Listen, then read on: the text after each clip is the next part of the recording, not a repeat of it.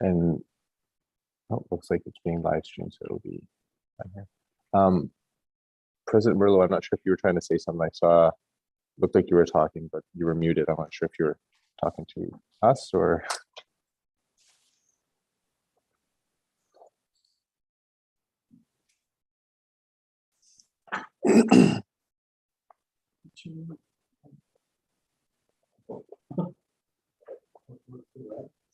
There we go. I had pushed the wrong button on my.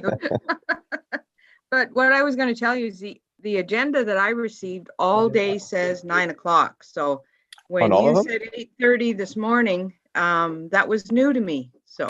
Oh, the one I have showed a 9 o'clock start on the Friday. If you turn, I printed it out, so I just, on the back side would be the Saturday, which says 8:30, and then the Sunday one says 9. So I pulled it off the website, but maybe. Exactly, and you see what I'm working off of is the draft one, so maybe it would change. So if other people are using the draft one, they won't realize it is all. Yeah, I think mine says draft as well, so I'm not sure which at what point it was printed or anything like that. But hopefully we'll get everyone in here, and then we'll be starting with the presentation from our CapCorp. Anyway, your mention of it last night should have been good enough. So.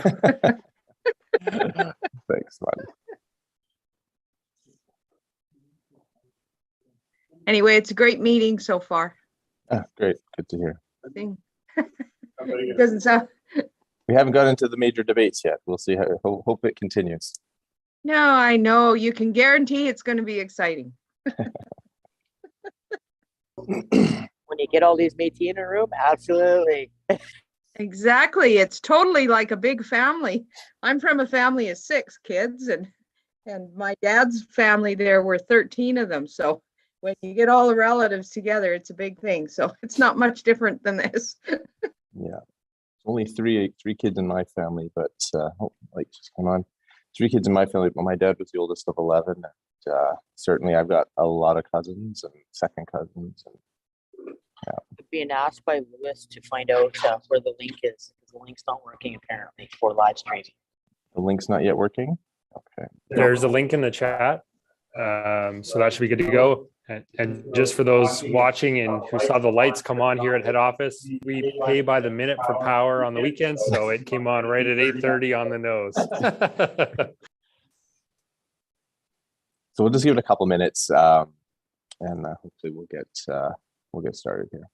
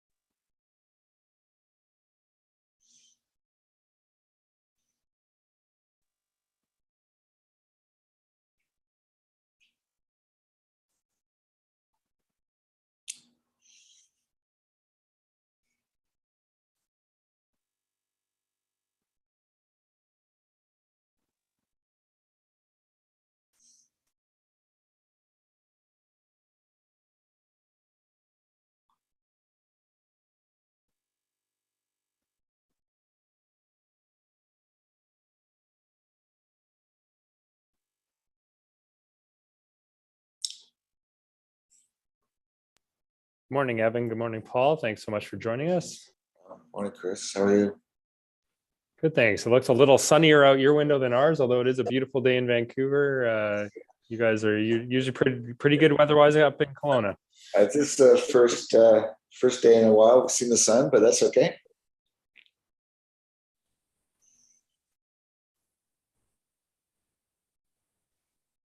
I have to say this shows dedication because we just had a huge dump of snow and instead I'm sitting in my house drinking coffee instead of being on the chairlift.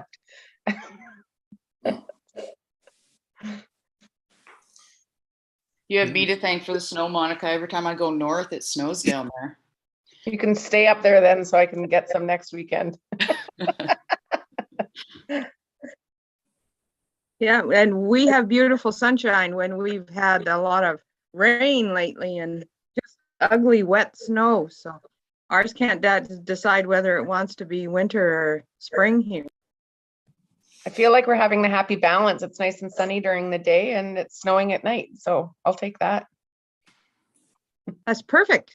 Yeah. All right, we'll give 2 more minutes and then I think we'll try a roll call, see if we have quorum. I think we're going to be quite close. And of course, as people come in after, that'll be fine. But we'll just give 2 minutes and then I'll turn it over to Mr. Gull to do the roll call for quorum.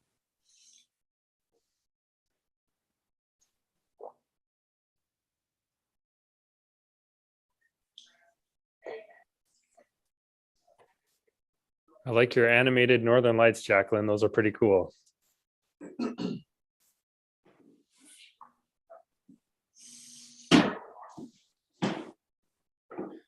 Yeah, it's something you can do on your computer. But good morning, everybody. And it's -13 here.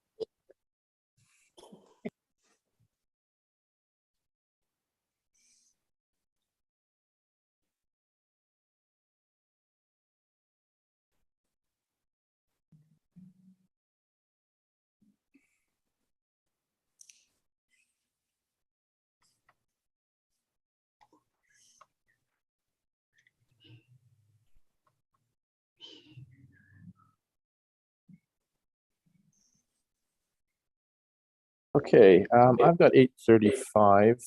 Perhaps we'll call this meeting back to order and I will turn it over to Mr. Gull for the roll call to make sure we can establish quorum.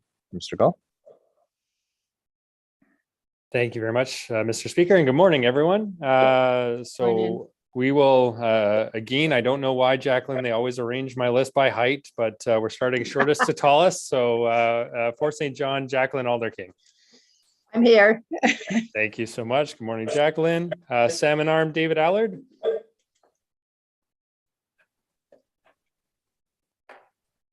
Okay, doesn't look like David is here yet. Okay, Curtis Belcourt.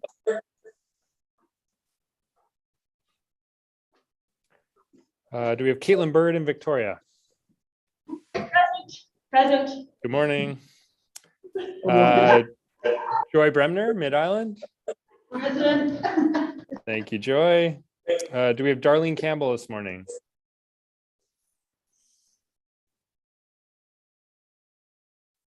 Okay, how about Ron Caron and Vernon?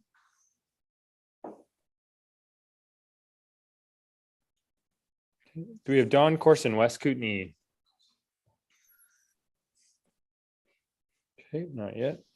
Sean Daverin, MNBC Youth Chair.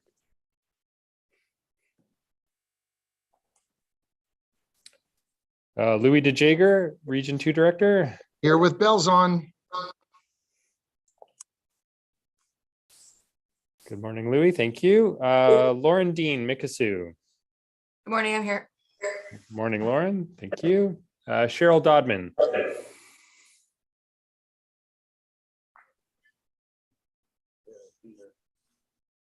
I know she's here.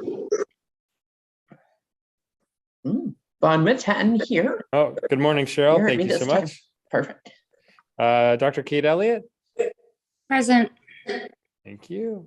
Monica Fisher. Unmatan. You haven't switched to the phone and on the ski hill yet, so that's good. Deborah Fisher. Present. Thank you. Minister Paulette Flamond. Present. Good morning, Paulette. Thank you. Ryan Gervais. Present. Good morning, Ryan. Rainey Gervais. Good morning. Here. Good morning. Dean Gladue. Present. Tony Goulet. Morning here. But do you have a tie on, Tony? I can't see you. You've set the bar. June Graham. Present. Morning, June. Thank you. Patrick Harriet. Present. Susie Hooper. Present. Brenda House.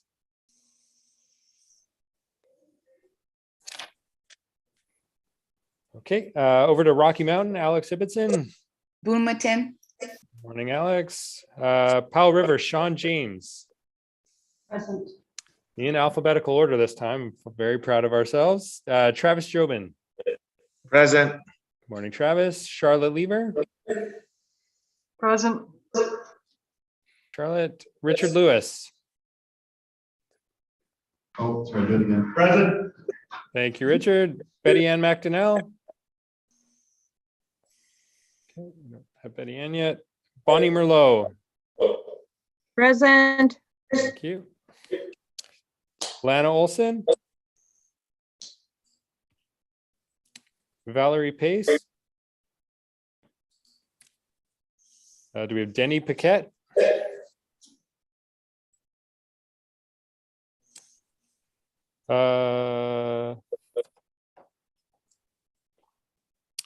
Darcy Patu.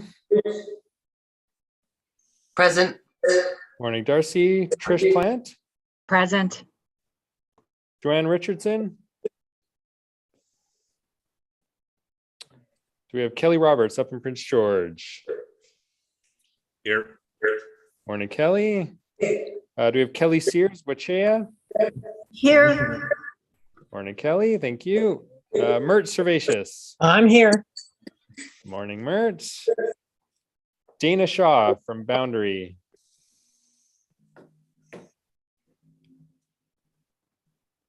Okay, Lisa Shepard for Golden Ears. Sorry, Lisa, was that you? Okay, don't think so. President Lisa Smith. Here. Good morning, thank you. Jean Salser for Elk Valley. Do we have Joy Sundin up in Prince Rupert? Morning. Morning, Joy. Thank you. Marlene Swears, Caribou Chilcotin. Okay, no Marlene yet. Ed Vermette, Vermilion Forks. Here. Morning, Ed. Thank you so much. And Fraser Valley, Pixie Wells. Here. Morning, Pixie. Thank you. Did I miss any delegates? This is Sean Daffron. Sorry, I signed in a little late. Thank you, Sean. I will change that. Good morning.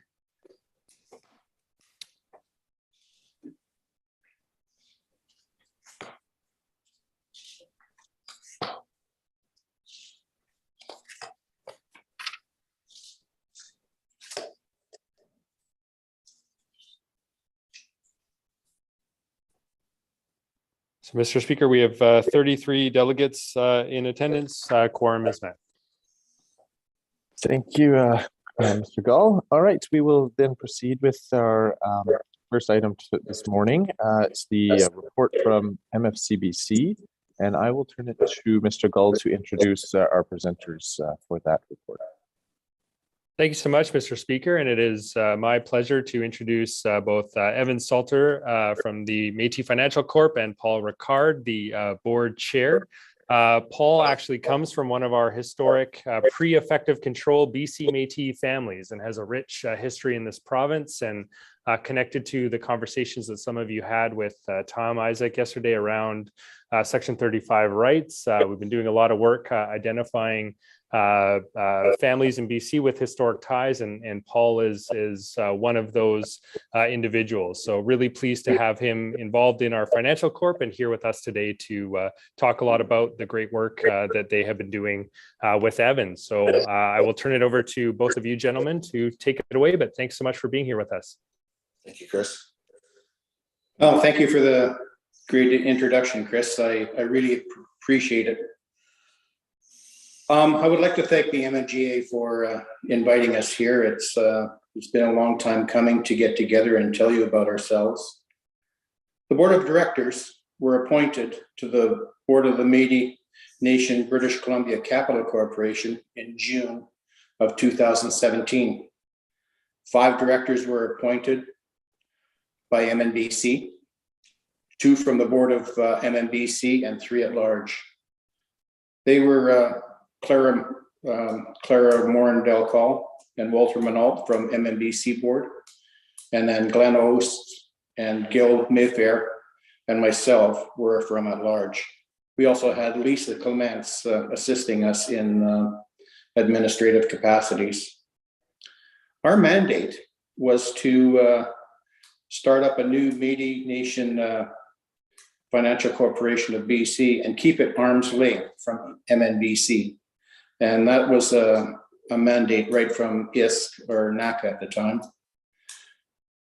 A trip was made to Ottawa when we met with the Ontario Capital Corporation, Métis Voyageur Development Fund, as they offered to give us information for startup. The information they gave us was invaluable, and discussion on what to do and how to get started with our beginning. Policies and procedures, along with rules and bylaws, were redrafted to BC standards. A mandate how Métis Nation British Columbia Capital Corporation and the Métis people of British Columbia starting the majority Métis owned businesses in British Columbia. We knew we had to be competitive, so we made sure that our rates were competitive for our business to succeed. With that, we adopted a policy that we would pay for all business plans for people making applications to the financial court. And this was very important because we felt with a good business plan, they would succeed in business.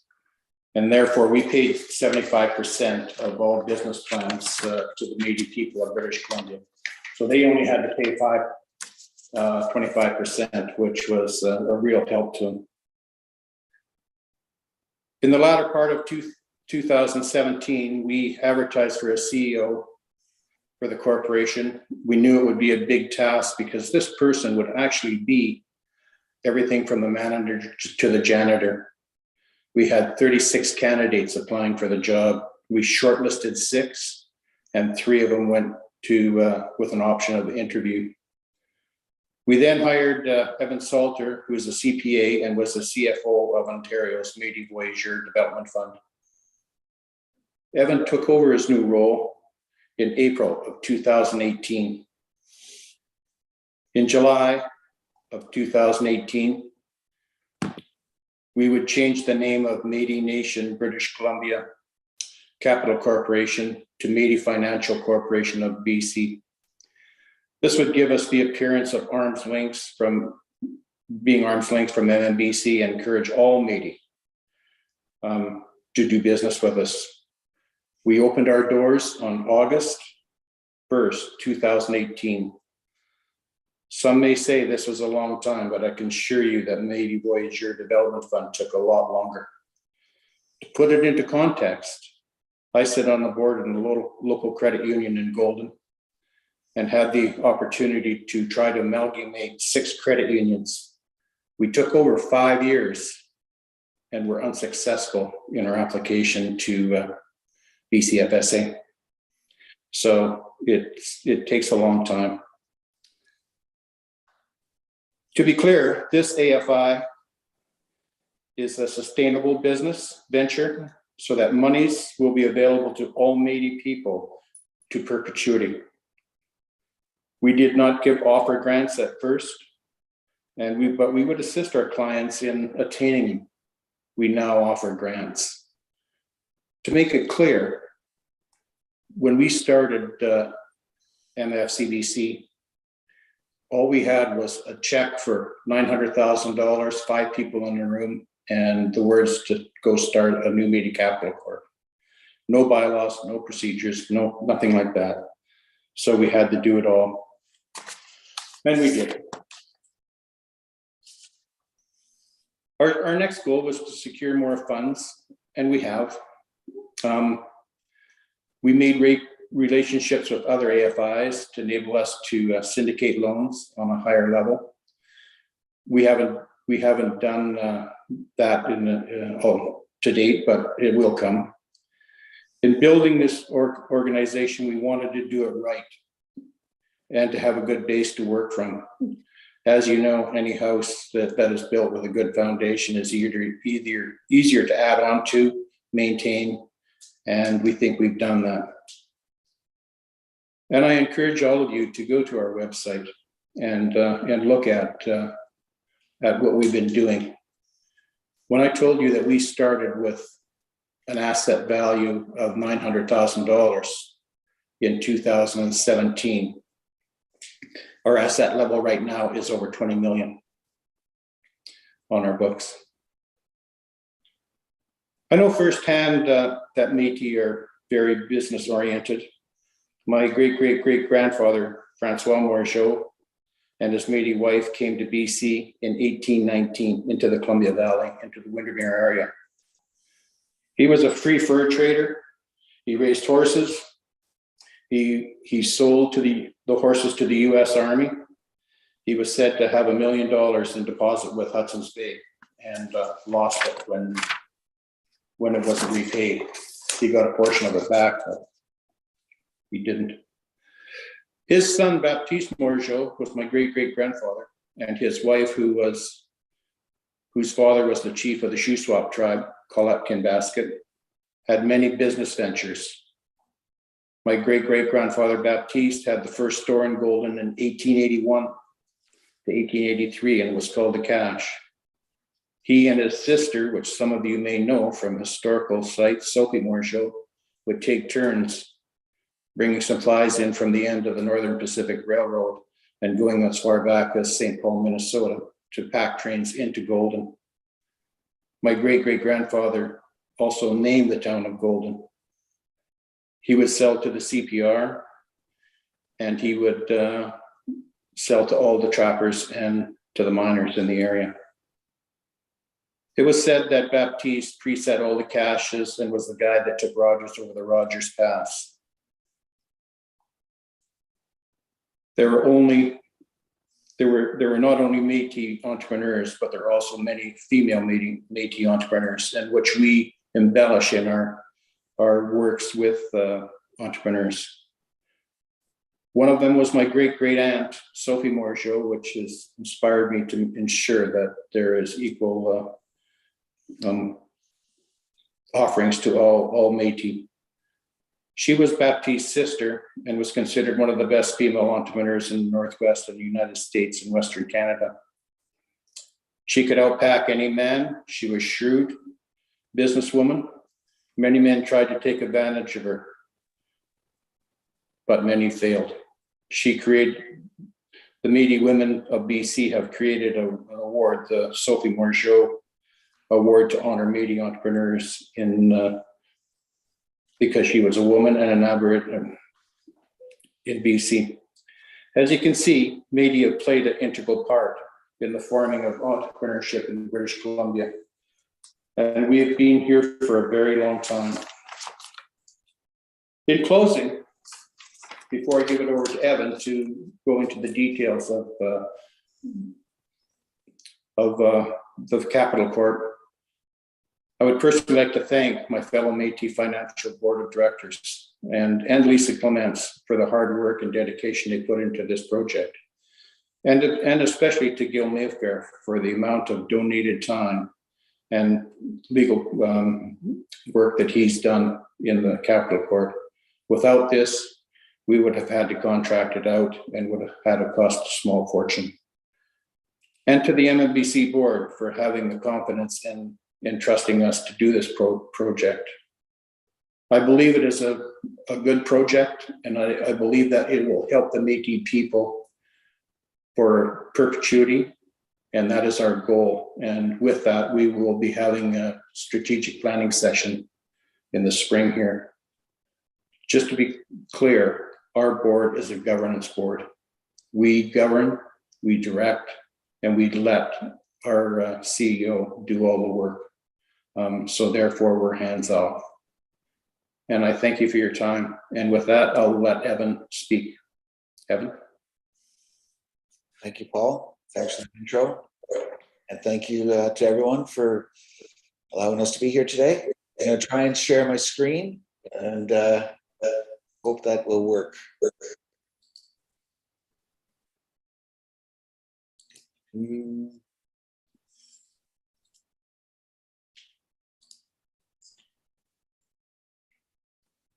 everyone see the PowerPoint?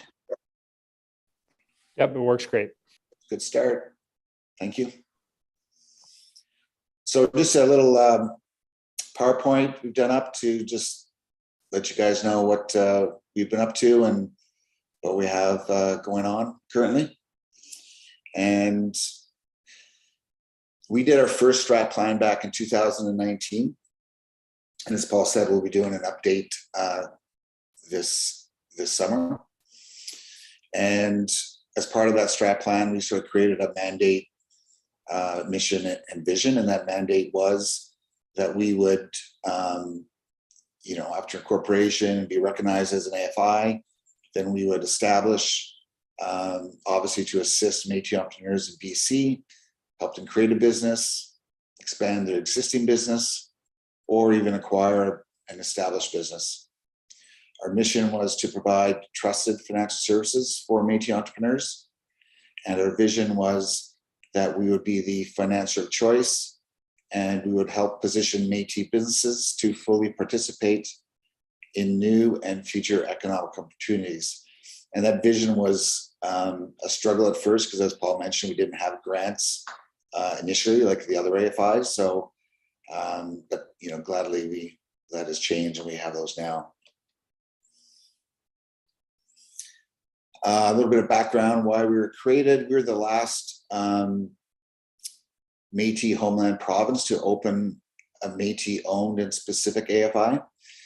The last one before that was Ontario in 2012, and the others were, in the 80s probably. And then just some data from the Aboriginal People Survey, just to get a flavor of what is going on in the province.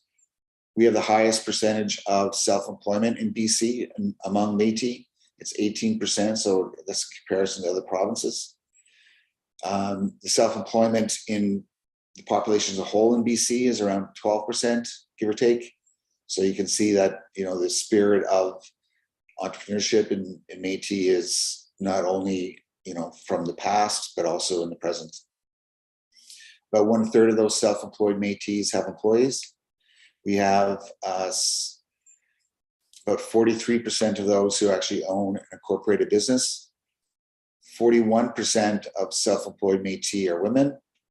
And also importantly, at the time of the survey, 91% of those self-employed Métis had not received outside assistance for their business. So, it shows that there was a need for us and, hopefully that need continues and for generations to come.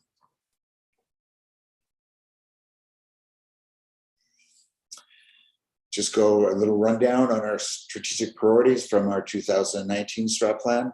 We've been fortunate enough to successfully fulfill these priorities. The first one was to grow the organization.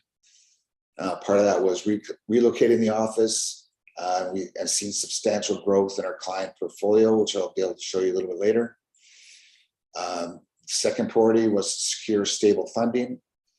We've had additional funding from the 2019 budget, which was larger than the initial tranche that we got from, I think it was back in the 2016 budget. It was earmarked for us.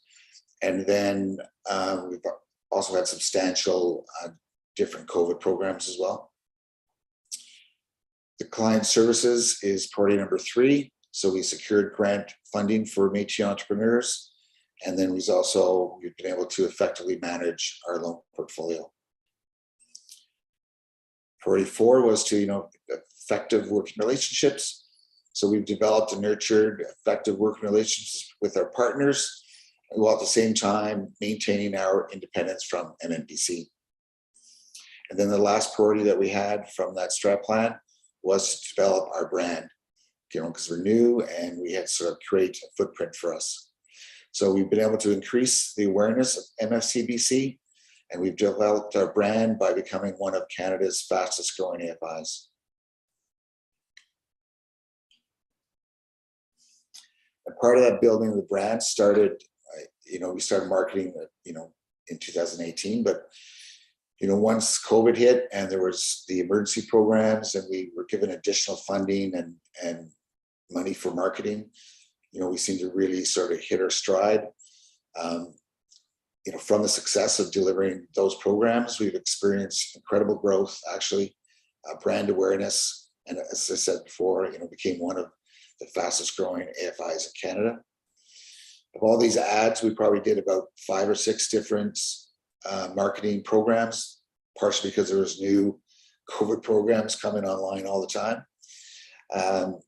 We sort of did a lot of advertising in social media, and we had 10 million views for all these ads. We had about 90,000 website visits as a result, and 1,500 inquiries, coming our way for funding. So it was, really, really fantastic for us, to be honest. And as a result, great for, BC Métis entrepreneurs. Just to give you a sort of an overview of some of the growth that we've been sort of experiencing and experienced and are still experiencing, I would say. Our new funding, increased over 5 times. We're over about 25, or near around 25 million now. We started, less than 5 million originally. Our disbursements, to clients, we're over $12 million now to clients in just, since we started in August of 2018. So that's, we're very proud of that. We've also, as part of the COVID funding, we've been able to sort of, gain access to new administrative funding, which helps us sort of, stay on a solid footing for now and for the future. So that's a very important for us to have, because we don't want to, be dipping into other funds for our support. So to get that access and administrative funding from ISK has been tremendous. Our client growth has increased 3,000%. We are over 400 clients in our portfolio right now. And we've processed almost 600 applications, and it'll be over 600 by the time the end of this month happens. And that's an increase of over 3,000%. So, it's been a phenomenal couple of years, to be honest. And but that success that we have is, reflective on the supports we've been able to provide to the entrepreneurs. Now, some stats that we developed to show you the support by region. If you look at the pie graph up in the top left, you can see that Lower Mainland and Okanagan had the largest portion of support that went out. Vancouver Island had about 14%, Northeast BC 9%, Northwest 8% of the funding, North Central 11%, and Kootenay 10%. And on the bottom right, what I did is we kind of put that against Métis citizenship in those regions and compared the support that they received. It's not exact science, because of course it's the support goes to the businesses, not the citizens, but it gives a reflection, I think, of the support that we've been able to do, across the province. And you can see in Vancouver, Island and Lower Mainland, the support has been a little bit less than the population of those areas, but in most other areas, we've been able to provide a greater percentage of support than the population in those areas. So, for example, in Kootenay, it's about 10% of our funding has gone to that region, but they only represent about 5% of the population. North Central BC, it's almost an equal match of about 11%. And then if you look to Northwest, there was about 8% of our funding in that region, yet they have about 2% of the citizens, and then or the Métis population. And then if you look at Northwest, they receive about 9% of our funding and have about 5% of the Métis population. So I think we've been successful, fortunately, being able to spread the funding across the province from border to border. So we're also very, very happy about that and proud of that as well. And just a quick summary of some of our programming, and so that everyone knows what we have going on currently. And we have that, as Paul mentioned, we have that business plan support that, you know, we'll provide up to 75% of the cost of a business plan for eligible Métis entrepreneurs. Our traditional loan funding is available for economically viable applications for someone to expand, purchase, or start a Métis business. And the traditional grant funding, that is in conjunction with our loans, and that's a non-repayable contribution available for approved projects. And then some of the other programs we have, these are all expiring COVID programs at the end of March, but they're still ongoing right now. And so there's some micro business grants. So we have grants available for eligible Métis businesses to assist them with the impacts of COVID. We've been able to provide actually tourism grants to our clients, and that was the only AFI in Canada actually doing that. And we were able to do that to up to $10,000 for any business that relied on tourism for their annual revenues. We also have some community grants for up to $40,000 that we've been able to, you know, offer the communities. And we hope that we'll have some additional uptake on those before the program ends. And then thanks to MNBC, we've been able to sort of provide additional grants for, I would say, a gap that is in the federal programming where you can't really provide, or we can't really provide funding to someone who has a new business started after COVID. So thanks to MNBC, we've been able to provide grants to small, medium, and new businesses impacted by COVID. And that program has a little bit of money left, but they provided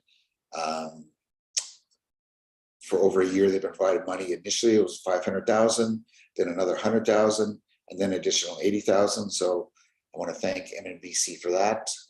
It's been a great help for the Métis businesses that we've been able to assist. So thank you. And then just some upcoming programming we have starting the new fiscal year. There's going to be a Métis Women's Entrepreneurship Program starting. And this program will offer micro loans and grants to female Métis entrepreneurs. Just so you know, currently 42% of our clients are Métis women. We hope we can increase this number through this program. And this program will also allow us to offer women's entrepreneurship workshops and also hire a business services officer to support Métis women entrepreneurs. And then one never knows until the budget's announced, but we are hopeful that in the new federal budget, there will be some announcements that will change or improve the programming that we have as well. So that is something that I understand is happening, but so fingers crossed on that. And that's pretty much a summary of what we've got going on. But if you have any questions or concerns, please let us know. But also you can look at our website or give us a call toll free. So thank you very much. Thank you very much, Mr. Salter and Mr. Ricard, for that presentation. I know there was a question that came up, or a couple questions that came up in the chat regarding the slides and whether they would be a copy provided. And I see Mr. Beaker responded, advising that copies of those would be provided, as well as the reports from yesterday. We do have just a couple minutes, perhaps, for a couple questions. I do see President Goulet has raised his hand, so I'll turn to Goulet. We'll just try to limit to a couple questions, obviously. And what I'll suggest is if we leave the contact information up here, so I'm sure Mr. Salter and Mr. Ricard would be happy to take calls and questions after the presentation at the communication numbers there. President Goulet. Thank you, Mr. Speaker, and thanks for the presentation, and that was great information. In one of your slides, you talked about MNBC charter communities, businesses, and a COVID piece there. Is there a way to break, because there's 38 Métis chartered communities, does that mean 38 communities were able to get funding for a Métis business? And I'm just using my area as an example. In my local North Caribou Métis, who had a thrift store and did apply to the Financial Corporation for funding, but was turned down for various reasons, or however you want to look at it. So that is now closed because of the pandemic, because you can't sustain it during that period. It was just impossible with the closures, all the regulations and everything like that. The other is, I just want to make a comment because I'm first to this, and just before the pandemic, I was elected and I'm part of the Community Futures Board here in Quesnel. I was wondering if there's an opportunity to branch out to those CFs and those different things on what you guys offer, because I don't think they know what the Métis Corporation is. We have a lot of Métis citizens who go there first without actually looking online or being able to do that. So those were sort of the couple I had. Thanks.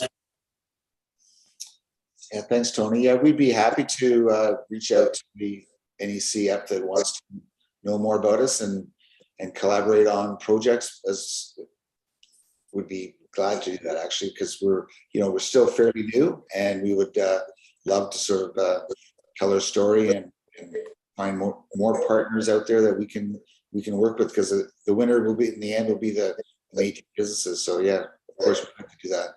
And on the community side, yes, every community is eligible to apply for that grant, Tony. Initially, before this program, it was very difficult for us to assist a community. We didn't really have a community project or ability to sort of provide funding for communities. So this program is a first for us, but we'd love to be able to find out if we could use this program to help with your fish store get back up and running, for sure. Thank you, Mr. Salter. Thanks for that. I'll just reach out to you then on the contact, and we'll have further conversations. Thank you. That'd be great. Thank you. Thank you. I also have President Macdonald on next. Good morning. Hopefully everyone can hear me better today. Betty Ann Macdonald, Nicola Valley District. Oh. No, you were good. It's coming in much clearer today. Okay, I just thought I had an echo. I just a comment again, in that communication is challenging.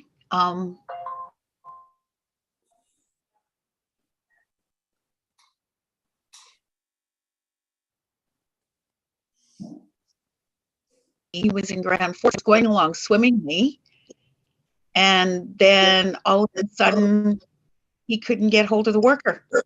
And as many times as he called the office and left messages, was never returned. So if someone left, I'm not sure what happened to their files. But anyway, half of it was extremely good and the second half wasn't. Thank you, Marcy. Thank you, President Macdonald. President Wells?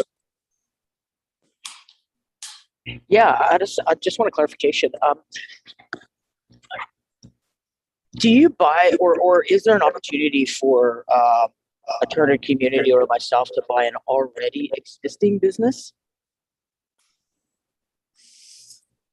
Do you mean as a community or as a as an individual entrepreneur? Let's say both. Definitely as an individual entrepreneur, no question. A community, we'd have to work with you as best we can to see what we could do.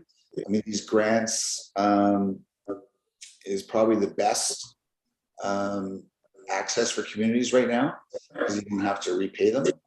That's obviously a bonus. Because I have an opportunity to look at buying a viable business that's been in business for about 35 years, Abbotsford. And I'm just wondering how that works. If I could reach out to you to discuss it a little bit more.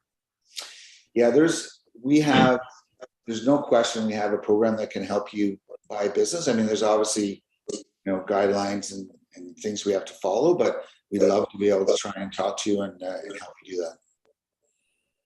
Thanks. Thank you, President Wells. Not seeing any new hands up, and noting the time. Oh, I do see one additional hand up. President Ibbotson. Merci, Mr. Peltier. I just wanted to come on and take this opportunity to mention from someone who went through the process as an entrepreneur before we had a Metis specific AFI, and the changes from working with a predominantly First Nations AFI to a Metis specific AFI is it just creates so much more opportunity for our people. It removes that that lateral racism that we see quite a bit out there. So I just wanted folks to have a personal understanding, or an understanding from a personal case study.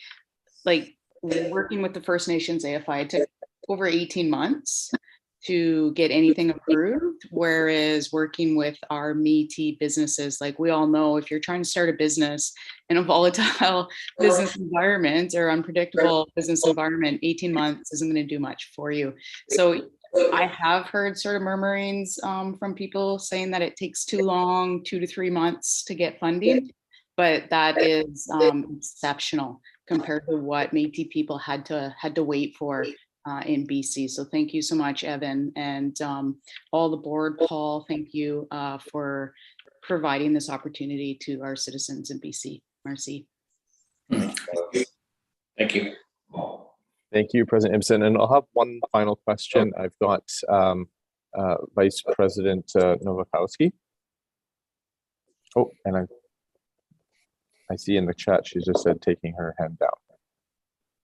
All right, thank you. So I'd like to thank Mr. Salter and Mr. Ricard for the presentation and the information. I think that was very enlightening and promising, and hopefully we'll get presentations in the future, and we'll see those numbers rise, and we'll see the fruits of those efforts. So thank you very much for coming in this morning. It's much appreciated.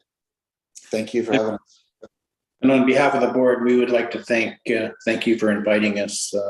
We hope this continues on in the future. This is the first time that we've been invited. We have been invited before, but didn't have the opportunity to speak. But we would surely like to come to more of these. And thank you for having us.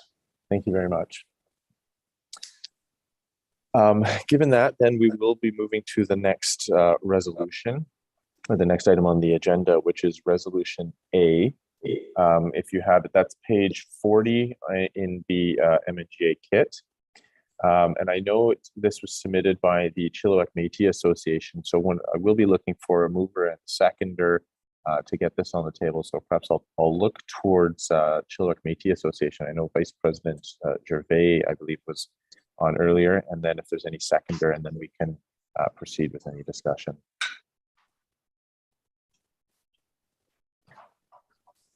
Vice President Gervais? Yeah.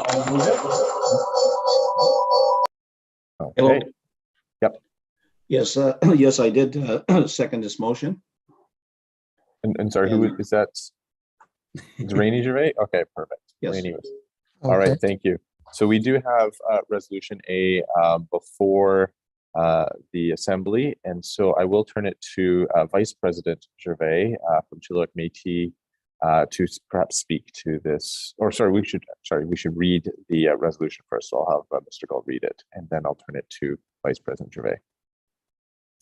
Thank you very much, Mr. Speaker. So whereas Article 56.1 of the MNBC Constitution provides for a Métis community meeting certain requirements to seek interim charter designation if they have at least 25 members who are Métis citizens, which is required for full chartered community status.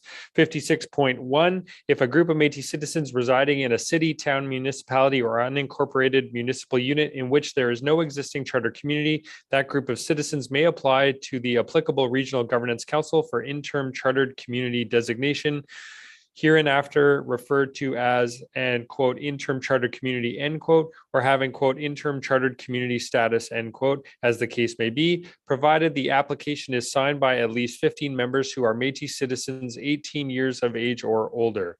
B, the Surrey Delta Métis Association is legally registered with the BC Registrar of Societies and now has more than 25 members who are MNBC citizens. C, pursuant to Article 57 of the Constitution, the Surrey Delta Métis Association has committed to enter into a community governance charter with MNBC. And D, pursuant to Article 55.1 of the Constitution, communities seeking any chartered designation shall require written approval by motion of 75% of the applicable regional governance council members, and such motion be submitted to the Métis Nation Governing Assembly for final ratification.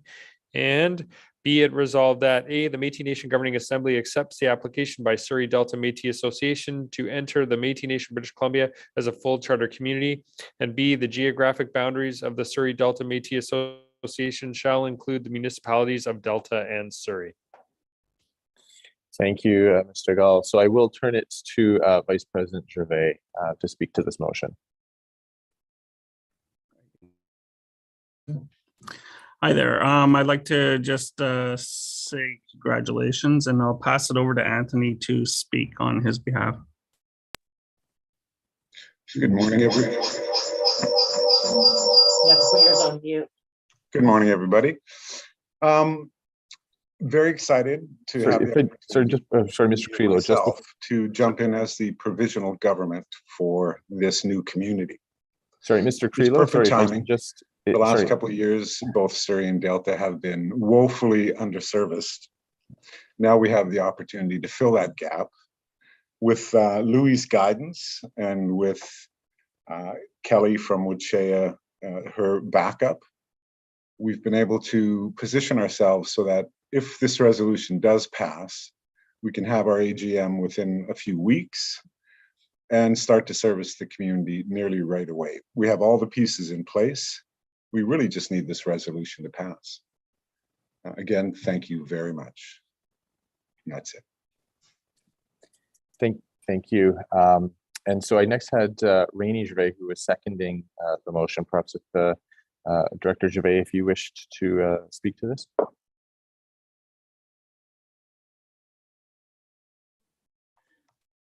Yes, I would support this resolution because it is an opportunity for Chilliwack to get in as a chartered society, and that it was done before, and yeah, I just accept it. Thank you. And I think is mixed up the Chilliwack's sponsoring or raising the issue or the resolution, but it's for Delta Surrey. But yeah, thank you very much. Oh, I'm sorry. I got that mixed up. No problem. Okay, thank you.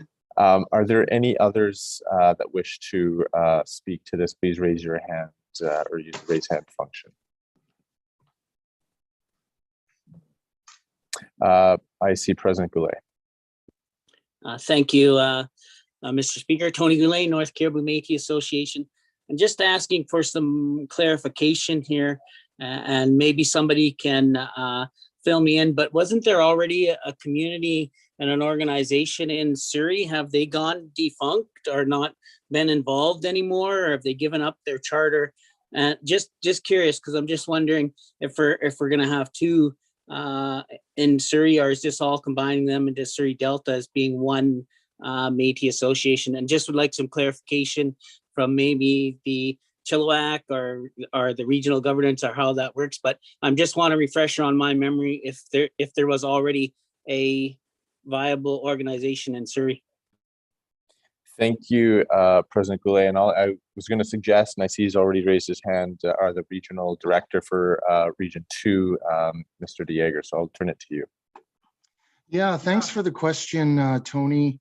All of the presidents in the region, we had met throughout the past year, and we had met with the governing body, that was NOVA.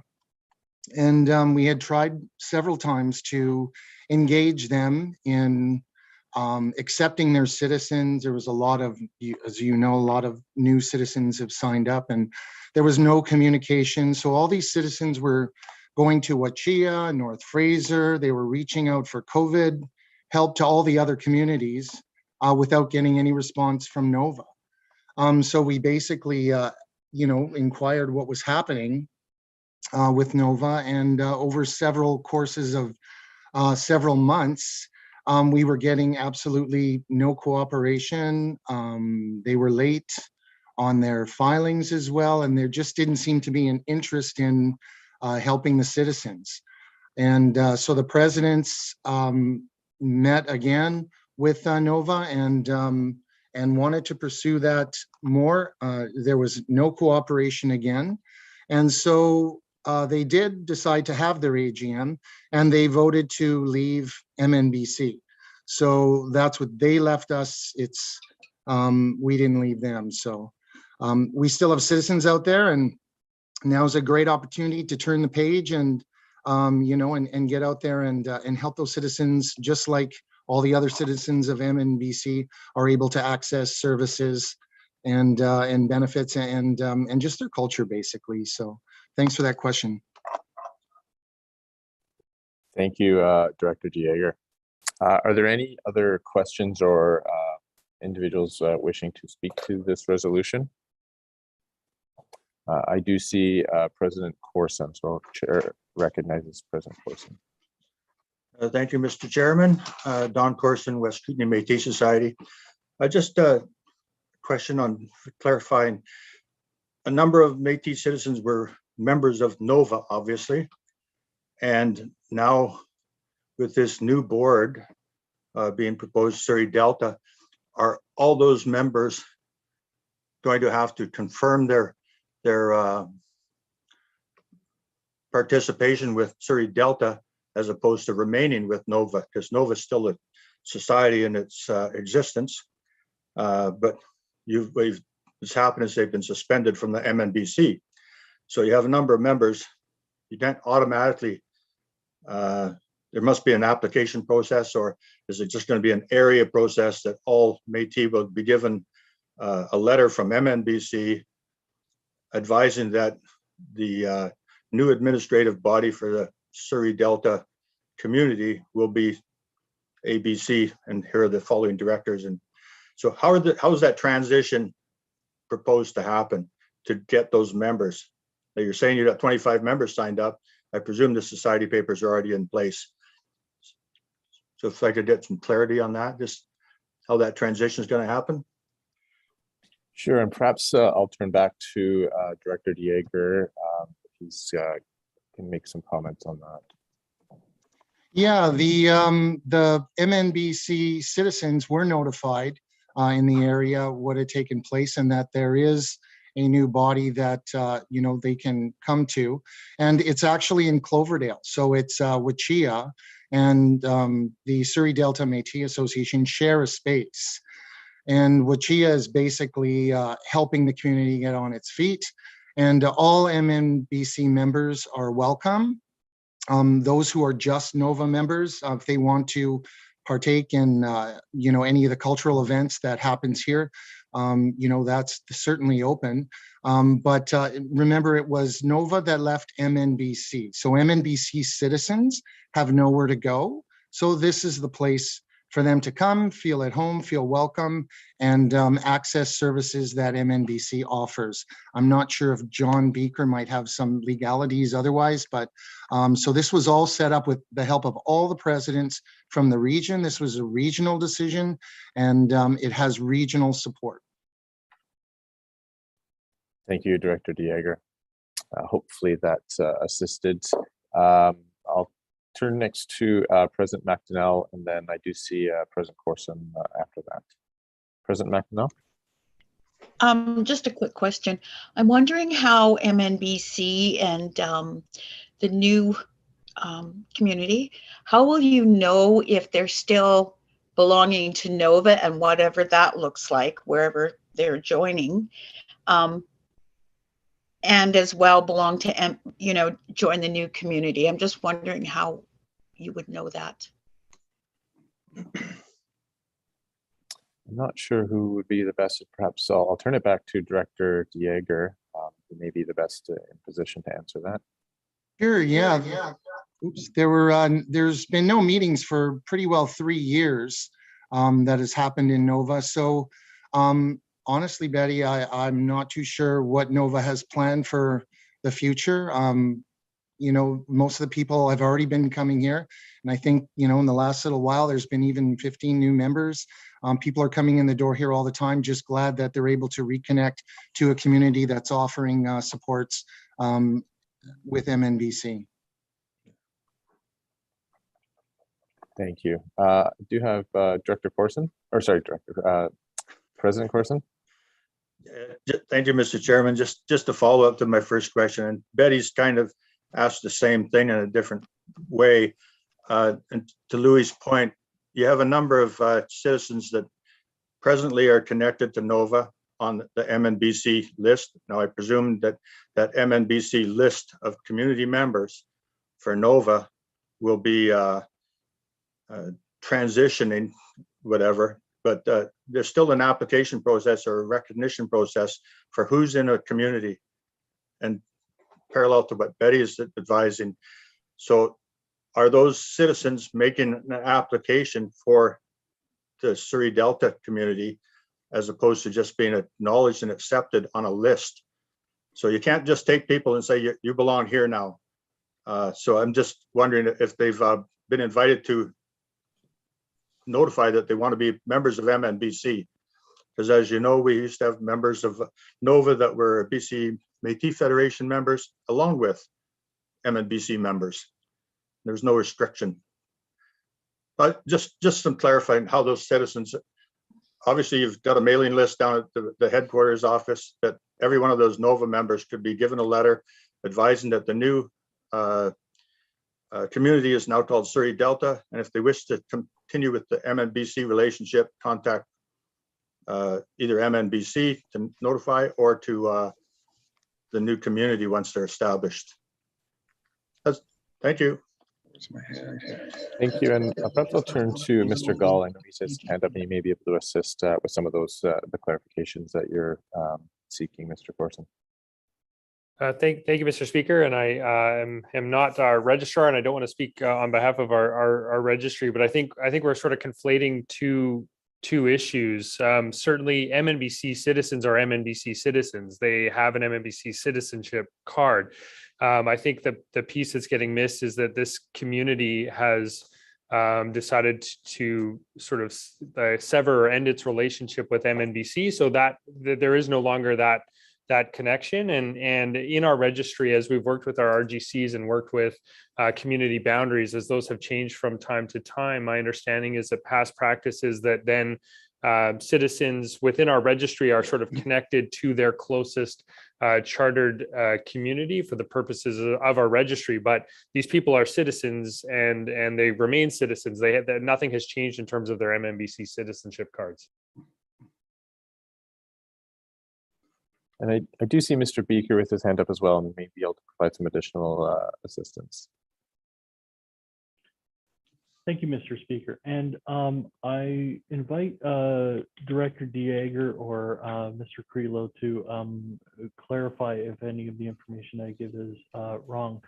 But MNBC did send a notice out to all citizens in the Surrey Delta area to let them know that NOVA was no longer affiliated with MNBC and that a new chartered community was being created. And I'm going to refer back to the resolution where it says that you require 15 citizens for interim status or 25 for full status. Citizen means that you have an MNBC card. And I understand that there was a meeting in the fall where 25 or more people showed up at a open house in Surrey and signed a piece of paper confirming that they were Métis citizens that lived in the area and that they were willing to join the Surrey Delta Métis Association to satisfy that step for the charter community status. Going forward, if somebody has an MNBC card and wishes to join the Surrey Delta Métis Association, I believe that they would be let in pursuant to their bylaws, but the threshold that the Constitution requires for full charter status, I understand that that has been met and that the people who signed up have been verified to be citizens of MFBC. Thank you, Mr. Beaker. I do have Rainey Gervais, and then I'll have Mr. Creelo perhaps speak to this as well. Yeah, thank you. The reason why I second this this resolution is I believe that, like Louis said, we need to have representation in that area. They were one of the biggest Métis societies at one time, and there's a lot of people down there that are roaming around, and they need to belong. So yeah, and as far as the boundaries are, as long as it's in the same, area, I don't see that it would be a problem to have an interim relationship happening there with the MNBC. Yeah, that's pretty much what I want to say.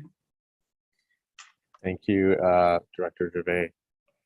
And of course, I know you mentioned interim, and I believe they're essentially interim now, but the resolution would be to pass them as a full chartered community, given that they have the full 25 or minimum 25 members. Thank you for correcting me on that. Thank you. And Mr. Creelo, perhaps I'll turn to you again, and you may be able to address some of the questions that have arisen. I think the lingering thought out there might be, where's the community acceptance piece from the perspective of the member? Our plan from the community is to send a letter welcoming each community member into their new community. This likely won't occur until subsequent to our AGM, which would be the 19th of this month.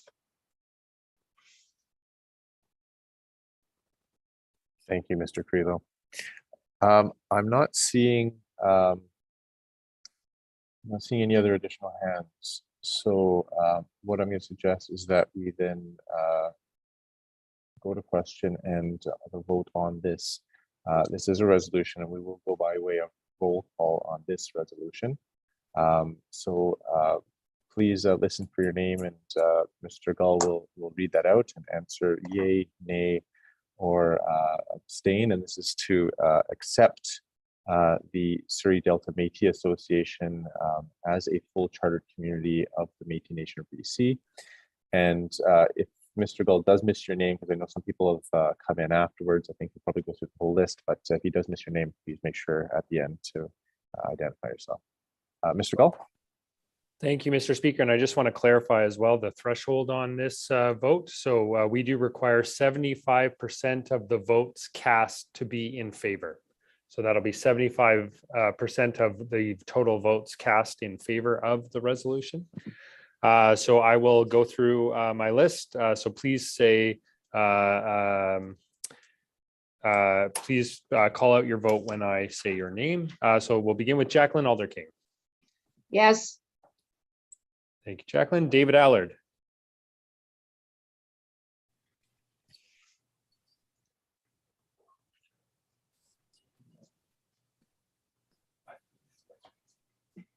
Sorry, David's not in attendance right now. I am Cindy Nowakowski. I'm the vice president. Oh, thank you. My apologies. I will just mark that now. And how would you like to vote? I'm abstaining. Okay, thank you. Curtis Belcourt. Caitlin Bird. In favor. Thank you, Caitlin. Joy Bremner. In favor? Darlene Campbell, Ron Caron, Don Corson. In favor? Thank you, Don. Sean Davern, Yes. Louis DeJager, Yes. Lauren Dean, Yes. Cheryl Dodman, Yay. Dr. Kate Elliott, You betcha. Monica Fisher, Yes. Deborah Fisher, Yes. Paulette Flamond, Yes. Ryan Gervais,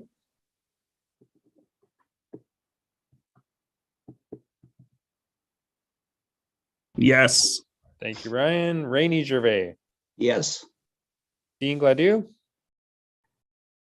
Yes. Tony Goulet, Reluctantly, I'm going to say no.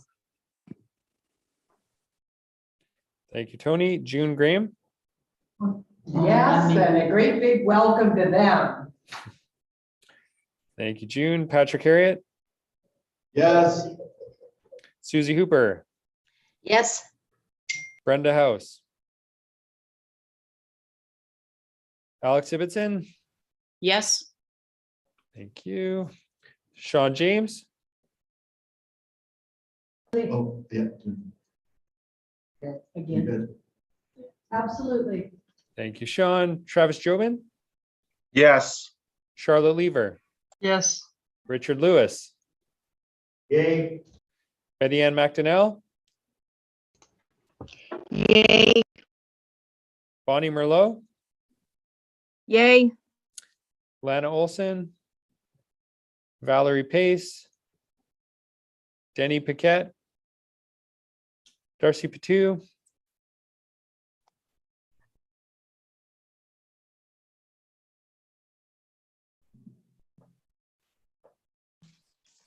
Darcy, are you there still? Trish Plant, Yes. Joanne Richardson,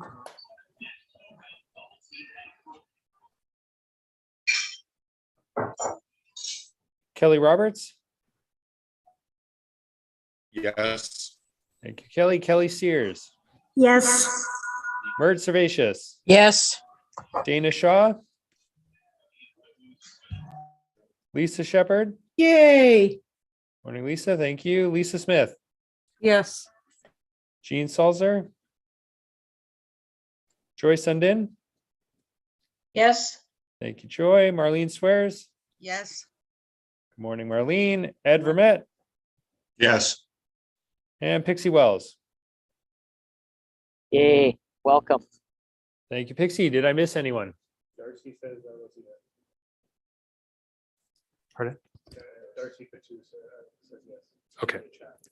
Okay, Darcy, thank you.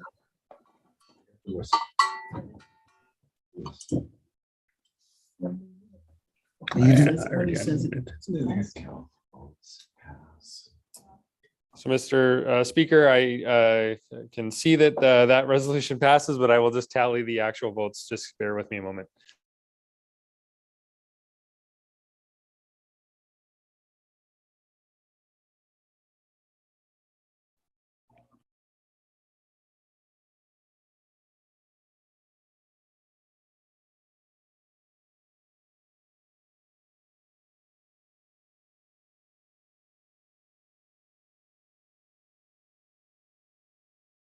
I was on mute, so maybe I can unmute. No? I'm unmuted now. Yeah, I Mr. am. Speaker, we had 36 votes in favor, 1 in the negative, and 1 abstention. Thank you, Mr. Gull. So that passes, and let me be the second to welcome the new community. Welcome and have you here. And I see a cake has been prepared. Welcome, Surrey Delta. So that's great news. And one thing I do see, and I believe, and perhaps it can be clarified, I'm not sure who is the president and vice president of the community, but I did see both Mr. Creelo and Ms. Fraser. And so perhaps I'll turn it to them briefly to just say something.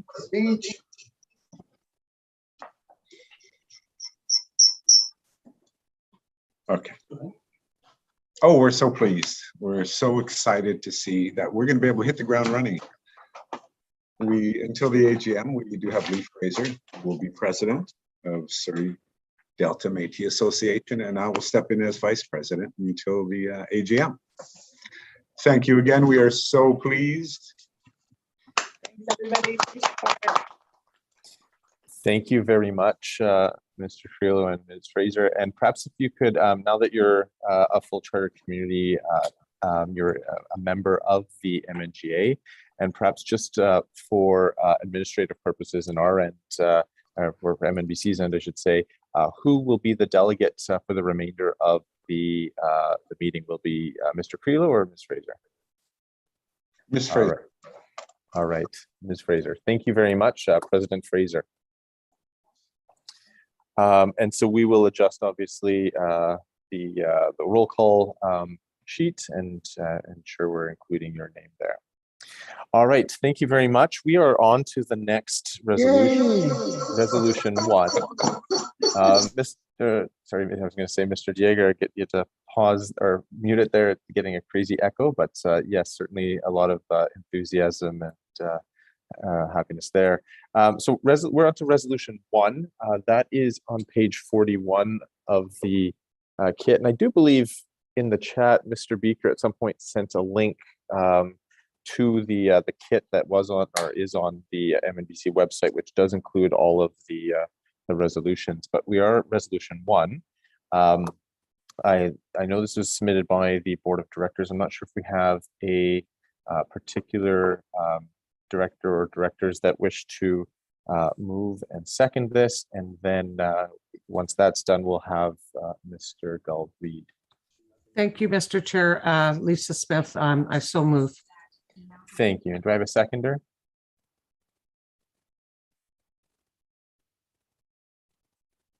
I see Minister Harriet.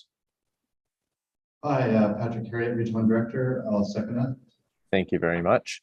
So this is Resolution 1 is now properly before the Assembly, and I will turn it to Mr. Gull to read it. It is also on your screen.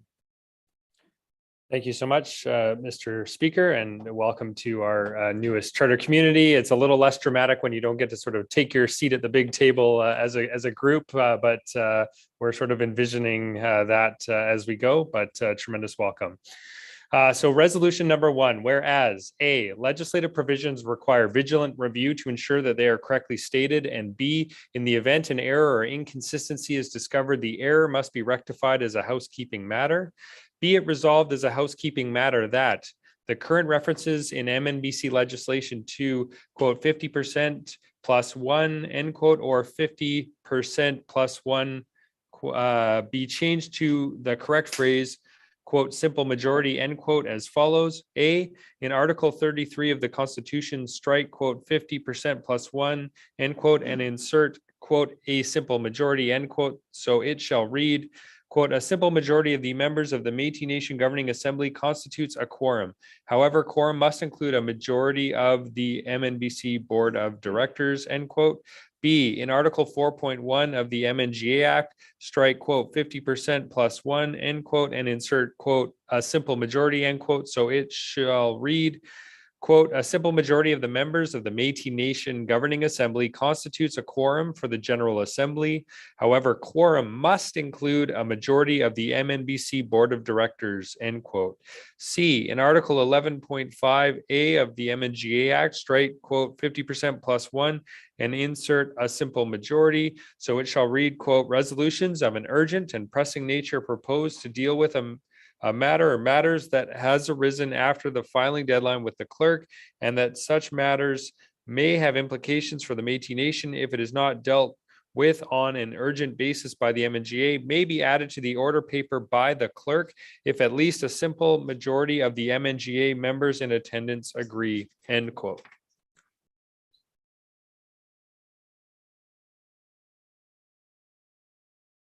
For his interview, parks, he's gone quite far away from where his home is. So, sorry, thank you, Mr. Gull. I will turn it to President Smith to speak to this, and then I'll have Director Harriet, And then anyone else wishing to raise their hand can do so. I do see we have already started a hand raised, which is great. So President Smith. Thank you so much, Mr. Chair. As you can see, this is a housekeeping resolution, and it's meant to bring consistency in the quotes that you just heard, and you can see in the be it resolved. It doesn't change any meaning of any of the other terminology in here. The only matter at hand with this resolution is consistent terminology. So changing the 50% plus one to simple majority. And I will leave it at that. And I believe Mr. Mina is with us today, and he could add further clarification to that if Mr. Chair wishes. Sorry, I missed that last bit. President Smith, sorry, I was just trying to refer to a section in the, sorry, it was a reference to for Mr. Mina, thank you. Perhaps what I'll do is I'll have Minister Goulet, or sorry, Mr. Harriet, and then Mr. Goulet speak, and then if we still need or wish, we can have Mr. Mina weigh in. Minister Harriet. Yeah, thank you. Patrick Harriet, Regional Director. As with anything, just ensuring that proper nomenclature and modern terminology that's consistent with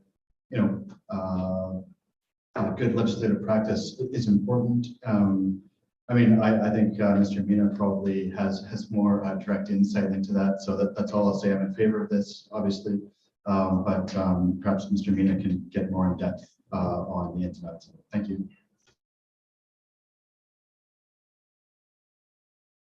Thank you very much. I will first turn it to President Goulet. Thank you, Mr. Speaker. Again, Tony Goulet, North Caribou Métis Association. And I'm looking at this, and I think for me, I will be voting a definite no. I think I need a definition of simple majority.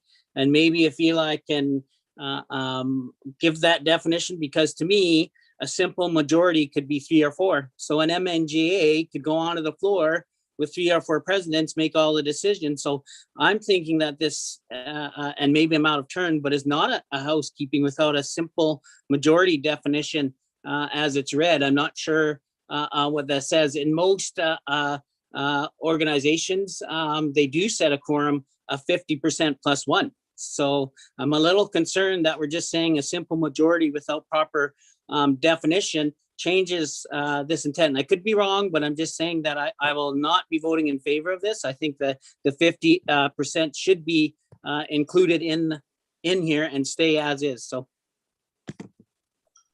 thank you, President Goulet. Perhaps I will have Mr. Mina might be able to assist us with that terminology, or how it's interpreted in Robert's rules, or if there's anywhere else that might be of assistance to that. Mr. Mina? And thank you, Mr. Speaker. The only one word that would be redundant here is the word simple. It's not needed because you say you're talking about a majority of the board constitute. So we're talking about, so a majority of the board of directors is more than 50%. It's not 50% plus 1, because 50% plus 1 would work if we have an even number, would not work if we have an odd number. So for example, let's say that we have, just imagine a group that has 15 members on it, and the majority will be, if we divide it by 2, it's 7.5. More than 50% will be 8. If you added 1, you end up with 8.5. And 8.5, you end up rounding it up to 9. It's not correct. So standard parliamentary definition of a majority is more than 50%, not 50% plus 1, because that ends up making it more difficult to get the quorum requirement met. I hope I answered this. If I had to suggest any any simple modification to what's in here, would be to remove the word simple, because it's a majority. A majority is more than 50% of the votes cast, or more than 50% of the members in terms of a quorum. That's it. Thank you, Mr. Mina. And I'm just with regard to the idea of the redundancy of majority, and I'm not sure, I'd have to look through some of our legislation, but is there not instances where there's references to supermajority versus majority? So I'm just not sure. I'm just trying to raise that. I do note, and just as, and this is goes to the question of this being an item of housekeeping, and perhaps some of the comments that Mr. Goulet or President Goulet raised. The MNGA Act at Article 4.2.3, which is a page 104 of the kit for those that do have it handy. It does say that all resolutions submitted as housekeeping as determined by the MNGA shall not require a roll call voting process as described in 4.2.1 and 4.2.2, and shall be determined by, they have the wording there, a simple majority of the roll call at the General Assembly. Assuming that this is agreed to as a housekeeping matter, then that would be the standard for the vote today on this particular resolution. So I will open that up. I know Mr. Goulet, when he posed some of those questions and commented whether or not this is a substantive change or a housekeeping change, that might affect the vote required to pass or defeat, or essentially to pass this resolution. So I do know you had the question, Mr. Goulet. I will ask President Bremner to speak next, and then I will turn it back to you, President Goulet. President Bremner. Joy Bremner, leader of the Mid-Island Métis Nation. Just in reading this, one of the things, and in the past, perhaps recognizing that some of our communities did not have the full support of the board of directors of MNBC, you know, how this within that simple majority line there. However, a quorum must include a majority of the MNBC board of directors. That's a little concerning when, you know, when the province on occasion has been divided in terms of those citizens on the board of directors. And if you happen to be on the wrong side of that, you simply will be having votes against your community constantly. So it's a little concerning. I'm not sure if anyone else shares that exact same concern, but it's just a thought I really felt needed to be put forward just to give some consideration to that wording. Thank you, President Bremner. And I didn't understand this resolution to be changed. Like, that's what's already in the Constitution for what constitutes a quorum for the MNGA purposes, and is what we've been, when calculating quorum, we've always been ensuring that there's also a majority or 50% plus one of board members present to include that, to meet that quorum requirement. If in the future, of course, there's concern regarding that, that might be for another day or another resolution to be brought, as this is more kind of looking at just the wording of what constitutes the majority or for that purpose. But I think that's a helpful point to raise. President Goulet, I'll turn back to you. Hopefully, if you had any questions resolved, or if you have anything else arising as a result of the Thank you.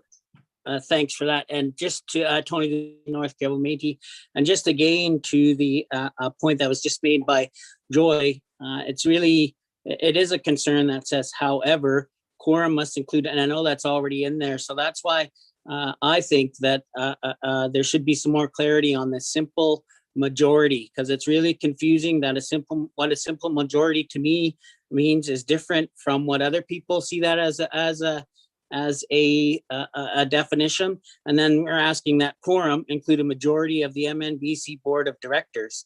So we've got to clean this up. I think by the wording that I see right now, I just cannot support this and will not support. I don't know how it comes to a vote, but again, I will be saying, no, I think this needs to have some work, and maybe I can get better clarification. But if I see that simple majority, and I think Eli hit it right, that it's majority. So it can be flows nicely and has a more broader meat to it. But then I would be questioning the majority of. So, Mr. Goulet, I think you've frozen. I'm not sure if is he frozen for. everyone. To the presidents, that's the intention of the MNG Act, is for us to come together as presidents, and you can rule me out of order, so you might have a face, but I'm just saying, I'm just trying to fully understand what our role is as the MNGA. When we do things like this, we're excluding, and we're saying a simple majority. So we're playing into this game of, we don't like you, you're in, you're out, you're out. So, but I'll stop there because I think I'm out of order, but I cannot support this in its entirety unless there's some more work to be done on it. Thank you, President Goulet. And I do note that at least certainly on my device, it appeared that you had frozen there for a period of while you were speaking. And I caught most of the beginning, I hope, and then some at the end. You were frozen for probably about 15 seconds there. So I'm not sure if I can perhaps, my understanding of what you were saying is the issue that you had was obviously the retention of the word simple, as it's not quite clear, given that it's not defined what simple majority is, and raising some of the concerns regarding the quorum, including majority of the board of directors, but that's already kind of, if I can say it's baked in, it's already in the Constitution as it is. Perhaps as chair, I might, as a helpful suggestion, and I'll leave it and I'll turn it to the mover and seconder, given the comments from President Goulet and Mr. Mina regarding the term simple. Oh, sorry, just a moment if I may.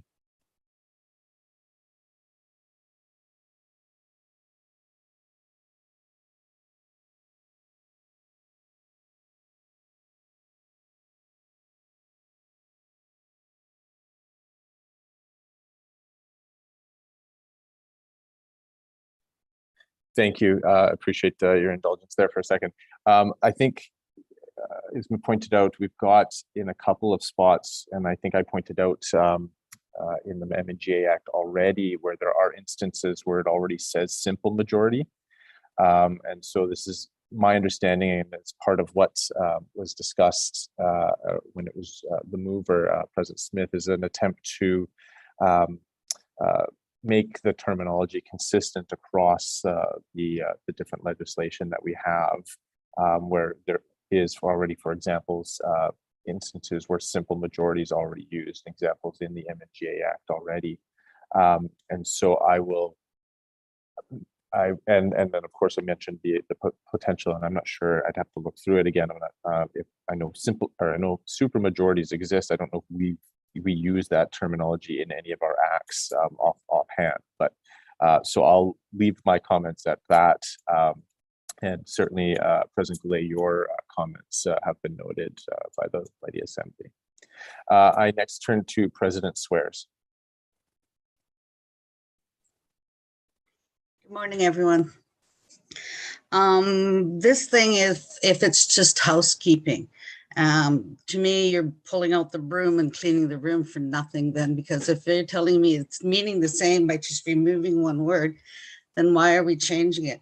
The thing that I have a problem with this whole thing is like Joyce or Joy, and I don't know, maybe some others out there, but I have felt the long arm of MNBC trying to close our office on several occasions throughout our existence.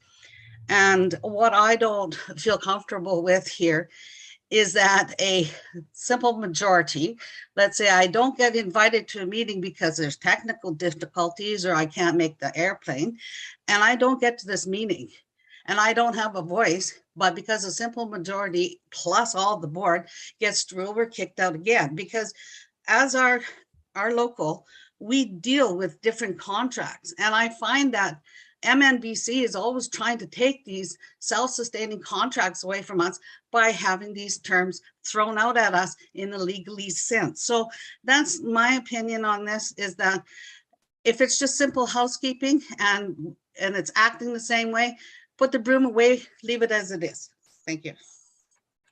Thank you for your comments, President Swears. And yes, and my understanding is that it's not changing the content. So the legislation already includes who or what constitutes the what constitutes the quorum. Is just changing the wording from 50 50%+1 to simple majorities to keep it consistent with the other areas of legislation where it's been noted that there's inconsistencies. I'll leave it there. I do see Vice President Nowakowski. Thank you, Chair.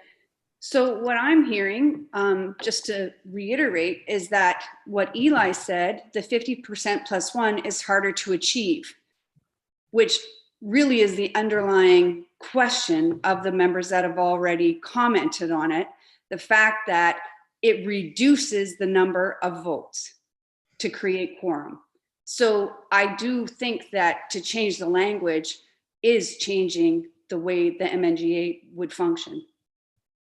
Thank you. Thank you, Vice President Nowakowski. And I think that's a valid point, given the comments that Mr. Mina did provide and the interpretation of how 50%+1 may be different than majority or simple majority. So I'll turn to Mr. Gully. He has his hand, and there may be a suggestion on the procedure going forward that I may have, but I'll just allow Mr. Gull to speak first.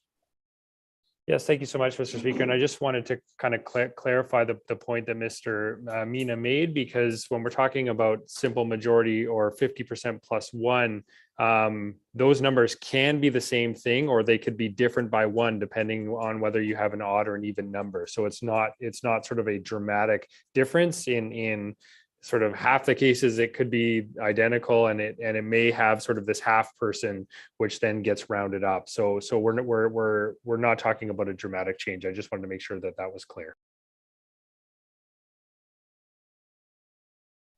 I could just have one moment, and then I'll get back to everyone in just a second, please.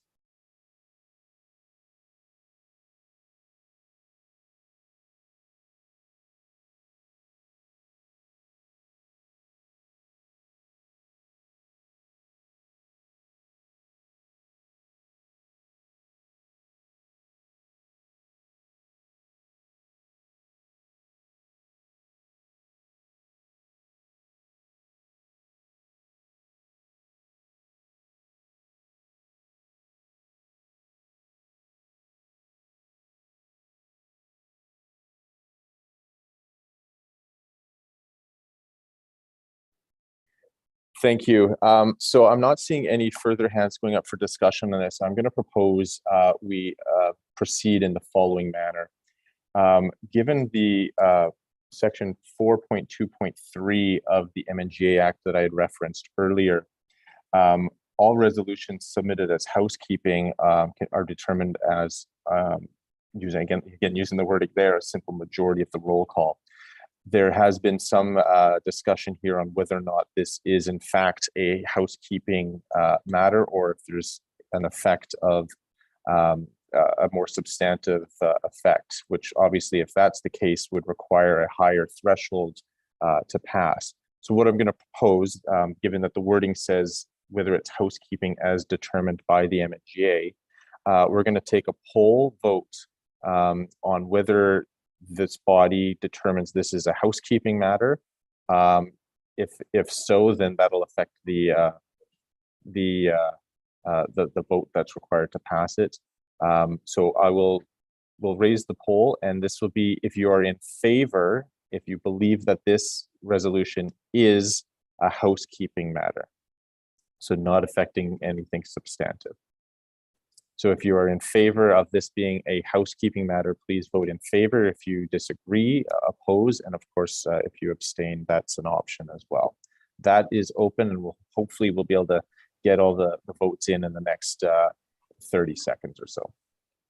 And thank you. I just got the poll and did my vote. I am opposed and would like it in the minutes, because I don't know if that goes into the minutes. Tony Gillane, North Carolina Métis. Thank you.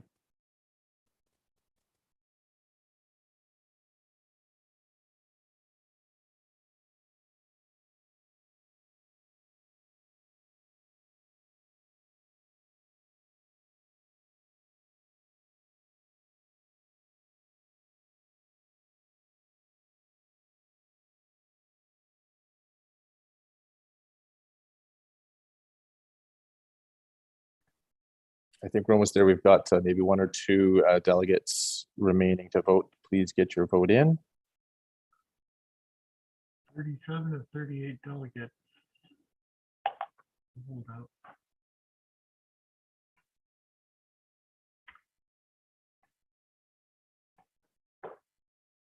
Okay, I'll give it 10 more seconds.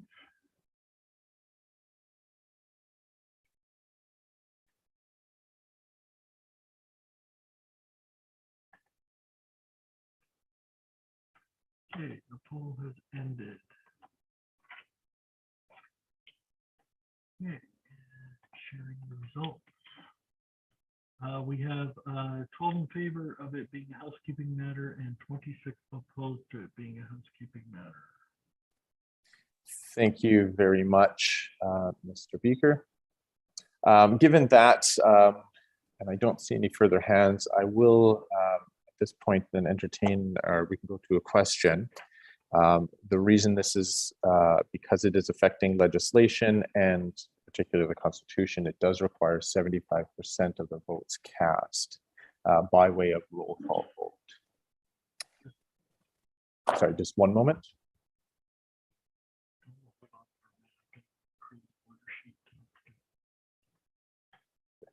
Just need a moment because we will need to recreate or create the order sheet for the purpose of voting so that we can record it accurately.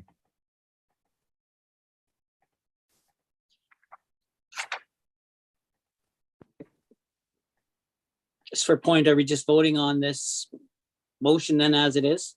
Just for point of clarification? Correct. Thank you.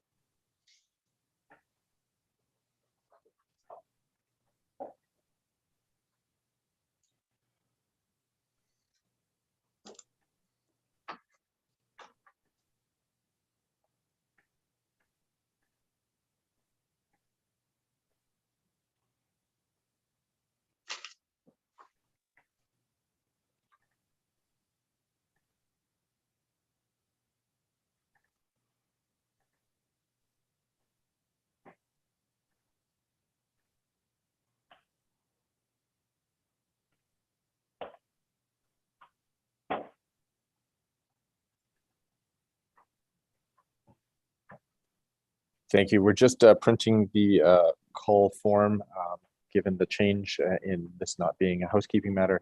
So once we have that form, Mr. Gull will proceed with a roll call vote on the resolution as presented. It should still be on your screen. Again, it's page 41 of the MNGA kit if you have it in paper form. Once we get started, I'll just turn it over to Mr. Gull in a moment here.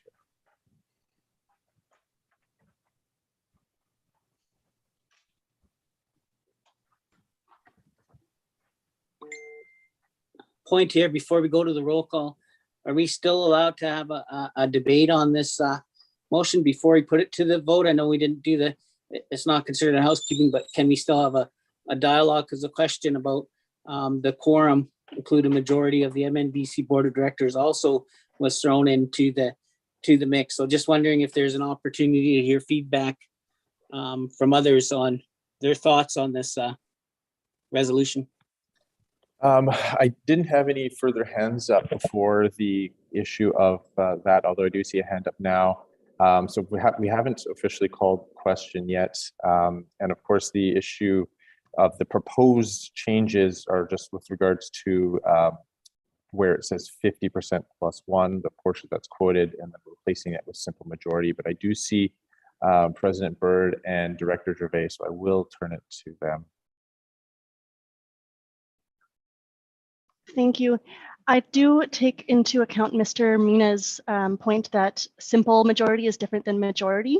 However, my thinking is that the word simple majority is elsewhere in all of our constitution and MNGX, elsewhere already in our documents. And so is there a possibility to include in here, so make an amendment to remove simple majority and just make it majority, and then add in here and the wherever simple majority applies within our Constitution and MNGA Act, all simple majority terminology to be changed to majority.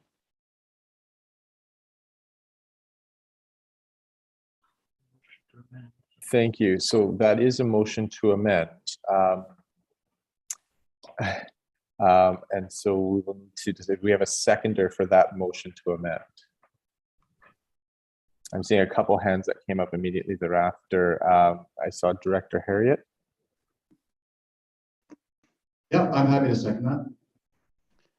Thank you. So now we have a subsidiary motion on the floor for the motion to amend. So Mr. Beaker is typing that up now in live time here. And so the motion to amend would be to delete the term simple in the phrase simple majority, both in the what's been proposed here for the A, B, and C, as well as see further resolve that current references in the MNBC legislation to simple majority be amended to majority, the word majority. Which I do think addresses some of the concerns that Mr. Goulet had also raised earlier in the discussion.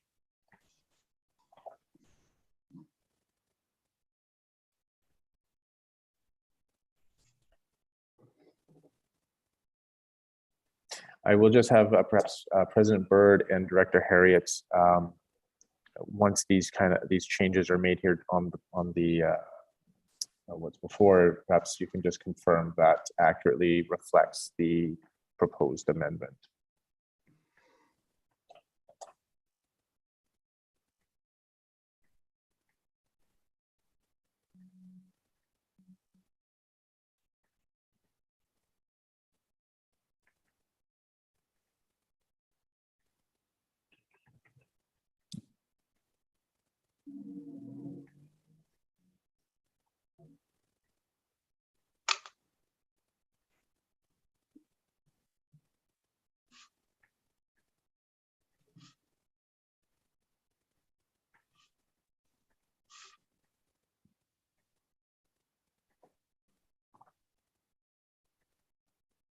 And I appreciate the efforts here of Mr. Beaker to do this on the fly here.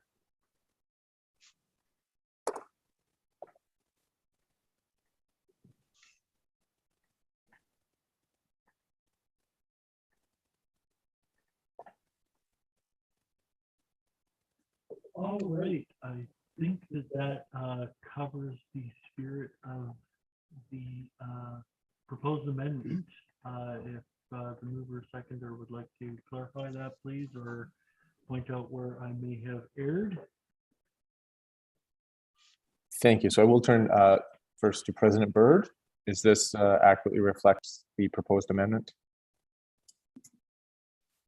Okay. Yes, it does. Okay, thank you. And Director Harriet? Yes. Thank you.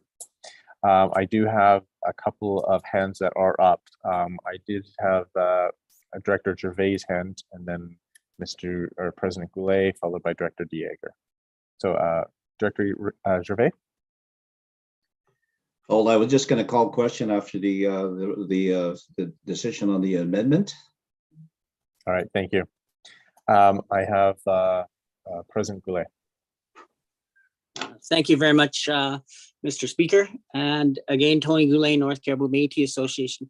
I get the intent here to change that to majority. My concern is with this resolution, is that going to change, and for clarification, all the legislation or just Articles 33, Articles 4.1, and Article 111.5, or are we going to go through the entire MNGA Act and change everything to majority? Because to your point, Mr. Speaker and Chair, you had referenced that in that act, it does say simple majority in other parts, but this is just saying for these articles only, we're going to say a majority. So I would have to vote no if that's the case. I get the intent that if we're going to use majority, we should look at the entire act and change that to reflect that. I'm also wondering if, because we need to work on this, can this come back and can this go back or come back at a later date, showing those changes to simple to majority from simple. So. Thank you, President Goulet. And I know the intention, from I understood from what President Byrd indicated and what I see reflected at the bottom there. So under the be it further resolved, that current references in the MNBC legislation, which would mean all legislation, where it says simple majority would be changed to just majority. So that portion of the MNGA Act to which I had referred earlier, where it does say simple majority, if this were to pass as amended, that would then require that any of the legislation, MNBC legislation, where it says simple majority would be changed to just majority, given the last bit on the page here. I next have Director DeJager. Okay. So little bit of concern just about, not about taking out simple in regards to this piece of legislation, but adding it in the bottom that we're going to change everything else without seeing everything else. So we're assuming that everything is going to be okay. We're not going to change the intent of any other legislation, even though this assembly can't see that change in front of us. So it just seems like simple maybe is not so simple. So I just want to bring that up. Thank you. I mean, as Mr. Mina mentioned, where it says simple majority, given and I appreciate I had raised the comment of supermajority, but whenever it says majority, it means essentially supermajority has a special name because it's something other than a regular majority. And so my understanding is that the proposed amendment here would anywhere where the legislation, in any of our legislation, given the comment there, where there's a reference to, quote, simple majority, close quote, would change to just majority. But again, I leave, that's what I see the intention and what I see would be the result of the proposed amended the amendment. I do see Mr. Gull with his hand up. Perhaps I can turn to him. Thank you, Mr. Speaker. And just to add on to what you said, again, simple majority and majority mean the same thing. There is no changing the meaning. It is simply making the language consistent. Thank you. So I'm not seeing any hands. So what I'm going to suggest is we go by way of a poll for this vote. This is to accept the amendments. And so this is not to pass the resolution as a whole, but to accept the amendments. So that would be striking the word simple and then adding that portion under where be it further resolved. So if you are in favor of the amendment as proposed by President Byrd and as set out on the screen, then you vote in favor. If you're opposed, please indicate that in the poll, as well as any abstentions. Once that opens, once Mr. Beaker opens that, which he just has, please make your vote.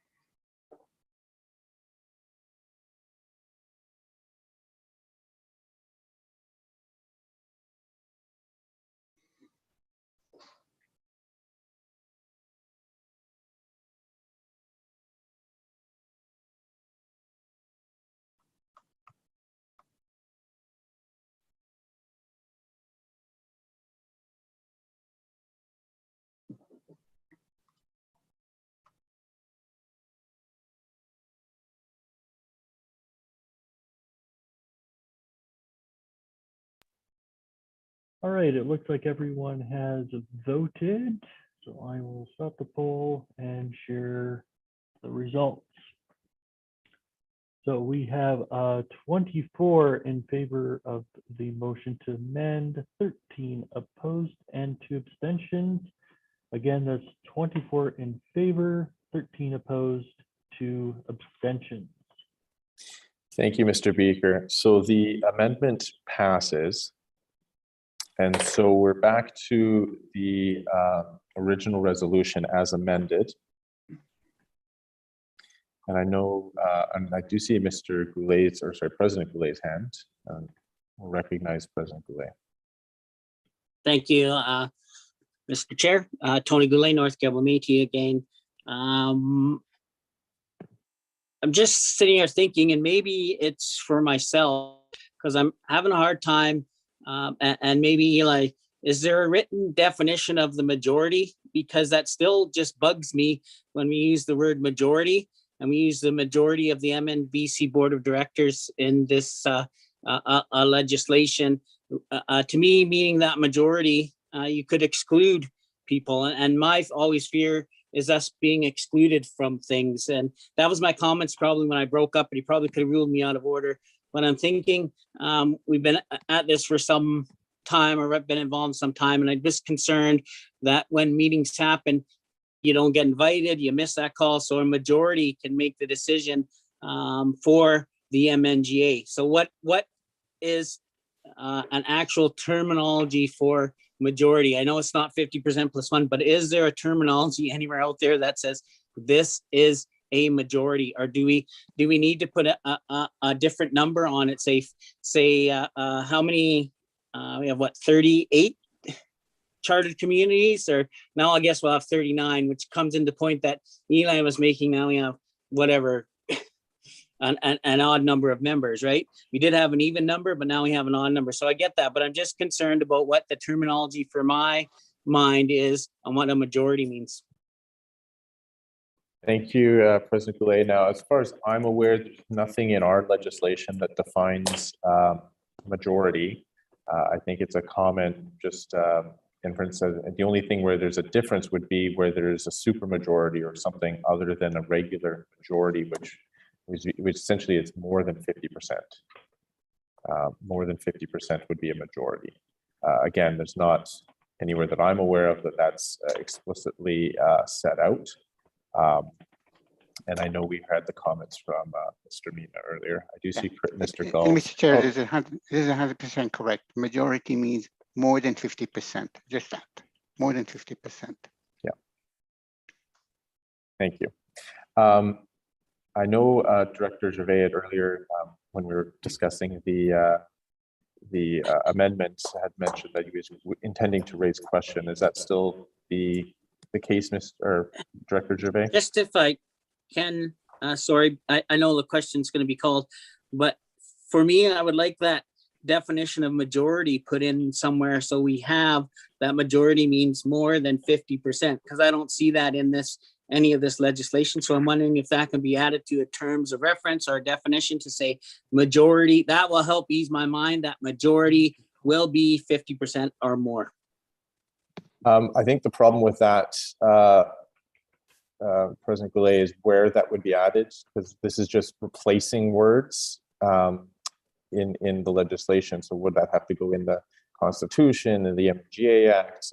Which thing? I'm not sure. And I do know that I did see it when Director Gervais did call questions. So that might be a matter that needs to be resolved at a subsequent assembly. Director Gervais?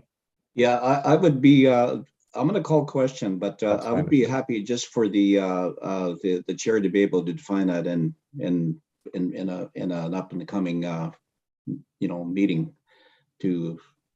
But I'm going to call question on it. That's right. Right. I appreciate confirming that. So this is going to require a roll call vote to. Yeah. Okay. Questions were called, and I know we don't always. I've just been seconding requires question requires a seconder. So just if I have one, just kind of shout it out or raise a hand. I do see Patrick Harriet's hand raised. I do see a couple hands raised. So I'll take that as just a nod. That's for seconding. Thank you. So we do have a question. This will be to vote on the amended resolution, which will require 75% of the votes cast in order to pass. So I'll turn it over to Clerk, Mr. Gall. Thank you, Mr. Speaker. And yes, as it was determined to not be sort of housekeeping, we are at the 75% of votes cast. So I will begin with the Northeast, Jacqueline Alderking. No. That was no, Jacqueline? Correct. Okay, thank you. Curtis Belcourt. And again, I'm going to just read all the names on my list just in case somebody else has come in.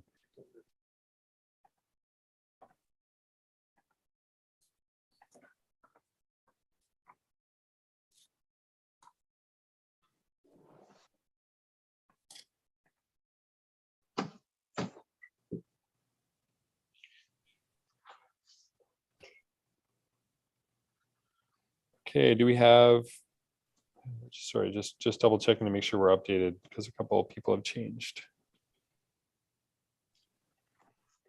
Okay, perfect. Yeah, we're good. Caitlin Bird. In favor. Thank you. Caitlin. Joy Bremner. Nay. Darlene Campbell. Ron Caron. Don Corson. No. Sean Davern. Yes. Louis DeJager. Yes. Lauren Dean.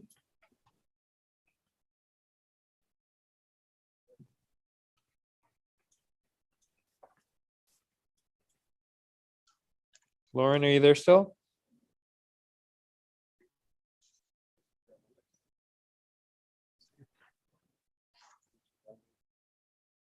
Okay, Cheryl Dodman. Yes. Kate Elliott. Yes.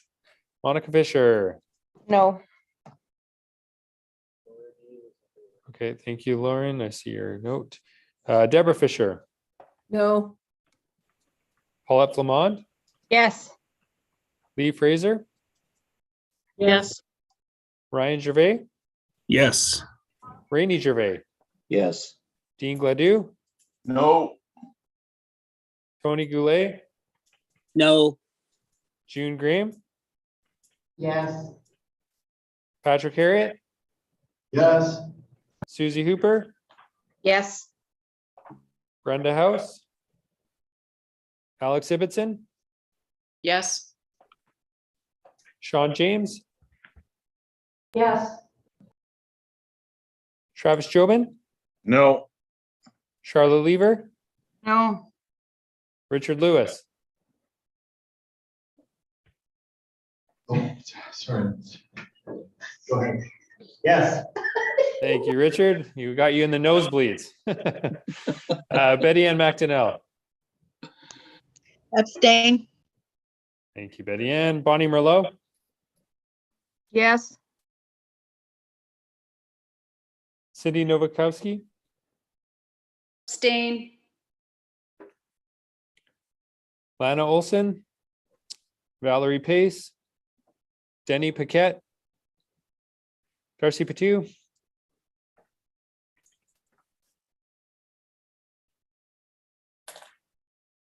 Last time we had Darcy in the chat, so if somebody lets me know if something comes up there. Trish Plant. Yes. Thank you, Darcy. Joanne Richardson.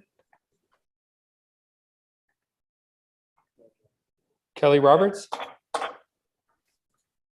Yes.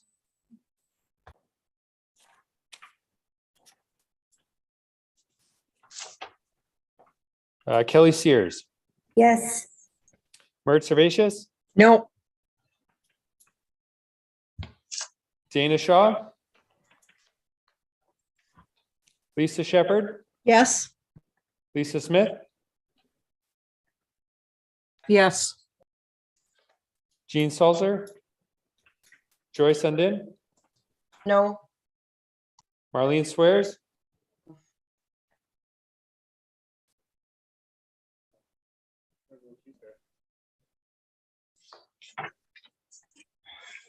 Marlene still there? No. Okay. Sorry, was that Marlene saying no, or was somebody saying no, Marlene's not there? I can't tell. No, I'm saying absolutely no. Okay, thank There you. we go. That is abundantly clear. Thank you, Marlene. Ed Vermette? Yes. Thank you. Ed. Pixie Wells? Yes. And we'll just go back. Lauren Dean? Yeah, perfect. We got you there. Okay, did I miss anyone? Okay, thank you. I will tally the votes.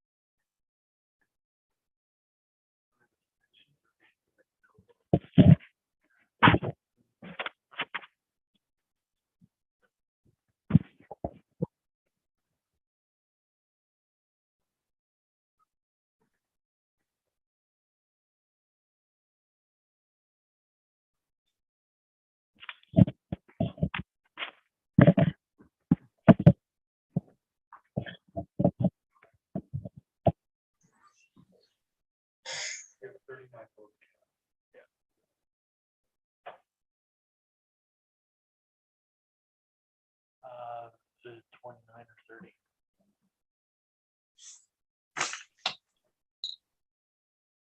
So we don't have.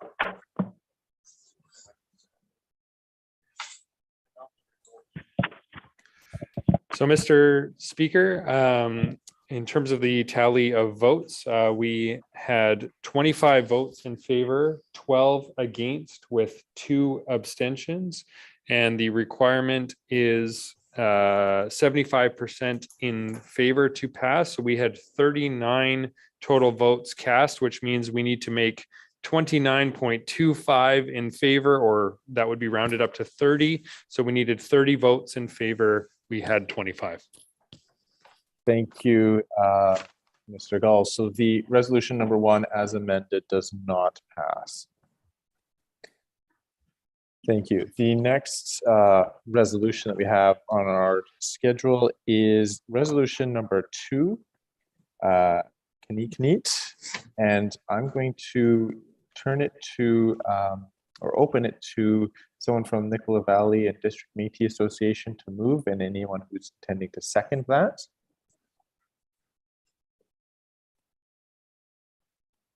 So move. Betty Ann Macdonald from Nicola Valley and District Métis. Thank you, President Macdonald. Do I have a seconder? Monica Fisher, Columbia Valley Métis. I would move to second. Thank you, President Fisher. So this is now before the Assembly, and I will turn it over to Mr. Gull to read out resolution number 2. Thank you very much, Mr. Speaker, and thank you so much to the community for your brevity. So whereas A, it is fundamental to who we are as Métis people to have our language and culture represented in everything we do, and B, how we name the representatives of our citizens should be a reflection of who we are as Métis people. Be it resolved that A, Métis Nation British Columbia Chartered Community Leaders, formerly known as presidents, will now be referred to as Kanikanit, which means leader in Michif. Thank you, Mr. Gull. And I'll open the floor to President Macdonald to speak to this resolution. Merci. Betty Ann Macdonald, Nicola Valley. For me, when I sit at the table with other leaders, and often when I introduce myself, I feel very uncomfortable using the term president. I can't believe that Louis Gabriel and the rest of them ever thought of themselves as presidents of anything. I believe they felt that they were leaders. And I think that everyone sitting here today does their very, very best to lead their communities with all knowledge that they may have and more to learn. And I believe everyone sitting at that board table right now does their very best to lead. So I personally would prefer to be called Canadian. I'm sure there's other words that could have been picked, but Sure. Still got lots of water. Oh, good. Sorry, This is sorry, the one that President Macdonald, if I can have those who are not speaking to please mute themselves. Thank you. My apologies. pretty President close Macdonald. Mert, you got to mute.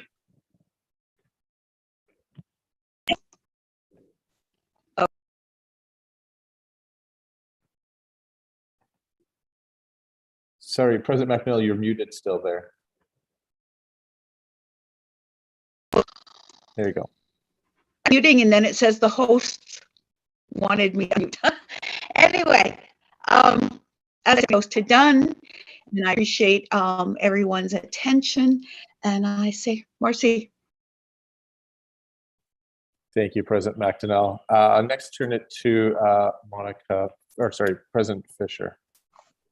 President Fisher, Monica Fisher, in Invermere, BC. I think that depending on the arenas that we are functioning in, that the interchangeable pieces of president versus Kanikanit is appropriate. I prefer to go to a Michif word, as we are Michif people, and along with Betty Ann, I feel like we were never meant to be presidents. It's a very colonial word and puts us above our people. And here, all I am is to be the leader of our people and the voice of our citizens. So I support this. And I think that the words and the title, obviously, depending on the arena, is appropriate, but you command respect and you command people's attention when you use our language. So that's all I have to say there. Thank you, President Fisher. I next have Director Harriet. Thank you, Patrick Harriet, Regional Director. So the Ministry of Culture, Heritage and Language recently did a language survey, and we had a lot of respondents. And what some of the conclusions were is that we're, and historically this bears out that we're a multilingual people, and definitely here in British Columbia. So I know that some of the community leaders in my region feel more comfortable identifying themselves as elected leaders than presidents.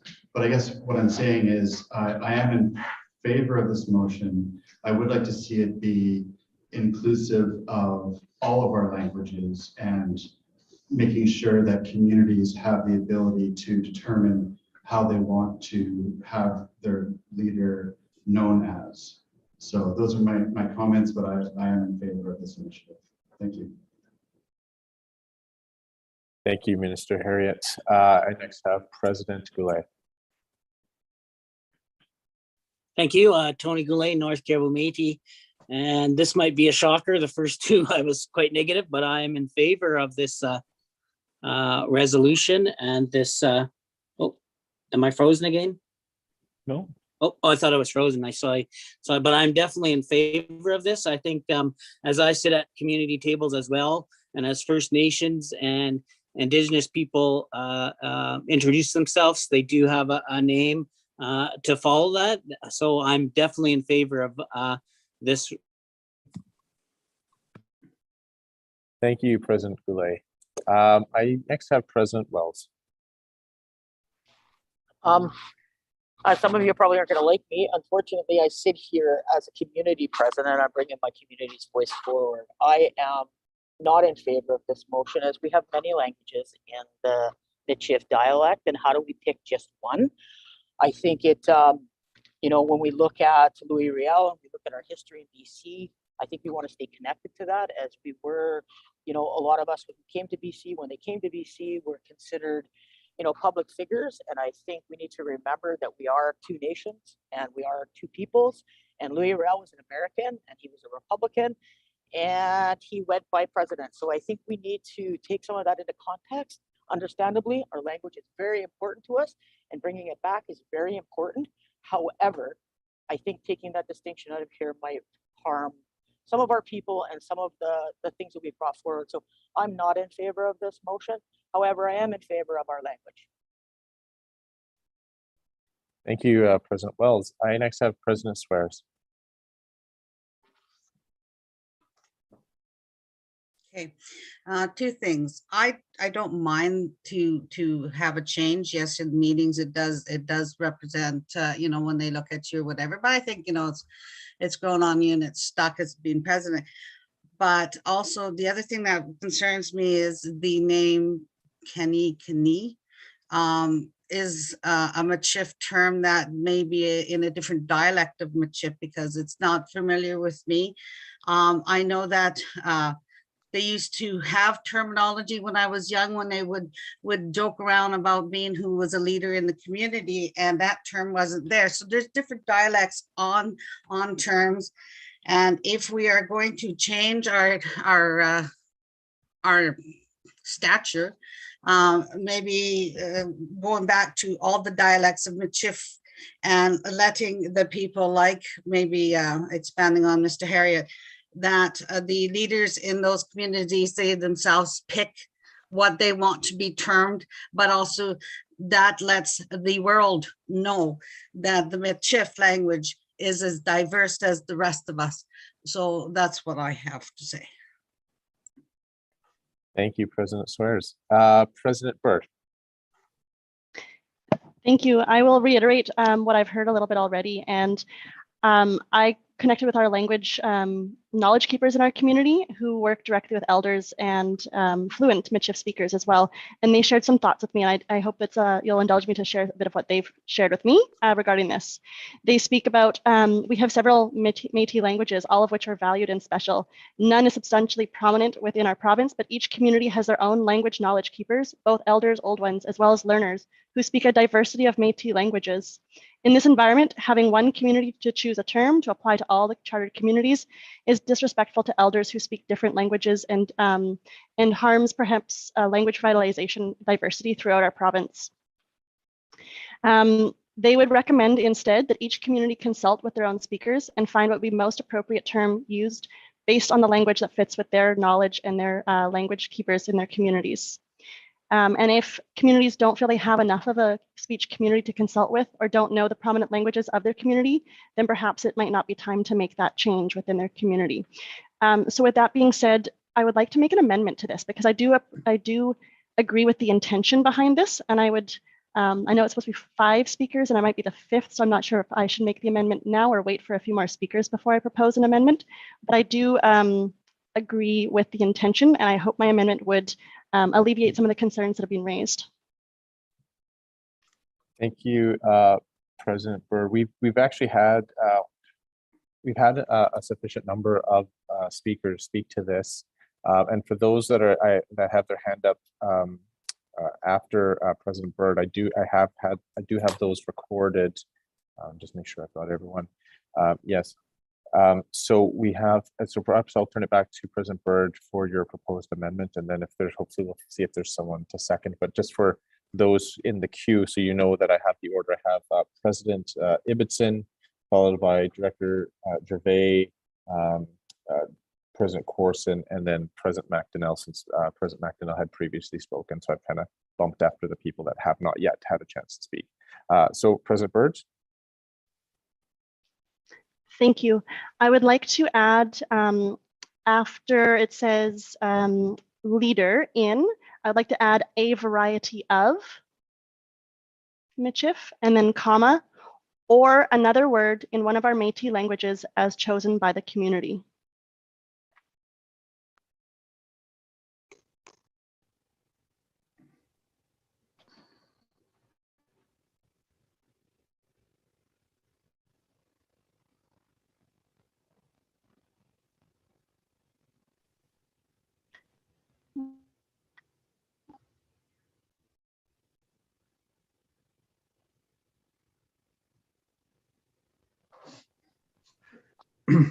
Apologies if I did not get that correct in the first shot, but how's it looking? Seeing a thumbs up from President Byrd. Do we have a seconder for the proposed amendment? If I'm allowed to, this is Diana Macdonald, Nicoll Valley and District. I will second that. Absolutely. Thank you, President Macdonald. So I will, I'm not sure, President Byrd, if you had any further discussion you wish to have on the amendment. Otherwise, if I can have, I did have President Ibbotson next. I'm not sure if you want to speak to the amendment or with regards to, you want to just wait until the resolution once this amendment is either passed or not passed. Thank you, Alex Ibbotson, President of the Rackmel Métis Association. And I was just going to kind of speak to the idea of us welcoming all languages, regardless of our own personal heritage, as many people did in the history of Métis, and just trying to communicate in whatever means possible to carry out activities historically. And I've personally been exploring revitalization and reclaiming of my own historical languages, and suddenly I'm starting to realize that I've been learning various dialects that weren't, when we all look at our lineage, it's very likely that we might be, paying closer attention to various things. But when it comes down to it, like I have 4 or 5 different lineages from various areas, and there's several different languages that were spoken. So for me to just say this is, I guess I'm really trying to bring to light the conflicts we're having with whose language is more important. And I'm wondering if this community is deciding which language is more appropriate, choosing which language there is represented by their communities, it might cause more conflict than we're trying to be inclusive. And I'm wondering if we might just want to welcome a variety of resolutions, a variety of different dialects of Michif in various resolutions or in various languages within our constitution, within our policy. And maybe if 1 or 2 places where it isn't our particular dialect that we're connected to with our history, we can feel welcome to make more resolutions to include other dialects elsewhere. So what I'm saying, I guess, in a very convoluted way, thank you for your indulgence, is that regardless of if I'm connected to the word Kniit, I know it's a big one because that's how our leaders will be referred to, but maybe I could feel comfortable and welcome to put other languages into more of our governance, more of our constitution, with a different dialect that I feel more connected to. Instead of excluding the ones that came forward, I'm just going to continue adding more Michif into our legislation. Merci. Thank you, President Ibbotson. I next had Director Gervais. Did you wish to speak to the amendment or the resolution as a whole? I'd like to speak to the original resolution. I support. Director Gervais, what I'll do then is I'll keep you on my list for the original. So once we're dealt with the amendments, I'll come directly back to you. Okay, thank you. I next had President Corson. Did you wish to speak to the amendments or the resolution? Thank you, Mr. Chairman. I'll speak to the amendment and the intent of the original motion at the same time. We're Ottawa, and when we go to public meetings, we have to speak from our hearts and say who we are. I applaud the resolution in the context that let's get engaged with our traditional languages. Let's be proud of our Indigenous cultures. And so if you choose to use one word over another, I've always felt uncomfortable saying I'm the president, personally. I say I'm Don Corson, the elected representative of the West Kootenay Métis Society. So we all have that role to play when we introduce ourselves. And I have no problem whether we adopt one word, Kanikinit, or I use a different word that, as been suggested, a local elder may say this is what you are to me. This is how you are in my heart. So when I go to talk to the public, I just want to engage them. And as it's been pointed out, when we use our language, when we introduce ourselves, I do try to use some Michif language on my introduction, introducing who I am as a person and what role I play. So I think the intent is very good, and I don't think we need to be hung up as how we introduce ourselves. And I don't see the intent here in our Constitution and all the wording that's used. If we want to get away from community president and put community leader, then that's fine by me. And so this trickle down effect is implying that we are going to start using our language and our cultural identifiers. And they might be different across the communities, which I respectfully accept. As an optimistic person, you have to be comfortable within your own skin to get up and lead and do the presentations. So I applaud the community for bringing it forward. Thank you. Thank you, President Corson, or Leader Corson. Next, have President Goulet. Thanks, Mr. Chair. And to echo those comments from previous, absolutely, I get the intent here. I'm just thinking of this as a great conversation and a great way. Is there a way that we can defer this to a committee to look at so that we have a broad spectrum of what languages, instead of just limiting ourselves to one language? I get the intention, and we should have a word that represents us, but I think we need to have quite a bit of dialogue on the communities and where the communities language is, right? So just I'm not sure how to do that. I know we have an amendment on the floor, but I'm thinking that this can be some type of a committee work, or referred to a committee to come back to the broader, to have that real fulsome discussion. Right. Thank you, President Goulet. If you can just have a moment for a second. Commit or refer. Might be on the other side.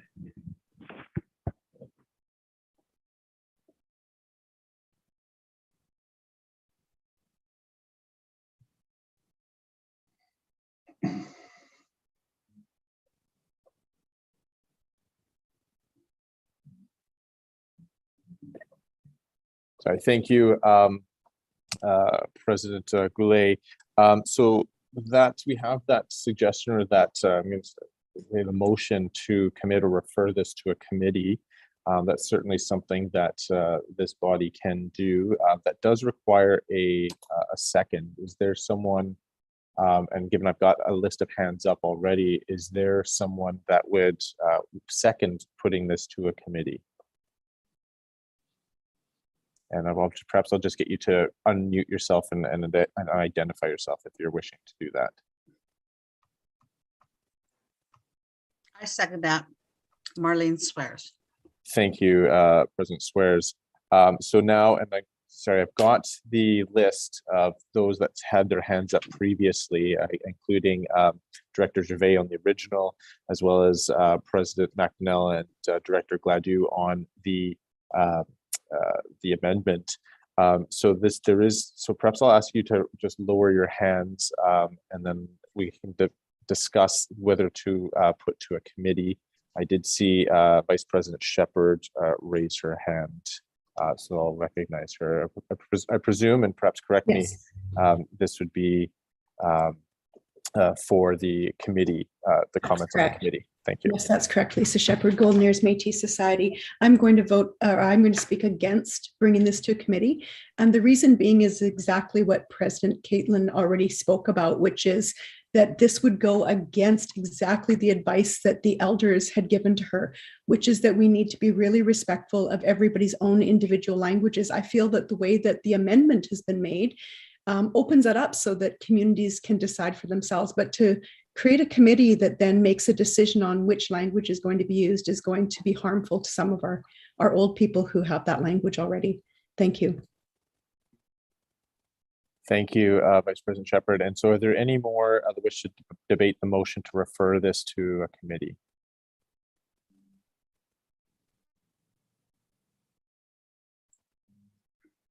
Hi, it's Marlene Swears. The reason why I second the motion is that for me, I'm looking with the envision that the committee is not just limited just to certain committees. It is to bring us together as a whole, so that we don't forget the North, don't forget the South, we don't forget the East. So that's why I second the motion, is that we can get together as a collective. And it still has to be at the end of the day, if there's a decision, that the people, they themselves get to decide if that's what they want to do. There'll be options or whatever this is going to, how it's going to build. But I wanted to see communities get together on this. Thank you, President Swears. I next have Director Gervais. And sorry, just before I have Director Gervais, and I apologize, I know you've been quite patient in speaking to these matters, and I am noting the time and how far we're getting and how long it's taking for the resolution. I mean, there's great discussion, but I do want to just remind the Assembly when we're dealing with this, if the point that's been raised has really been covered by a previous speaker, we want to not necessarily keep, we want to keep it less repetitive, if I can put it that way, so that we can be a bit more effective with our time. But with that, Director Gervais, I turn it to you. Yes, I would like to just, talk a little bit about the reasons I would not support the resolution. The original resolution is, I don't think we're ready yet. We need to develop the mischief in the communities. And I know it'd be good in assemblies and elder circles. I totally support mischief language. But I just think that to change it right now to the presidents to put it out, I think it would appeal to certain parts of the our makeup of who we are. But I think I support the committee too. That if we can get something together, that we could develop it, that it's appropriate. But at this time, I would support it for the presidents at this time, because we're not ready yet. Thank you. So I take that as support for referring it to the committee. Thank you. I next have President Roberts. And again, this is for the discussion on whether to refer to a committee. Yeah, I'm Kelly Roberts, Prince George Métis Community Association. I'm in favor of sending it to a committee. I grew up not knowing Michif, but knowing it as trade talk because of all the different dialects, like throughout Canada and into the northern states, which then also incorporated the Native American Sign Language symbols and such. So with that in mind, I'd like to call question on this matter. Thank you. I did have some other hands. I did have President Goulet. Do you second the question on the referring to the committee? Yeah, I wanted to go to committee, but I see that there's a motion up here and I think it needs some clarity before we refer it to a committee. I think there's that resolution should be snuffed out a little bit. And I see that we have done with the Electoral Act 7 regions appointed by the Regional Governance Council. And I would add those in there for review with a recommendation to be reported to the 2023 MNGA. So that was my comment, but I would like to second the question, but I think we need to clear up before we do that, the actual wording of the resolution. Thank you. What I'm going to suggest then, we'll have Mr. Beaker look at some of the wording that might work for that. And what I'm going to suggest is we kind of put a pin in this and come back to it shortly once that's done, and we perhaps move on. Just pulling up the agenda. Sorry, just a moment. There was some discussion on MNGA AGM anthem schedule that had been scheduled for 10:45. I'm not sure if that's something we can accommodate and deal with now. And then while that that discussion is occurring, Mr. Beaker will hopefully be able to to work on the wording of the motion, so that with regards to referring it to the committee. So if I just have a moment.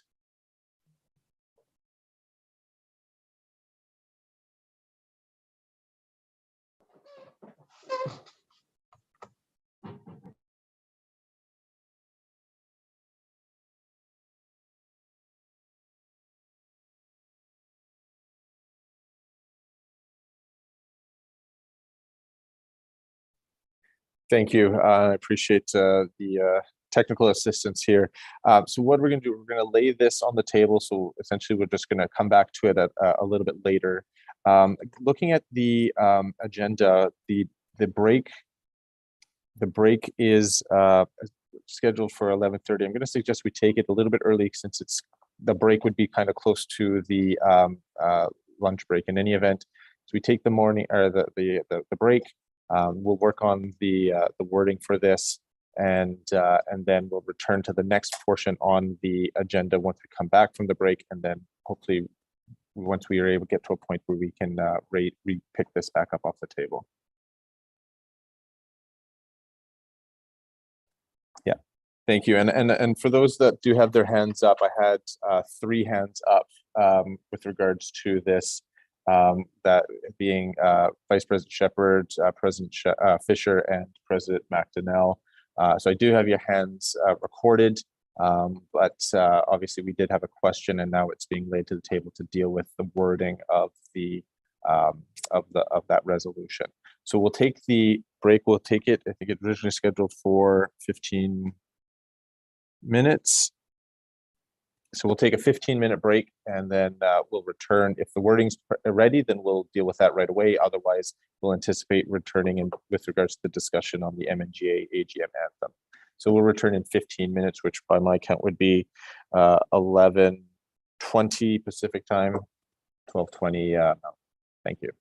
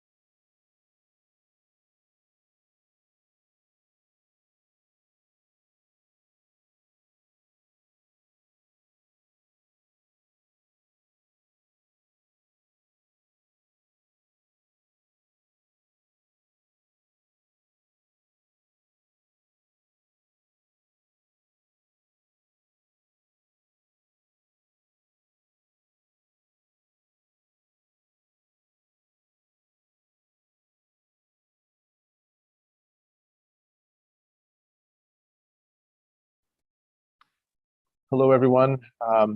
We'll be coming back here in just a second. We're just getting the quorum sheet together so that we can make sure that we have quorum after the break.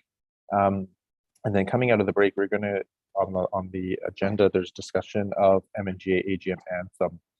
I'm not exactly sure, given the agenda, who is best to lead that. I understand President Jobin had submitted perhaps a proposed alternative to the Métis anthem, and I'm not sure if this came from the board or as a consideration. So I might see if Mr. Harriet, given his ministry, might be able to speak to this or to perhaps open it for us once quorum has been reestablished. And so maybe Minister Harriet, perhaps you can just confirm maybe that that would be something you'd be comfortable leading that discussion or opening the discussion once quorum is established. Sorry, can you repeat the question? Yes. Certainly. It just says on the agenda discussion of MNGA AGM anthem. I understand from Mr. Beaker that President Jobin had submitted perhaps a suggested alternative to the anthem, or and there may be some discussion there, but I thought perhaps as a board member and as given your particular ministry, it may be something that you could introduce. It's not specifically indicated how or who is leading that discussion. So if that's something that's agreeable to you once we reestablish quorum, then I might turn it over to you. If that's, I see nodding, that okay. Yeah, sure. I'm happy to start the conversation. Yeah. Thank you. So I'll turn it over to Mr. Gall to reestablish quorum. Thank you so much, Mr. Speaker. So we will go start as always in Fort St. John with Jacqueline Alderking. I'm here. Thank you, Jacqueline. Curtis Belcourt. Caitlin Bird. Here, present. Thank you very much. Joy Bremner. Here. Darlene Campbell. Ron Caron. Don Corson. Here. Thank you, Don. Sean Davern. Here. Louis DeJager. Present. Lauren Dean. Here. Thank you, Lauren. Cheryl Dodman. Here. Dr. Kate Elliott. Here. Monica Fisher. Here. Deborah Fisher.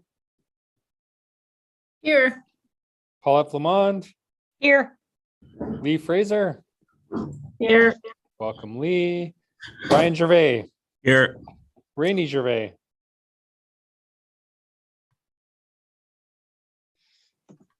Rainey, are you back?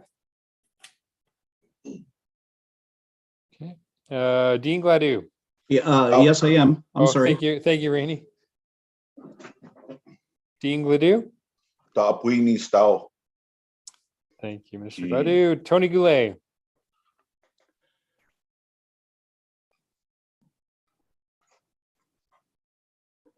Okay, June Graham. Present. Thank you, June. Patrick Harriet. Present. Susie Hooper. Present. Brenda House.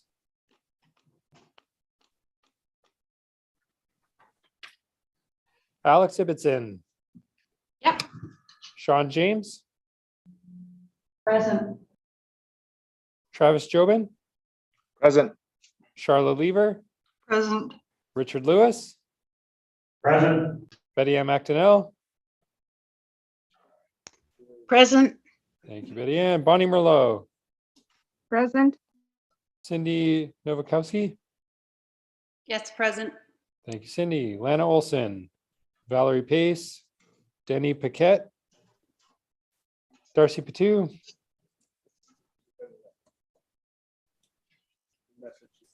Okay, thank you, Darcy. Trish Plant. Present. Joanne Richardson. Kelly Roberts. Here. Kelly Sears. Here. Mert Servatius. Here. Dana Shaw. Lisa Shepherd. Present. Lisa Smith. Here. Jean Salser. Joyce Undin. Here. Arlene Swears. Here. Ed Vermette, Here. Pixie Wells, Here. and Mr. Goulet, have you come back? Okay. Here. Thank you. Did I miss anyone else? Okay, we do have quorum. Thank you, Mr. Gall, and thank you, everyone. So I will turn it over to Minister Harriet for this discussion on the MNGA AGM anthem.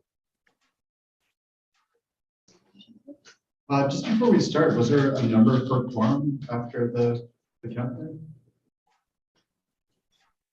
Sure, we can get that the full count here in just a second.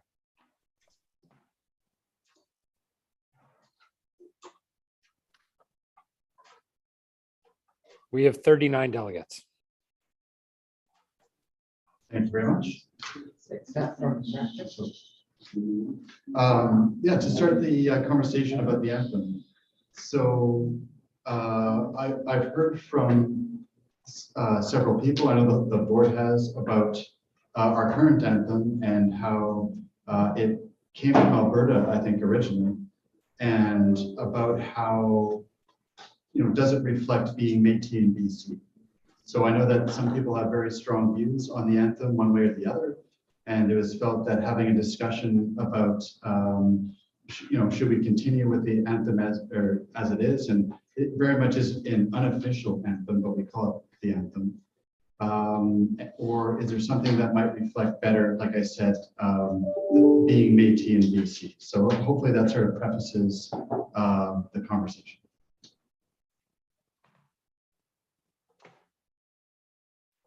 Thank you, Minister Harriet, and we'll have hands up, although I do note, or I've been advised that there was a submission perhaps for perhaps an alternative or something like that from President Joven. If I just, President Joven, perhaps you can speak to that, and then I do note your hand up, President Brebner.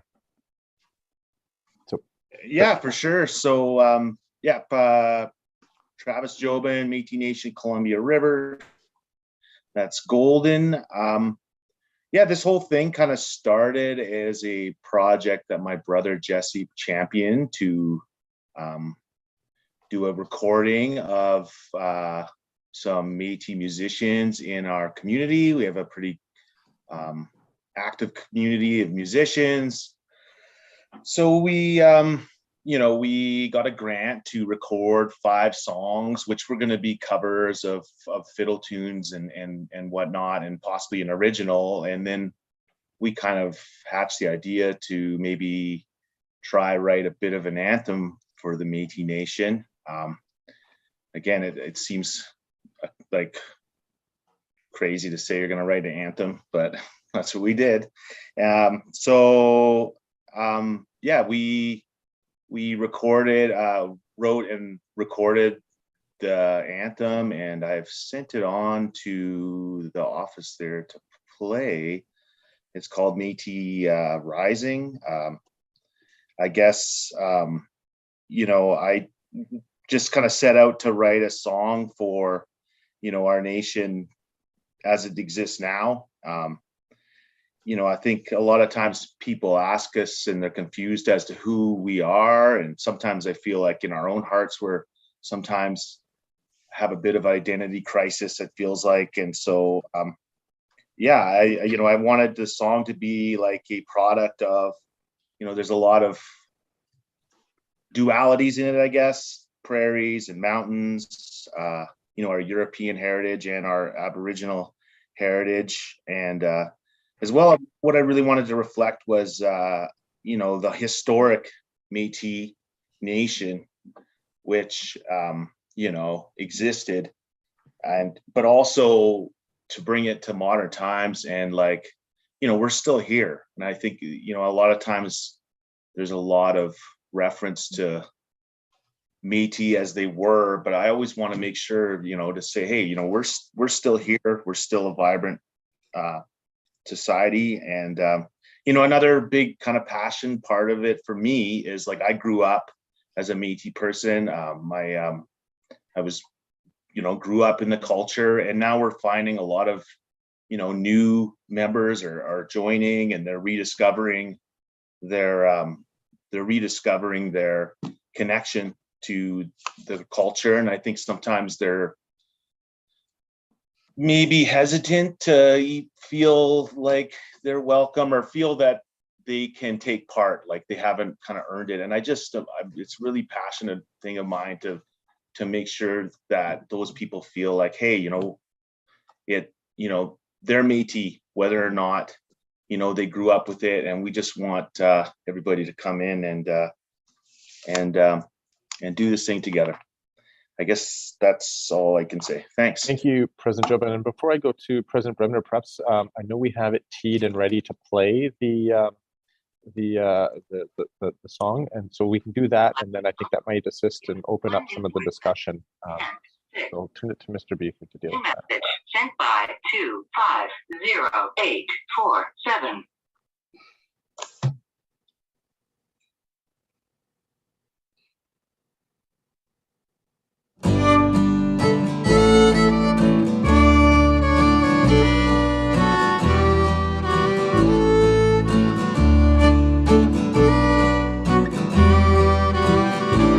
From the grass of the prairie to the mountain on high, born of the wreckage when nations collide, we stood to be counted, not pushed aside. They say that I'm half, but I'm whole.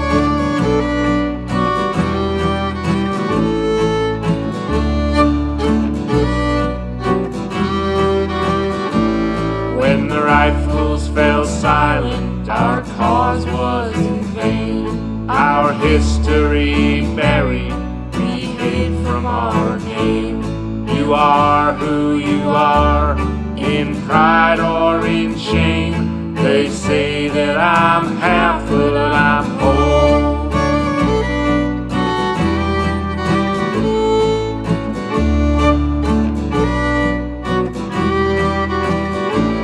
On soft ancient pathways, on city sidewalks, from the Red River Valley and the ghosts of Batoche, a nation awakes to find what was lost. They say that I'm half, but I'm whole. They say that I'm half, but I'm whole. They say that I'm half, but I'm whole. They say that I'm half, but I'm whole.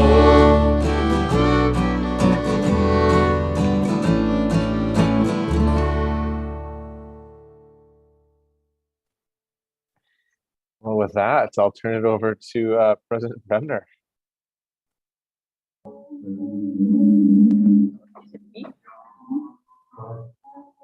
Hello, it's Joy Bremner, leader of the Mid-Island Métis Nation.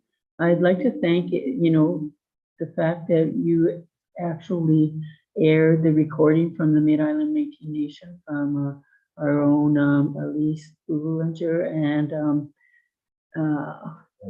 Ed Peekakoot. We did that for National Indigenous Peoples Day last year. And I think when I attended the special MNGA and we did not play our supposed anthem or ballad, it really hit a sore spot for me. My first attendance at any of the MNBC large gatherings, and to hear that then anthem really was inspiring. And I know over the years now I've heard many and have my own personal thoughts in regards to, okay, it's very long, it's slow, does it really reflect us? But again, the shortened piece that our folks put together, and to have you air that yesterday really meant a lot, even if it is not the chosen anthem going forward. I think we need to always still reflect and have something, in celebration. And as I stated in the email I sent out, and I sent it to many, I'm not sure if everyone received it, but to only stand for a colonial anthem felt offensive yesterday. So I appreciate that, ours was aired. And going forward, I do look forward to see where and what we will end up with, because it is important for us every time we gather to be able to stand in pride in who we are and where we've come from and where we're attempting to go. So hands up, a very, on the first hearing, a very nice song. Thank you very much. Yeah. Thank you, President Bremner. And next have Director Fisher. Yes, as the Region 4 Director, and I am extremely proud of Travis and Jesse on this. I can say that we had a regional governance meeting, and some of the presidents had already heard it and I hadn't. And so we actually asked Travis to close our RGC out with it. And I have to say, it spoke to me personally immensely. The line that gets me the most is that I'm not half, I'm whole. And as somebody who's grown up being told, probably like many of you guys, that we're a half breed or we don't belong. This song literally speaks to my heart. And I think it's amazing that we have such talent amongst our people and that they need to be recognized. And I really hope you consider this. I applaud Jesse and Travis and his whole family for inviting us into their home. And when we were doing a May TV tour, and then hearing it again with his family singing it, I really want you to consider what this will be like or would be like if we give it a chance when we're actually going to be able to meet again. And when those lines come, I'm not half, I'm whole. Thank you. Thank you, Director Fisher. I next have President Macdonald.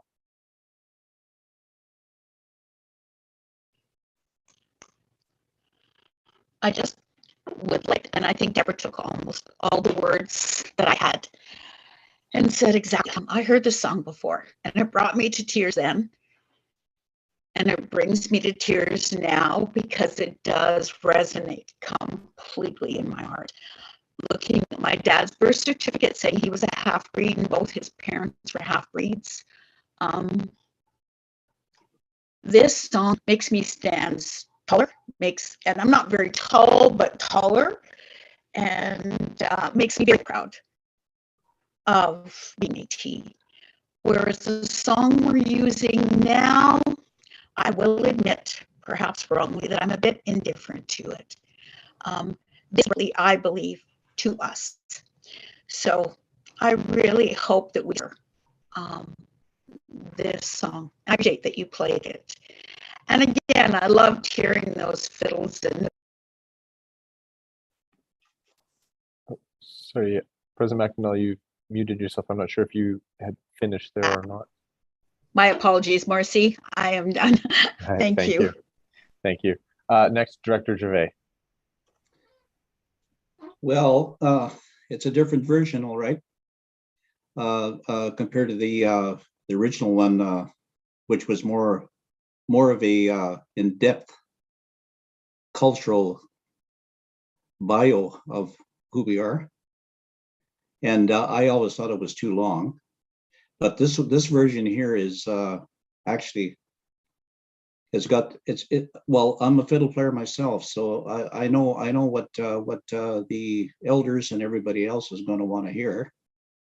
And the only thing is, we need to have in my idea, we have to have anthems that speak strong enough to be able to recognize that by the mass, that we are, we come from a long way from Lou Riel's time, and we're still looking to govern ourselves. And we need to have that political kind of statement in there, like we are a nation and we're proud and all that stuff.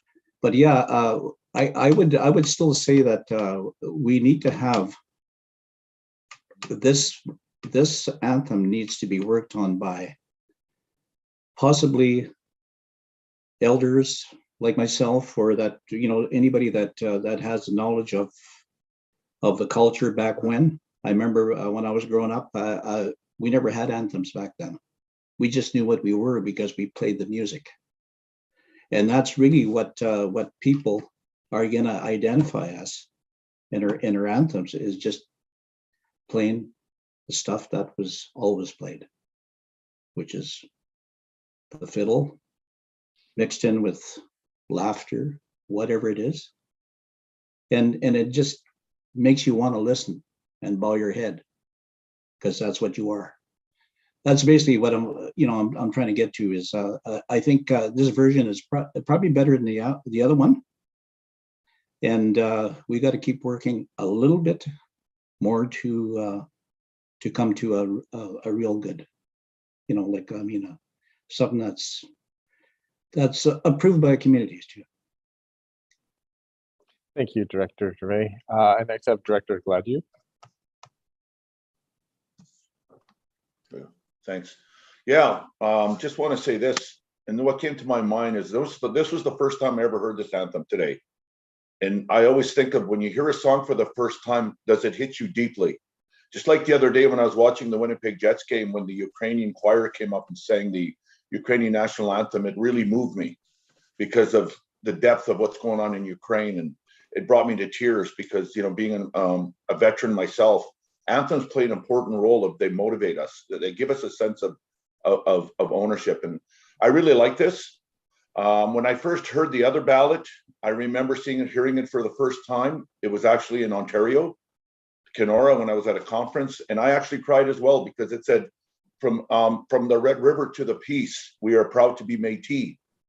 But then I realized as I got more into political stuff in the Métis, that the Métis actually go beyond the peace. That we have the Métis on the island, we have Métis in Vancouver, throughout the Kootenays. And I think we need an anthem to really depict our modern day Métis, who we are, and it just makes a statement. So I like this version. And if it decides the other versions are important, then we'll look at it. But I do like it. It's short and it's to the point.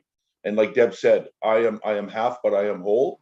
Those are the words that really hit me in this whole thing. The batosh and the story. A anthem is the way to get a discussion going, and we get people talking about it. But I like this, and it touched me. So that's for my version of a pure version of hearing it for the first time. So thank you, Travis, and your group. You did a great job, and we'll see where this goes. Thank you. Thank you, Director Gladue. I next have Vice President Shepherd. Thank you. I'm going to speak in favor of this, and I would really like to speak in favor of this and move this to the floor at the AGM.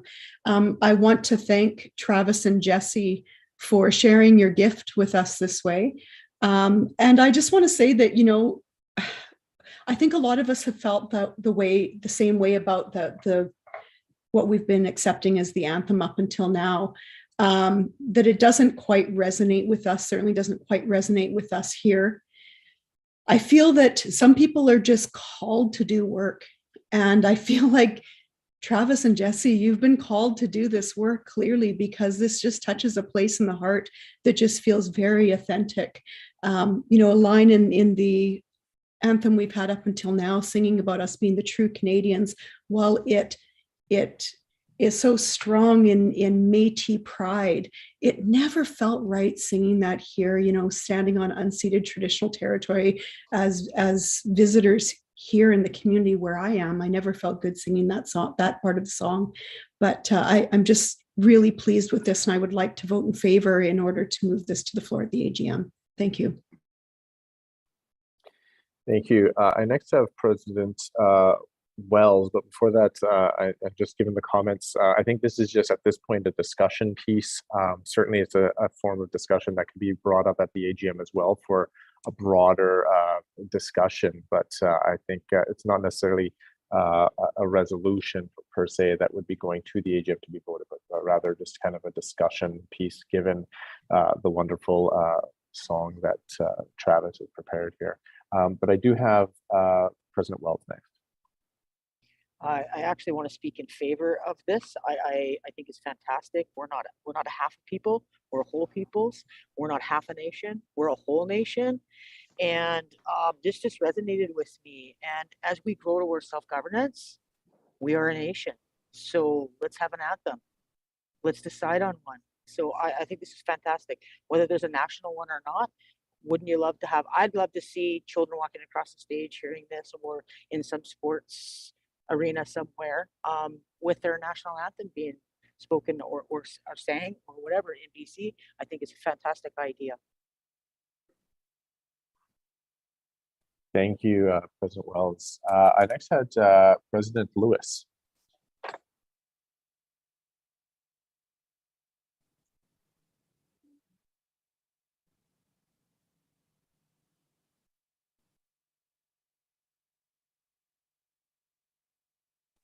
Sorry, President Lewis, I'm not, I think you're still muted.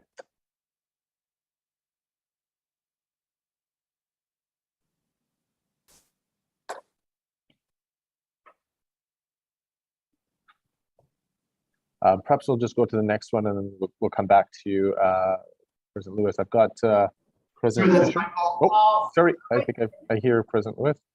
Audio difficulties, my fault. Go ahead, President Lewis.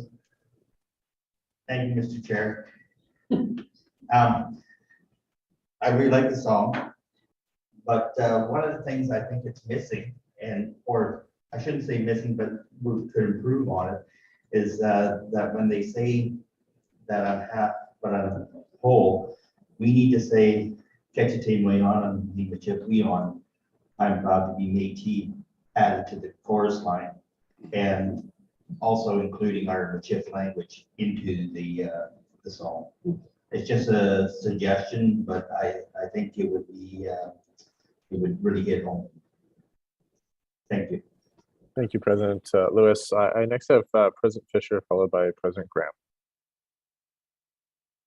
Hi there, thanks. Yeah, I did make a note in regards to that in the comments, but I mean, Travis knows how I feel about the song, and I was so grateful, along with President Ibbotson, to be I don't want to say the first, but I think maybe the first presidents to hear the song, and it definitely resonates with me. It was very emotional. It's beautiful, and I'm so happy when you get to see Travis and his family perform it in particular, because it is multi-generational, and I think that adds to who we are as people. An anthem is a big deal, and a song is a big deal into our nation and claiming it as our anthem. And apart from my love for the song, I feel like it's important when we are making decisions like this is to do a call out for our citizens and our communities, to see, especially our youth, to do a call for submissions, as we would be for hiring or things like that. We want to make sure that it's all encompassing and give everybody the opportunity.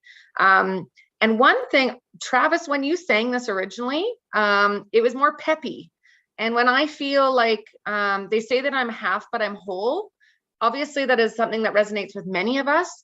And I would love to see it in a, I don't know how I would say it. I don't want to say prouder way, but like a happier way, like we're owning it. And so, yeah, I don't know if it was just part of this recording or something moving forward that we would hear it in with a lot of pride and joy. Yeah, I hope that lands properly and I'm saying it properly. So I'll leave it at that.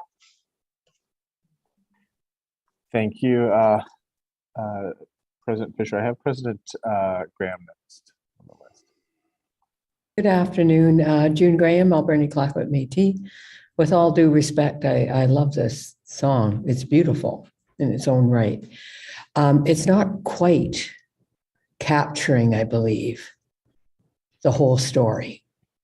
And I'm in support of putting it out, a call for other contributions from other folks, and see what fruition develops from that.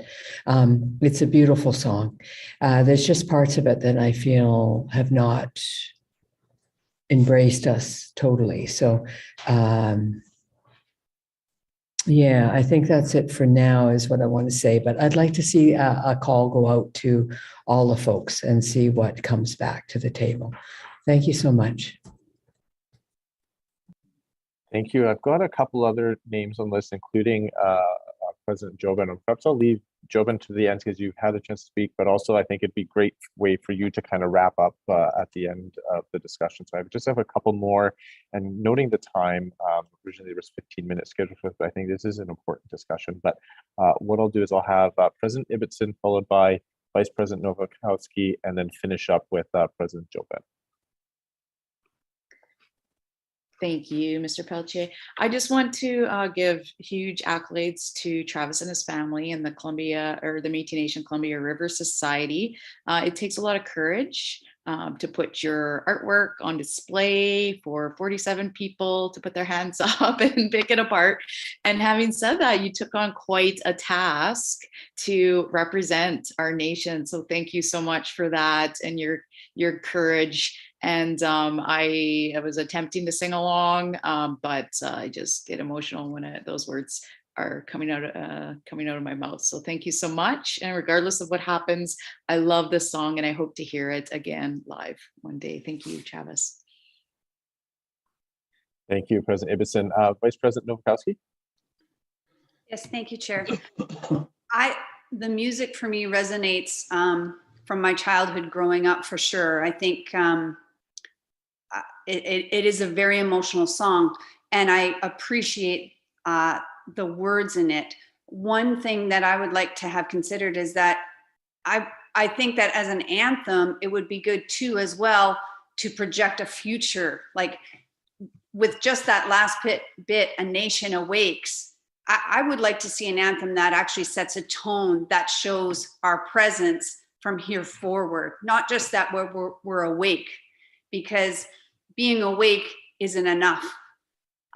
So that's my two thoughts. Thanks very much. Thank you. And then I will conclude this discussion then with back to President Jobin. Hi. Feels like I'm on American Idol. Yeah, thanks for all the comments. I guess just a couple quick ones. Like much respect to Ed Pikakoot and the young lady from the island for that version of the song. I loved that version that they played, and I hope to be as good a guitar player as Ed Pikakoot one day, but I doubt I will be. So and yeah, thanks for all the notes, everybody. I guess to go to the one about including some Michif, I would love to do that. I just am not. I would need some guidance to do that because it is something I did want to include for sure with the song. But yeah, I just would need some guidance with that. And yeah, thanks for your consideration. Just a couple quick credits. That's my my kid Charlie Jobin that's singing with me on that, and my good friend Leah Gardner, who I've played music with for a long time, and she's the fiddler. And she has kind of in the last couple of years found out that she's actually Métis. So her application is in that big stack at the Métis Nation office right now. And my brother-in-law, Ian Wackett, who played the bass, and he was the recording engineer on the song. So yeah, thanks for all your notes, you guys. And yeah, and my brother Jesse for helping me write it and getting the grant for it. Thanks, everybody. Thank you very much. This was, I think, a great way to kind of break up the morning. This is really appreciated. And I too, that line I think is a fantastic line and really resonates. So we're going to continue then. I believe Mr. Beaker has the proposed wording regarding the motion to refer resolution 2 to a committee. Excuse me. So I'll ask Mr. Beaker to put that wording up, and I will note. Sorry, just a moment.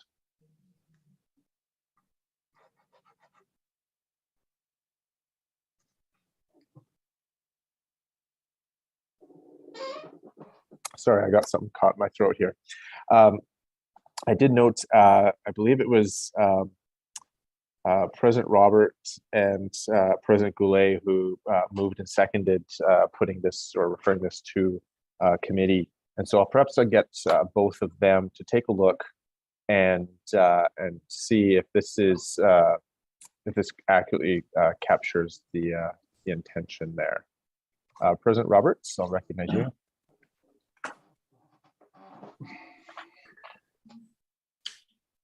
Kelly Roberts, Prince George Métis Community Association.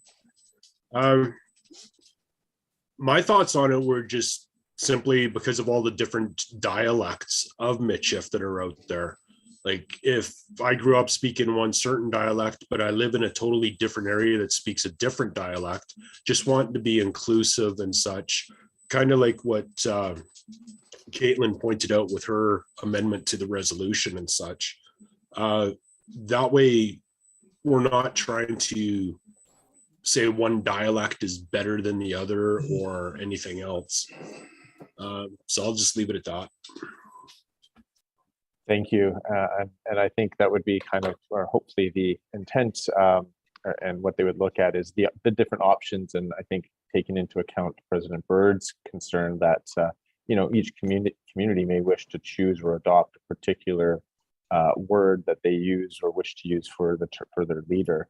And so this committee, hopefully, or if it passes, would be something that could kind of bring some of those options to the table or considerations. And one of the things that's not been raised, however, is, you know, for example, this is, you know, where it's talking about references to the term president, you know, is that going to include perhaps a need to change legislation where there's the word president? I'm not sure. That might be something that would have to be looked at. I know President Goulet, you had raised the concern about just the kind of the brief wording that had been kind of put together when the motion to refer was raised. Is this sufficient to move to the vote on that motion to refer? Thank you, Mr. Chair. Yes, it is. I think that sums it up. I think it's pretty cut and dried, and we'll leave it to the regional governance councils. Thank you very much. Then we will do this. Sorry, just a moment. Okay. Thank you. We can do this by way of a poll. This is requiring a simple majority, or I say simple majority, a majority vote of the delegates voting. If there is a majority, then this resolution will go to a committee to be struck or made for this purpose. So that poll will come up again. If you are in favor of moving this resolution, resolution 2, to referring it to a committee.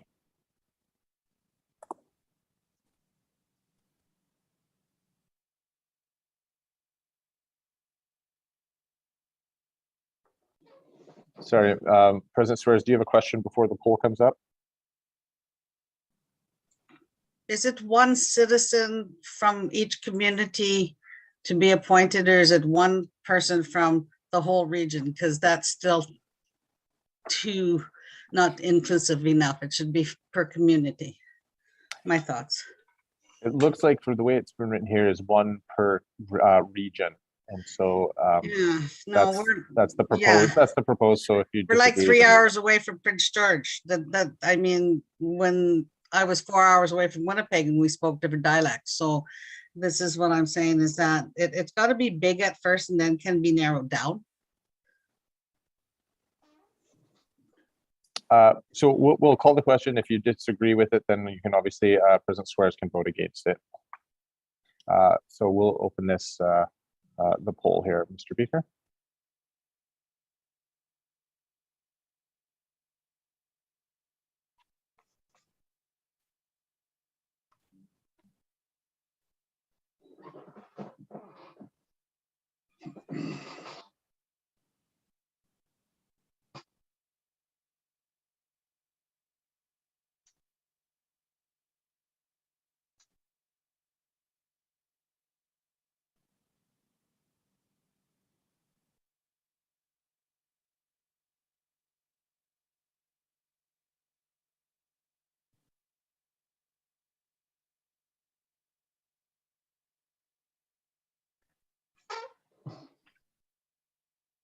right, we have 37 responded, 38. There's one delegate missing. Leave it open for another 10 seconds here. Oh, there we go. 39 delegates. Perfect. All right. We'll share the results. So for the motion to refer, we have 17 in favor, 21 opposed, and 1 abstention.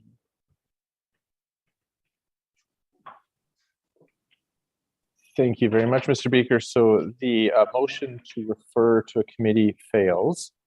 We are back to then, I'll ask you when you've got a moment to change it back. So we're at the motion to amend the original resolution. That was the motion moved by President Byrd and seconded by President Macdonald. And then so I am going back to the original list that I had in that order to speak to the amendment, given there were only a couple that had spoken to the amendments itself. So I have President Macdonald, followed by Director Gladue, and then as I see hands come up, I will add hands. So I see President Swears your hand is, I don't know if it's still up or raised again. Thank you. So I start with President Macdonald. I seconded this motion that the amended one by Caitlin, President Caitlin, because it was never my intention to pick a word for everyone. It was simply to say, and we are discussing it most definitely, and that's a good thing, to say that it would be nice to use our language when we introduce ourselves. And so we're having that discussion. And I want to and I want it on record that I apologize to any elder that I may have offended by suggesting a word. That too was never my intention. And I feel badly for that part of it. I absolutely honor and agree that every single community, whether it be Nicola Valley or Vernon, we may all have different words that as a community with our elder support, we would call ourselves. This allows that to happen. Whether it be Michif Cree, Michif French, I honor every language. And I just wanted to say that I believe this amendment says every single community can choose as they choose. And I realize that that's going to affect the word president, but that's what we're here for, is change. Hands up. Thank you all. Thank you, President Macdonald. I did have from the original list, Director Gladue. I'm not sure if you still wish to speak to the amendment. Yep. Yes. Okay, go ahead. Yeah, I just I thought I would just throw this in. During the break, I phoned my father, my dad. My dad, he speaks fluent Cree, and he's got the Michif as well, and also my cookum, my auntie Marie Desjardins, and they both said the same thing. Grandpa, in northern Alberta, you can tell by the way everybody where they were from by their dialect and their language, because a lot of it interchanged. There was different French, different versions. And that's the only thing that I see here is that and like my dad, I asked him to translate president for us, and he said, Inagunapit. He said, that's the word that they would use. So here are words that, yes, we're very diverse language and very diverse people. And to me, the word president, it's that generic word that we need. And yes, we do it usually locally. I think it's just automatically that we do this automatically anyway. So the point is, I just like to see it as is. And Betty, I really thank you for bringing this forward, though. Discussions like this are so important. And what I love about this, it's a healthy discussion about our language, because the biggest thing, so many of our next generation are losing their language, and there's so many people out there that we got to find ways of keeping our language alive. But I just think this would bring a lot of confusion for people, and that's where I'm at with that. Thanks. So I like the word president, is what I'm saying. Thank you, Director Gladue. I next had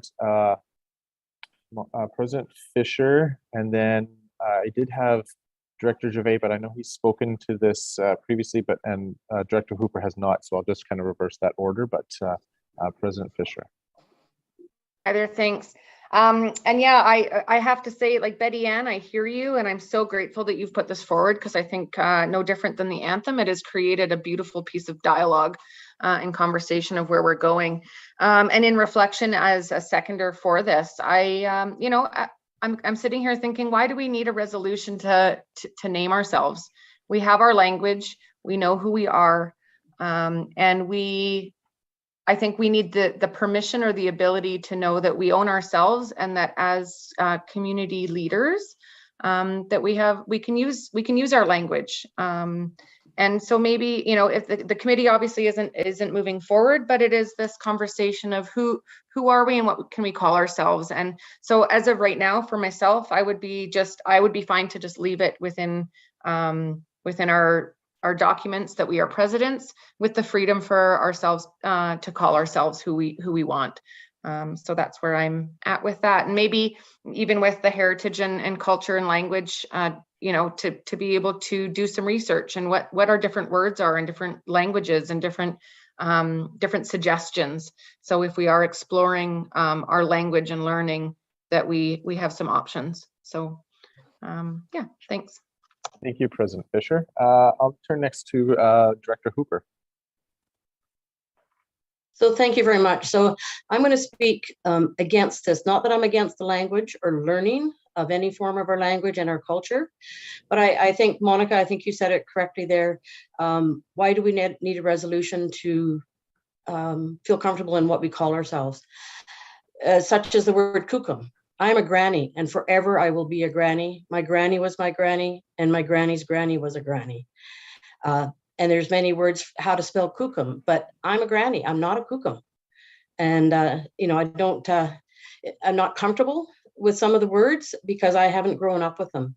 But I think if we learn more comfort in how to say the words, even like I often don't say any of the words because I trip over them. My tongue just doesn't roll the way it's supposed to. And it's almost disrespectful to say it incorrectly, I think. So, sometimes I just keep silence. But I totally respect our language and learning more of our language and having it out there so our younger people can feel more comfortable in saying the words and with the language. So I agree with what Monica said. Why do we need a resolution? So I hate to speak against language and against this resolution, but I will speak against it, as I think we should just keep it the way it is right now and feel comfortable with who you want to call yourself. I'm a granny, and I'm proud to be a granny. Thank you. Thank you, Director Hooper. I did have Vice President Nowakowski, who has not yet spoken to the amendment, so I'll turn to her next. Thank you, Chair. I think for me as a Vice President, I want to be able to share language when I introduce myself as well. So that's where I sort of take exception to this idea, in that it's a protocol piece for me. I think that's something our Ministry of Culture and Heritage can actually help our communities with, so that we can, all the people that are volunteering in our communities can be able to identify themselves in a Michif fashion that creates awareness about our language. I totally am in favor of our language being used in all situations when possible.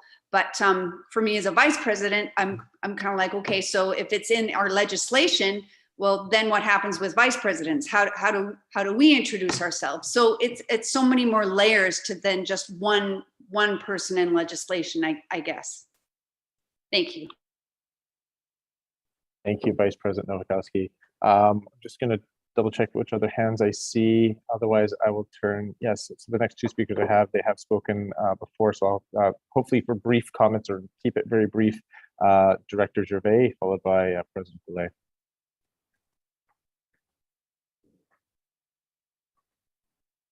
Director Gervais?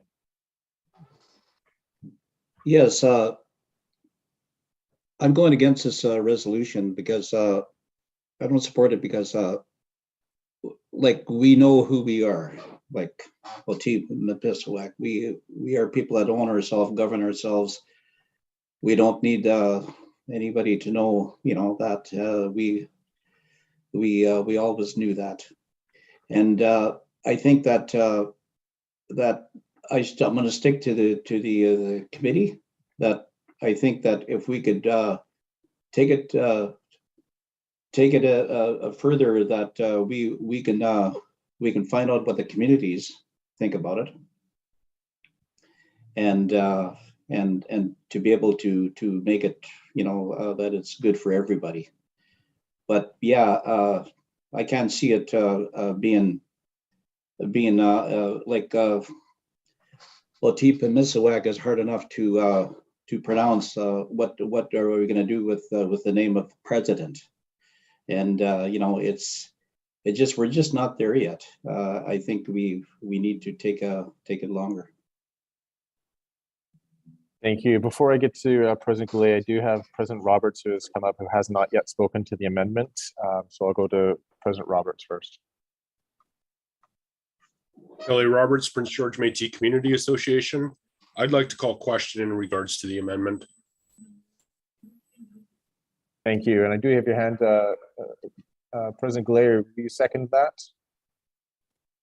Before I second it, can I just speak to that? I will second it, but I think, sorry if I can, just sitting here and listening to the dialogue, and at the beginning I said it's a great resolution and I get the intent, but after hearing, it seems that this needs to have a lot of work and a more community approach to how we define that. Just like Mr. Dean Gladue, I actually called my dad to see what word would be for president, because we do speak the Michif, and a bit of humor here. He said, "What do you mean?" And I said, "Well, the leader, somebody who's out in front, he used the word mucho can."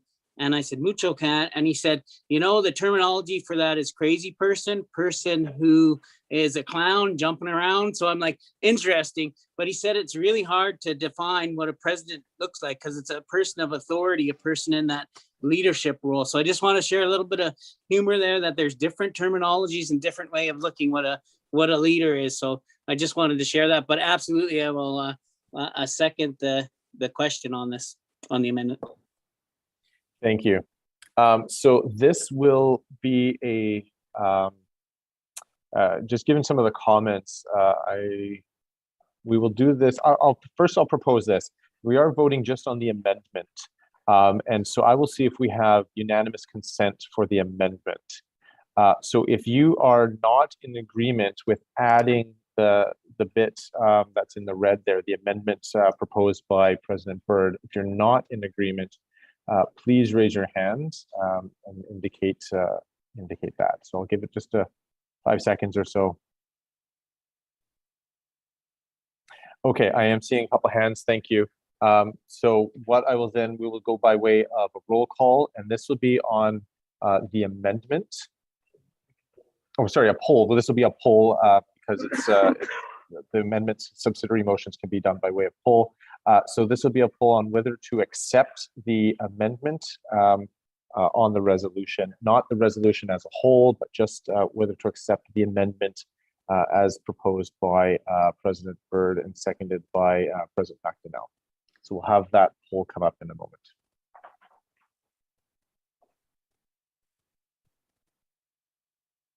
And yes, so it's up there. This is to amend.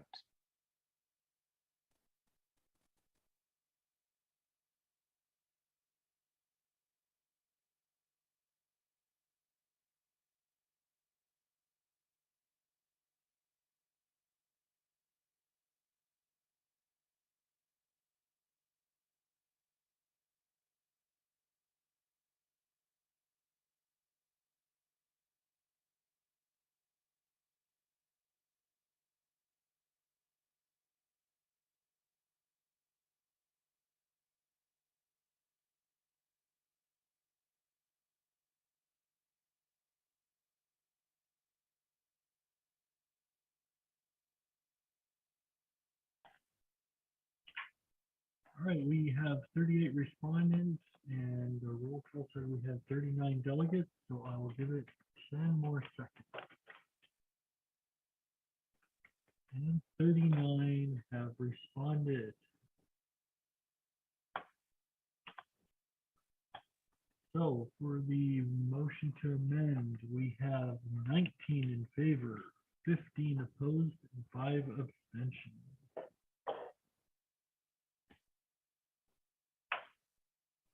Thank you, Mr. Beaker. So we are now at the stage that we have the resolution as amended, as that did pass.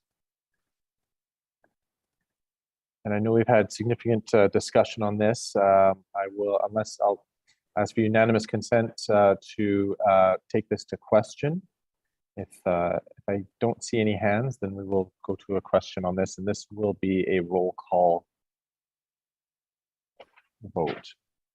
Not seeing any hands, so I'm going to take that as unanimous consent to bring this to question. And then I'll turn it over to Mr. Gall for the roll call vote. This would be a majority required to pass. Thank you so much, Mr. Speaker. So we will go and begin with Jacqueline Alderking. Yes. Caitlin Bird. Yes. Joy Bremner. Yes. Don Corson. Oh, abstain. Sean Davern. Yes. Louis DeJager. No. Lauren Dean. Yes. Cheryl Dodman. Yes. Dr. Kate Elliott. Yes. Monica Fisher. No. Deborah Fisher. No. Paulette Flamond. No. Lee Fraser. No. Ryan Gervais. No. Rainey Gervais. No. Dean Gladue. No. Tony Goulet. No. June Graham. Yes. Patrick Harriet. Yes. Susie Hooper. No. Alex Ibbotson. No. Sean James. Sorry. Yes. Go ahead. Yes. Thank you, Sean. Travis Jobin. Yes. Charlotte Lever. No. Richard Lewis. Richard. Yes. Up in the nosebleeds, Richard. Betty Ann Macdonald. Yes.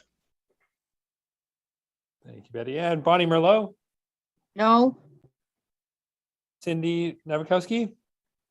No. Darcy.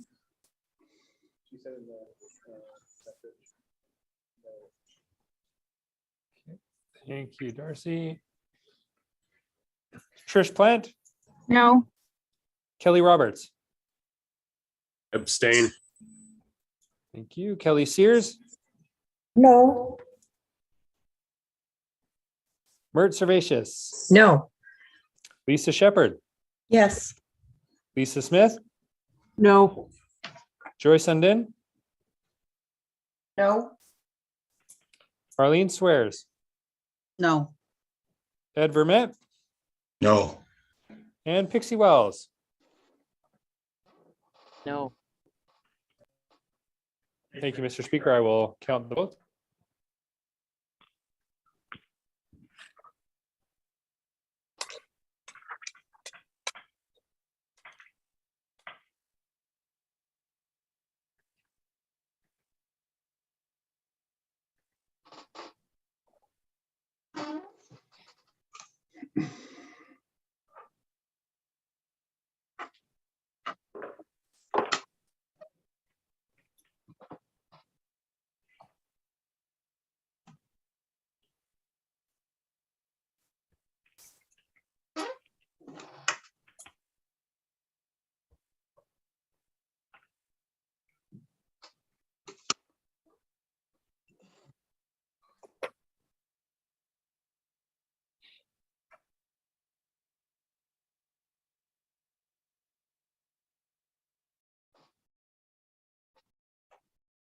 Okay, Mr. Speaker, we had 14 votes in favor, 23 opposed with 2 abstentions. Thank you, Mr. Gall. So resolution 2 as amended fails. We'll next move to resolution number 3 regarding the Citizenship Act. I know this was submitted by the MNGC Board of Directors, so I'll ask for a mover and seconder to identify themselves, and then we'll have Mr. Gull read the resolution. Sorry, I don't know if I missed a hand. Mr. Harriet, sorry, Mr. Harriet? Oh, sorry, Patrick Harriet, Region 1 Director. I'm moving. Okay. Thank you. Do I have a seconder?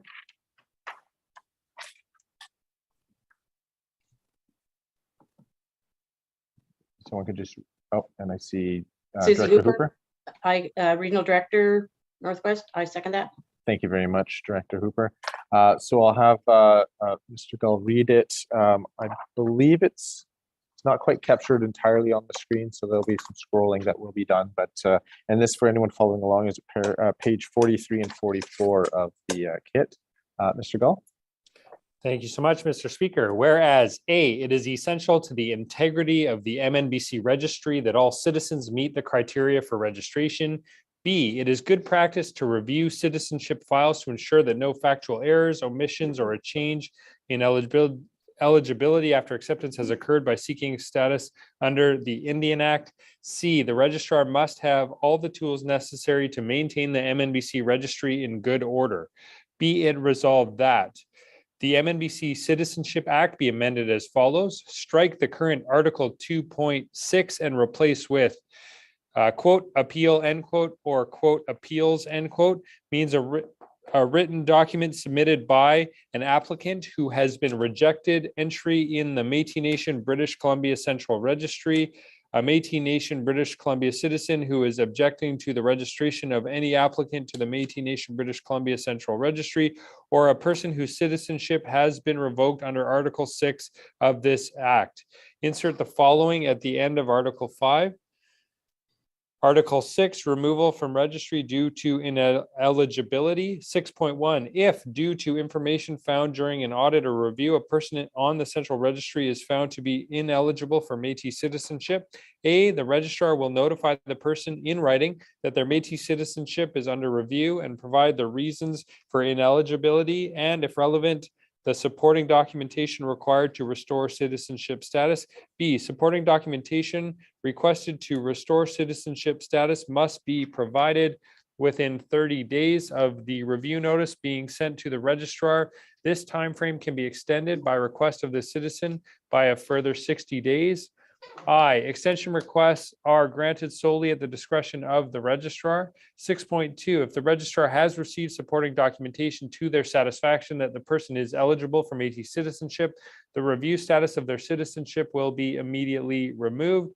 6.3, if the registrar has not received any further supporting documentation, or the supporting documentation is insufficient to objectively verify and meet the criteria for Métis citizenship, the citizenship of the person will be revoked and the person will be notified of this revocation in writing. 6.4, a person whose citizenship has been revoked under Article 6 may appeal the registrar's decision to the Senate within 60 days of the date removal notice is sent by the registrar. The Senate's decision on this appeal will be final and binding.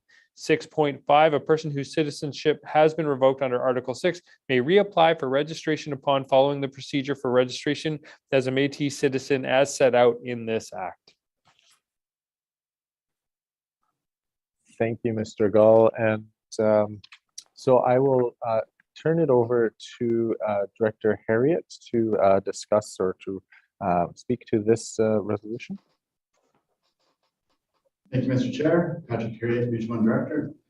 So this is about having all the Just a point, if I can, Tony, do we need a mover and seconder to put this on? Yes, we already have Mr. Harriet and Director Hooper have moved and seconded this. This is properly before the Assembly. Mr. Harriet? Yeah, thank you, Mr. Chair. So this is essentially to make sure that the registrar, whose role is to make sure that our registry is in good order, has all the tools necessary to maintain the registry in good order. And really, a lot of this is about people, according to our national definition, people can have citizenship, but then at some point decide that they want to apply and be accepted as a status Indian, status First Nations person. So when that happens, they are no longer distinct from other Indigenous peoples, which is part of our national definition. So we annually check our registry through INAC to make sure that that is not the case. But it has been the case that people have taken status, and we need the ability to maintain our registry's integrity and be able to remove people from the rolls if they choose to take status. That's the main point of this. But there can be other factual omissions or things that come up. But it really is to make sure that we can maintain our registry's integrity. Thanks. Thank you, Director Harriet. I'll next open it to Director Hooper. So I would just basically echo what Director Harriet said. It is basically to keep the registry in order and have the tools to keep the registry in order. And, you know, I know from citizens lists in my region, there have been folks that have taken their First Nation status, which is, you know, their choice, that's for sure. But we need to know this so that on our list, so that they are no longer on our list. So that's basically what it is. And yeah, I'm sure there'll be more discussion. Thank you. Thank you, Director Hooper. I next had President Fisher. Hi there, President Fisher, Columbia Valley Métis. Just within discussion with my board and conversations with our RGC, we had kind of felt that the under 6.1 B, that 30 days after a review and that the notice is being sent is pretty soon to try and gather your documents. I think in current times, especially when we're looking at interprovincial documents, whether it be death certificates or marriage certificates or baptismal records, it's virtually impossible with the government to get anything within a very short period of time of 30 days. So I would ask for, sorry if I might say this wrong, but an edit that the 30 days be moved to 60 days and that then 60 days be moved to 90 days, just to give enough time for people under review to gather the necessary documents before being removed. So I'll make that motion. Thanks.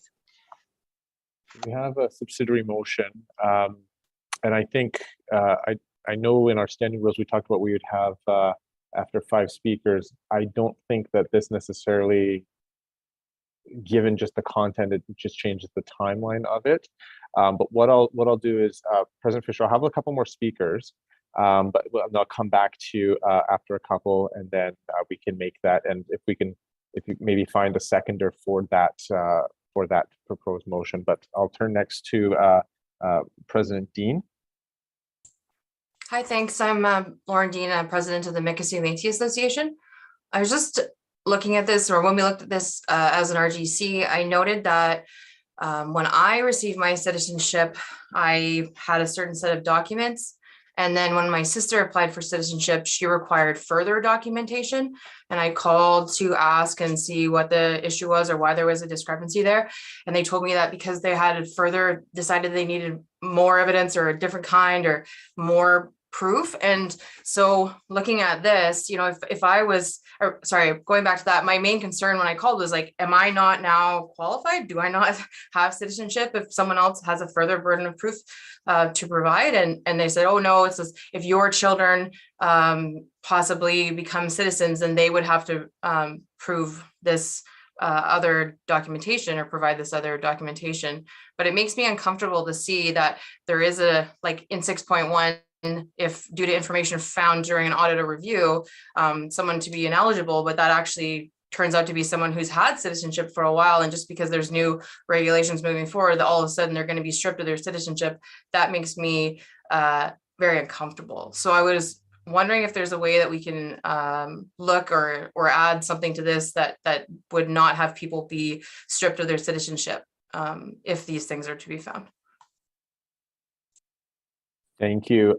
Perhaps I might turn to the Minister of Citizenship to address that. I know certainly the ineligibility or with the comments on the example that he's provided, if I can put it that way, of someone who has taken status subsequent to having their citizenship and therefore now no longer falls within the national definition and therefore would be ineligible. Perhaps Minister Harriet can advise if there are other situations that he's aware of or envisions where someone might be found ineligible other than what's already been discussed here that might address President Dean's comments. Minister Harriet? So I've been in this role for about a year and a half now. And the vast majority of these situations are because of taking status and the INAC registry. There has been, I think, one circumstance that I'm aware of another issue other than status. And there was a lot of time spent and work with that person. So it's not something that comes up often, but it does come up.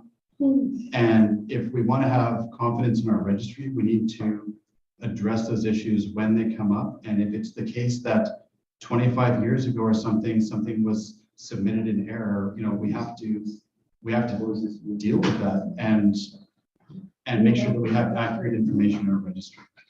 And I mean, I'm in support of maintaining the integrity of the registry. And if a document was submitted in error, we need to be honest about that and confront that. So it's not something that happens very often. In fact, it's very, very rare, but it has happened. So I will say that. Okay, thank you for that. President Dean, just given that you raised the question, is that are there any follow-up that you had there after that, or? Yeah, just a little bit. Like, I understand that, if 25 years ago someone received their citizenship in error, yes, we do need to rectify that. But I guess there's a point where I kind of wonder, like, is there going to be a point in the future where I don't qualify anymore because they need some sort of special documentation that I'm not able to provide, whereas I'm a citizen today. Like, I know that when we were looking, and this is something that we talked about like a while ago, but with the kids in care and how they were going to be Métis until they're 25, and then if they couldn't prove it, then they were going to be basically unceremoniously dumped off the list because they can't prove it and they're not Métis anymore. I would say that there's probably quite a bit of harm that could happen if you have a family that's been Métis for, say 25 years, and then due to this audit, they're not Métis anymore. Like, I think that there probably just could be a little bit of care around the language or a little bit of care around the process to ensure that these situations don't occur. Because it was really quite unsettling to me to find out that my sister had to prove these documents that I just didn't have. And it was like, oh, well, what does that mean for me? So if there's like uncertainty there and what qualifies or what counts to be Métis, and I think it would just cause a little bit of discontent or just confusion and uncertainty that, maybe down the line that I'm not going to have enough paperwork to prove that I'm Métis and I won't be anymore. Thank you. Thank you for your comments. I next had President Goulet. Thank you, Mr. Chair. And exactly following up on the previous speaker, and I just went through not very long ago, my son has turned the age where he can apply for his citizenship card on his own. He filled out the paper application. I was listed on my application, on my personal, my kids, my family. There should have been a streamlining done on a process. Received a letter that he had to resubmit everything, all of his genealogy and all of his stuff to the register. And I was quite taken back by that. I read the letter a couple times. I made a phone call and only to be told, and I was quite irate, and I did send a letter out to the presidents because I think there could be a challenge here, but was told that my information was lost when they went from paperless to putting it into the system. And the paper system that when I applied is no longer there. Livid that we weren't notified, or nobody was notified that that is happening within that registry. To the previous speaker, I'm a little perturbed by 6.1. So during an audit or review, it doesn't quite specify who or how that audit or that review comes to play. Do they just pick random individuals? I get the intent that we're trying to say if you're an Indian and you go through that Indian Act and that process, but I'm just scared that a review or an audit could be triggered at any time if somebody's membership was called into question. It could be quite concerning, could be quite divulging, could be quite problematic for a lot of citizens. So just a little concerned on that, on the process to trigger an audit or review. I get that we trigger it when documents come in, but when we move to the online system, it's hard for communities and us to weed them through. We can weed them through. We know at the community level who those individuals are and names and quite the process. So I'm just a little bit fearful. I want to listen to the debate, but I probably will not support this in its intention unless there's some clarity on that for me. Thanks. Thank you. I do have some additional hands up. I'm just going to make 3 kind of notes here. One,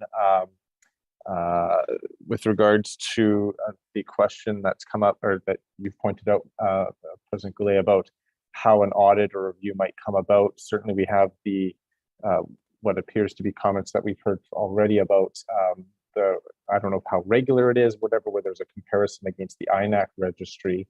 And that's, I guess, where one kind of situation where may arise. But the Citizenship Act does allow at Article 10.1 for challenges concerning the Métis ancestry of citizens currently on MNBC citizenship member list.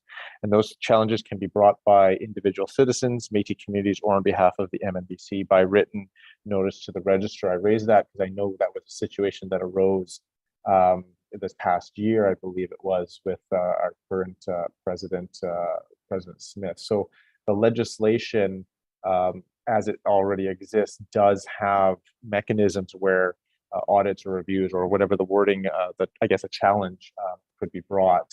And so that might be one of these areas that's caught when it's saying during an audit or review. So that's our legislation does provide instances or examples where an audit or review or a challenge is triggered.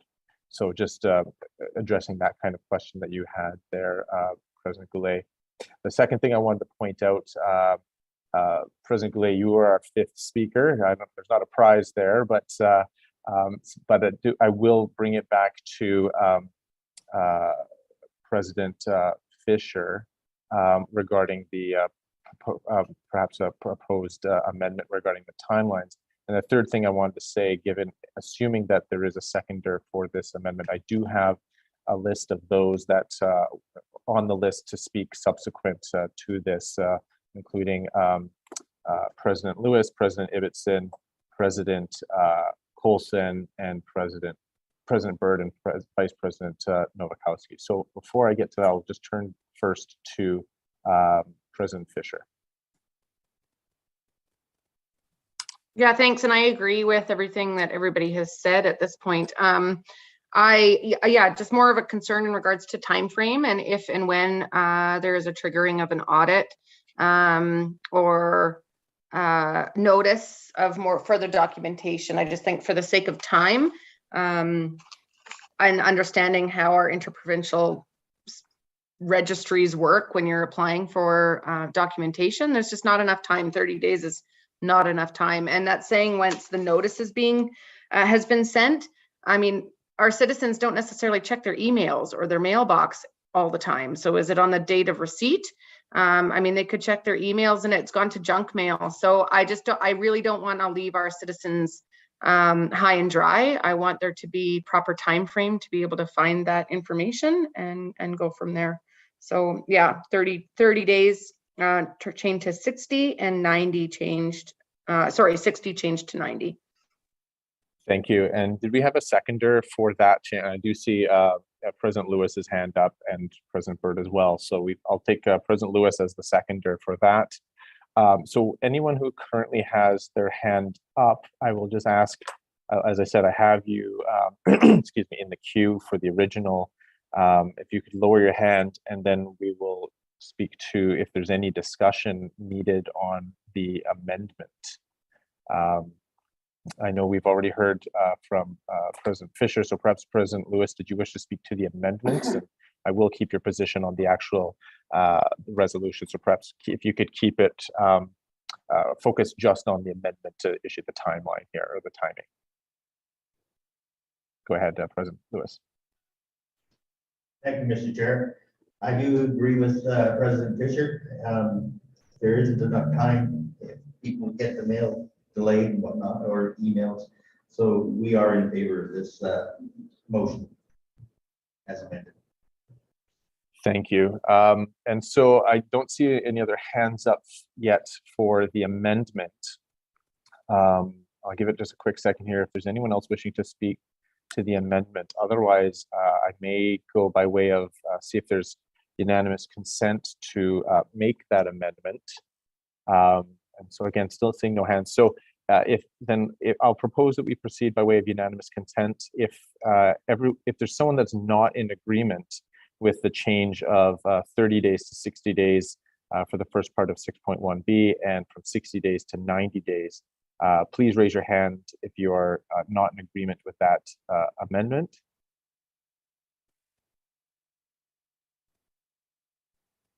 And I'm not seeing any hands come up, so we will accept that as unanimous consent to amend that resolution.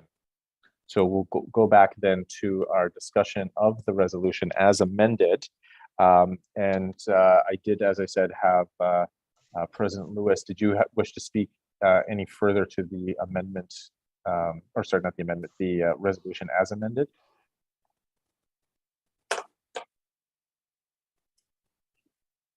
Okay, thank you. I next had President Ibbotson. Yeah, thank you, Mr. Speaker. I just wanted to bring into dialogue, because we're having such rich and respectful dialogue here today. One thing that we've noticed at President of the Rocky Mountain Métis Association, Alex Ibbotson, one thing that's sort of been happening within our community is with some new changes in law, people are suddenly exploring First Nations status applications, and folks who have been knowledge keepers and elders for a great amount of time now are status First Nation, status Indian.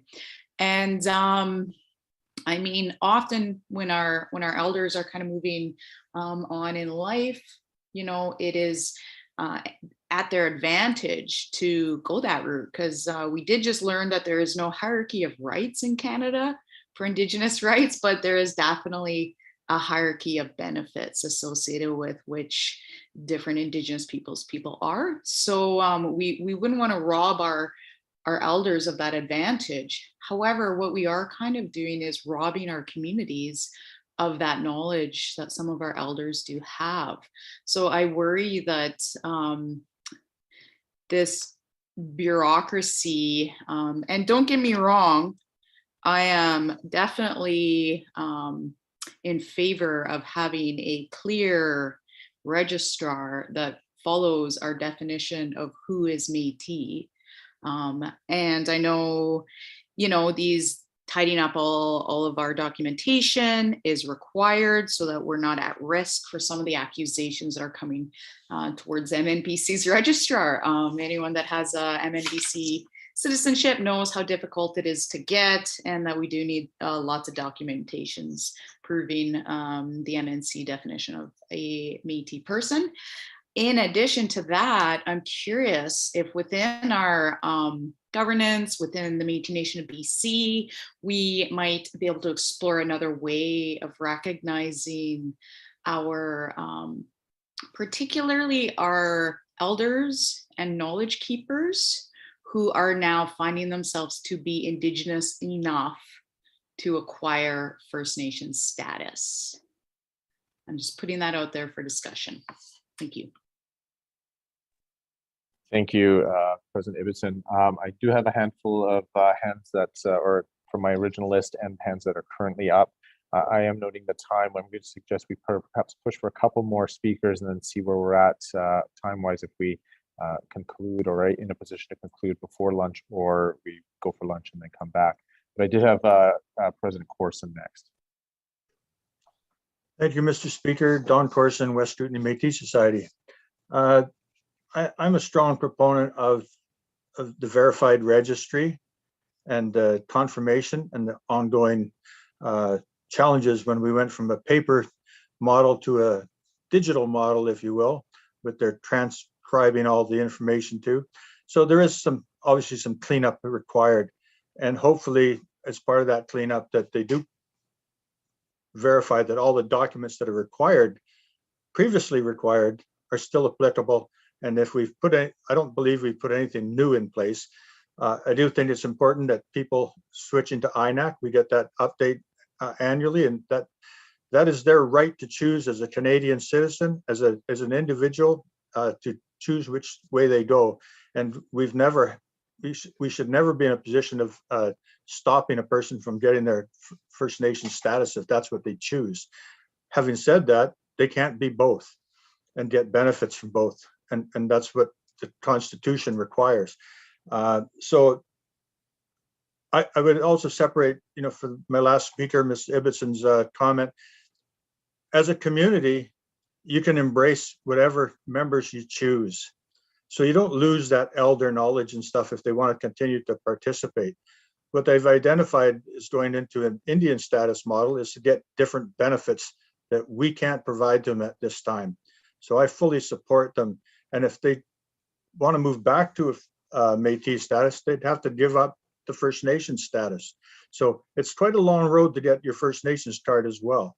So the other comment I just wanted to make was when we get these lists, or the registry does the renewal, the community is still is blind. We're not informed at all.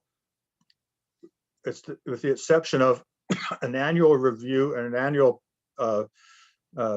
presentation from MNBC registry to the communities of who the community's lists are. This is the same challenge we have about where people move around. Our community lists are not active. So if our citizens, once you've got a card, you're always considered to be a carded Métis citizen. If they're being removed, I would like to see as an amendment or an add-on to this, if it could not be, when a citizen is removed from the registry, the community and through the regional director, if they want, is notified that that person has been removed from the registry. Otherwise, my list stays current for 5 years and they're still on. So that's the only comment I have to make. Thank you. Thank you, President Corson. I just had a couple more names. I had President Bird originally had her hand up. Did she? President Bird?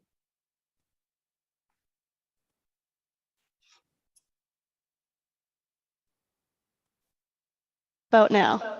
Oh, there we go. Sorry, thank you. I actually agree with Mr. Corson's thoughts. I have some concerns about if somebody is found not to be part of our citizenship. If they're accessing services, there should be some steps in place for the process for that to be resolved. For example, if you are receiving housing supports or childcare supports or schooling supports, etc. So I've actually, bear with me for another amendment if I may propose. I've put forward some thoughts, and I've actually put it in the chat because it's quite lengthy. But I have proposed some steps that could be taken or considered for those folks who would be affected by this resolution. And further, there's a definition because we use under review. So I have taken upon myself to provide a definition or a potential definition for that. I understand I'm probably not the fifth speaker, so feel free to hold this in time until that fifth speaker comes forward. Thank you. Thank you. What I'm going to suggest, I've got two names, or three hands, I guess, because Minister Harriet also has his hands up and has spoken before. We'll get these next couple. Then what I might do is break for lunch. We can put the wording of perhaps the suggested amendment, and we can deal with that when we come back from lunch. So I'm gonna turn it over to Vice President Nowakowski first, followed by Director Gervais. Thank you, Chair. Cindy Nowakowski, Vice President, Seminar Métis Association. And sorry, I just wanted to clarify, am I supposed to be only speaking to the amendment or to another item? We are currently on the original, or on the resolution as amended. So with the time frame change. Okay. Because I was going to speak to the point 1 underneath the time. Yes, So that's all included. Yeah. Okay. So where I find issue is solely at the discretion of the registrar. Is there a criteria, as far as the extension of time? What does that mean? Is it going to be the same for all people, right? Like, is there a criteria for the discretion? Thank you for that question. I'm not sure who might be best to answer that, but I know Director Harriet does have his hand up, and he may be able to assist as he was the original mover of this resolution. And I'm sorry, I had a difficult time hearing what the question was. Could you please repeat? Sure. So my question has to do with after B point, the part about the extension requests are granted solely at the discretion of the registrar. So my question has to do with, is that one person, and is there a criteria for extensions being granted? Like, how does one determine whether an extension will be given or not? Thank you. Yeah, I think that's a very fair question. So I think some of the criteria that would, and yes, so the registrar is one person. It's the person who is in charge of the registry team is the registrar. And I think examples of reasons that it wouldn't be extended would be if someone was not willing to be part of the process. So if they were not responsive, then it could just hang forever. I'm probably being inarticulate, but I guess it would be up to the registrar to work with the individual in question and to say, okay, well, I'm happy to work with you to request documents, like or whatever the case may be. So I guess my question would be, who would the assembly choose to be in a position to extend that? Because we do need to have a period of time that this process has to be concluded. Otherwise, the process may never be concluded. Does that explain things? Or?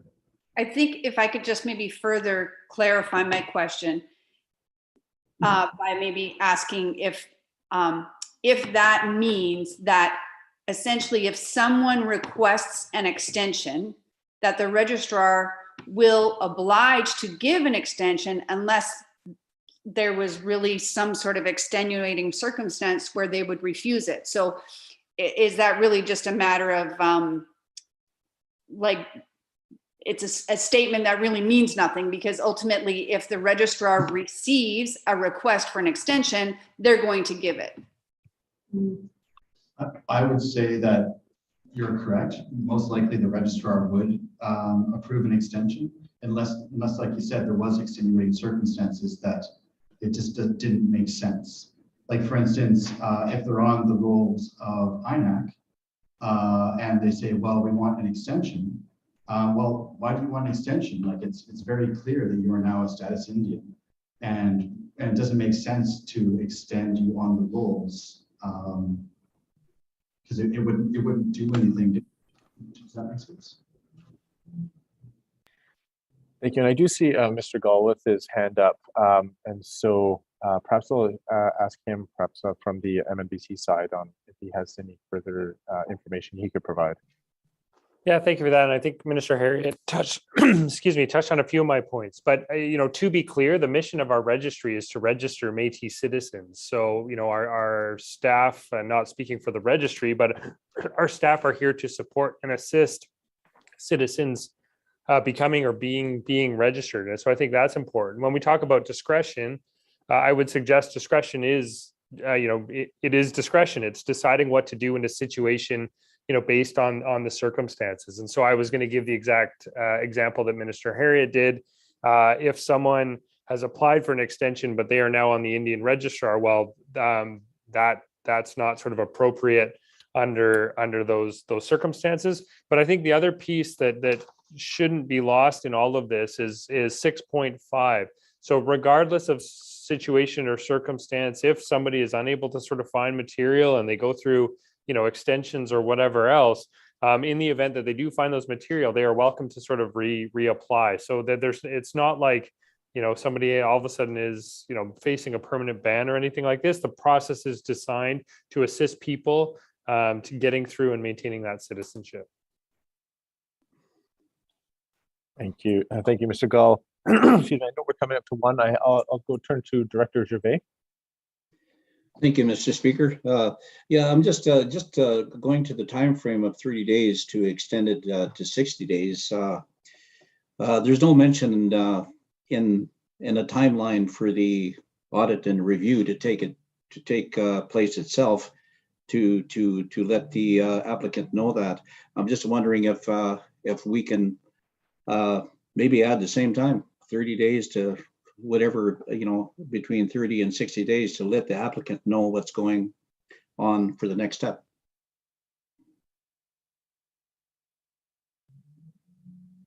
Thank you, Director Bay. I think any changes regarding steps, I'm not sure if that's covered in this resolution or would that be another aspect of the Citizenship Act. I'm not sure where you're proposing that need to be considered or if that's an amendment. You're right, Speaker. There is no mention, but I was just wondering if there was a respectful manner in the process to be able to give that to the applicant, so he knows what to. I see, and I know there are policies and procedures that might be hopefully something that can be looked at. I know, as I said, Minister Harriet is present. I'm sure he's taking comments and notes going forward. I do have. Sorry, just a moment. Director Harriet and I see President Dean as well. So I'll go to Director Harriet first. Thank you, Mr. Chair. Patrick Harriet, Region 1 Director. So what's at issue here is striking a balance between a fair and equitable process and being able to maintain the integrity of the registry. As Mr. Gall said, what MNBC wants is more Métis citizens, right? We want to bring people home to the nation. But, there's been some wild accusations, some inaccurate accusations about the integrity of the registry.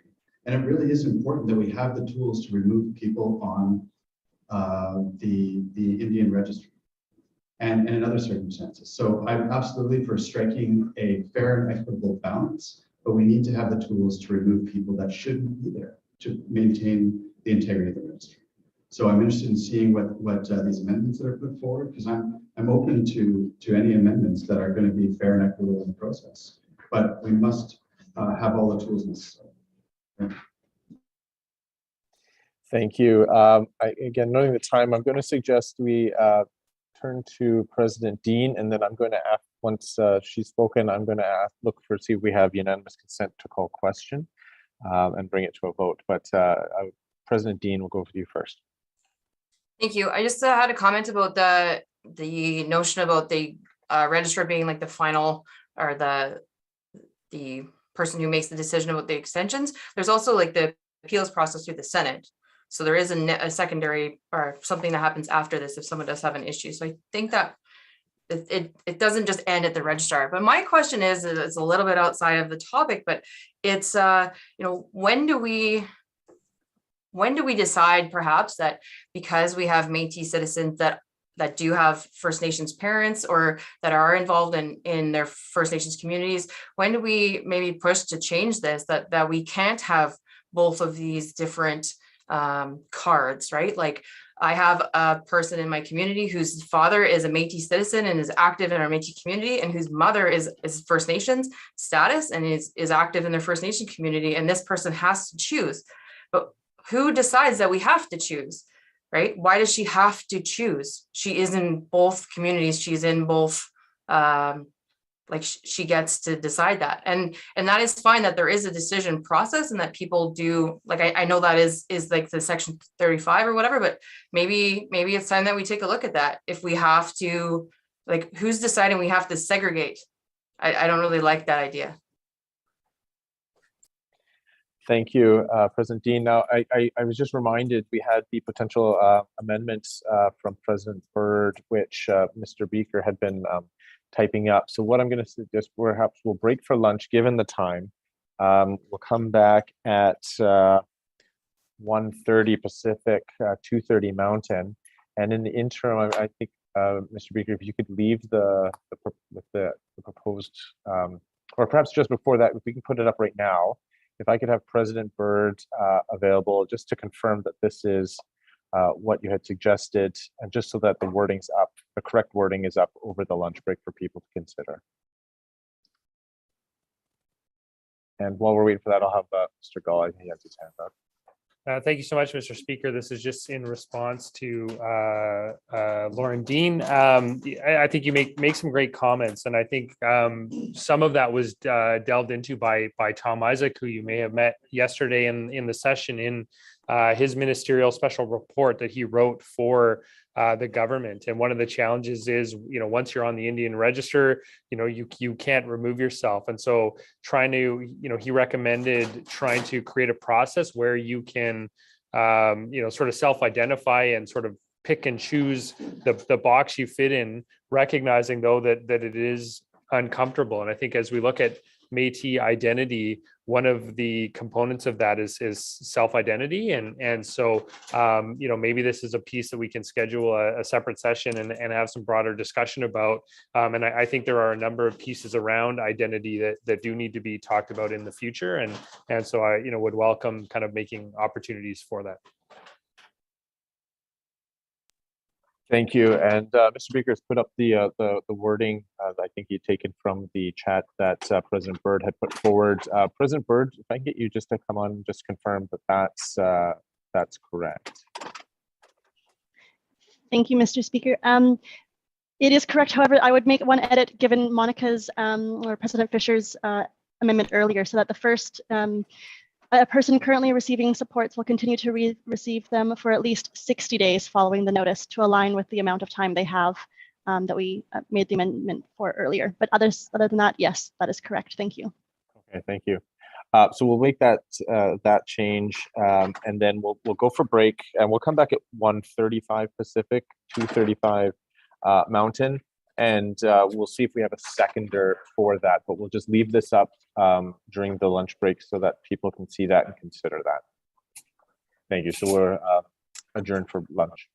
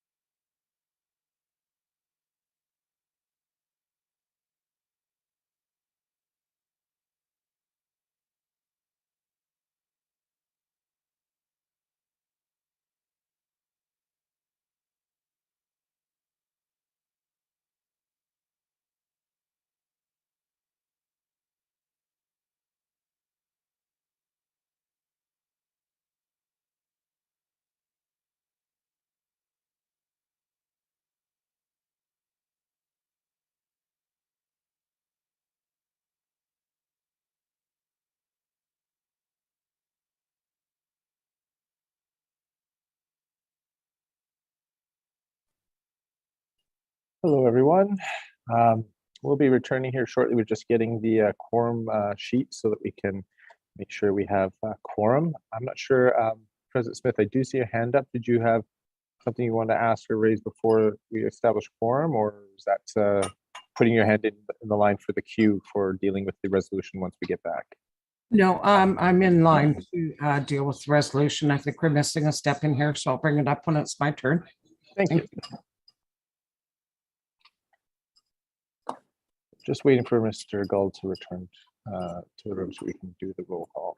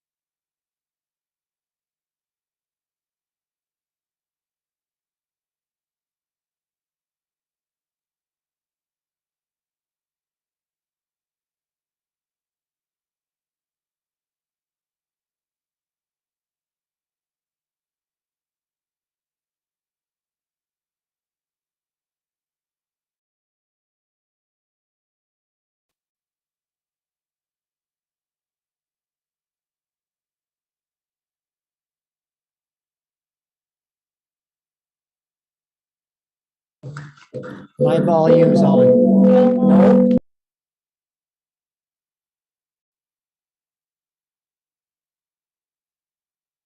Thank you. Thank you everyone for your patience. Just waiting for Mr. Gull to be ready, and we'll call the roll call. You guys get feedback off the two computers?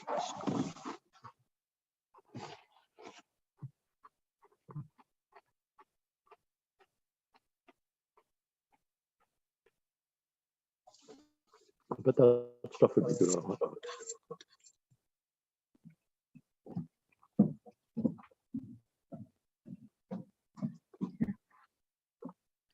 Why is it? Oh.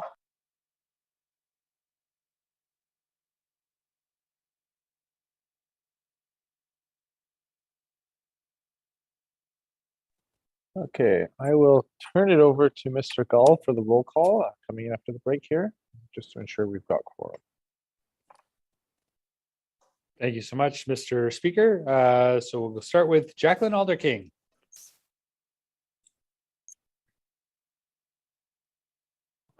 I'm here. Thank you, Jacqueline. Welcome back. Curtis Belcourt, Caitlin Bird. Sorry, Caitlin, that was you? Correct, yes. Thank you. Joy Bremner, Here. Darlene Campbell, Ron Caron, John Corson.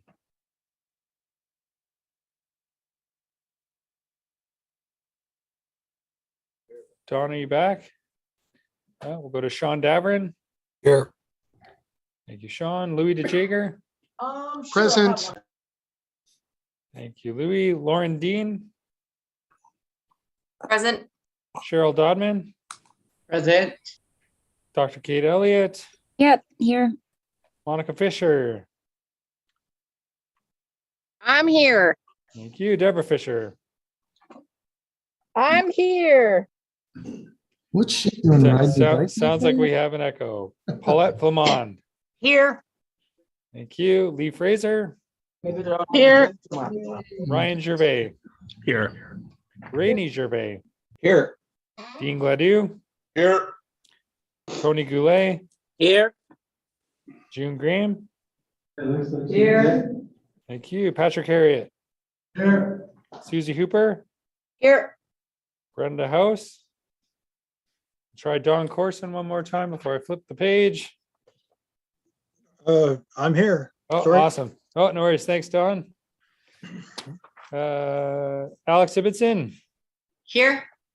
Thank you. Sean James. Here. Thank you, Sean. Travis Jobin. Present. Charlotte Lever. Present. Over to the nosebleeds for Richard Lewis. Here. Thank you. Betty Ann Macdonald. Present. Bonnie Merlot. We went for a walk. I made it back. Ooh, I'm impressed. Thank you, Bonnie. Cindy Novakowski, sorry. Oh, I think we've got Dave Allard back now. My apologies. Mr. Allard, are you there? Yes, here. Thank you. Okay, thank you, David. Lana Olson, Valerie Pace, Denny Paquette, Darcy Patu. Thank you, Darcy. Trish Plant. Present. Joanne Richardson. Kelly Roberts. Here. Thank you, Kelly. Kelly Sears. There's a couple Here. of spring rolls too. Mert Servatius. Here. Minister DeJager, I hope you got enough to share with everybody. Dana Yes, we're Shaw. having cake. Dana Shaw, are you here? Okay. Lisa Shepherd. Here. Thank you. Lisa Smith. Here. Jean Salzer. Joy Sundin. Here. Thank you, Joy. Marlene Swears. Here. Ed Vermette. Here. Thank you, Ed. And Pixie Wells. Here. Thank you. Did I miss anyone? Okay, I will tally that, Mr. Thank you. And just while we're waiting for that, just to kind of situate where we're back, where we're at this point. We'll just wait till we get that confirmation, just to make it official.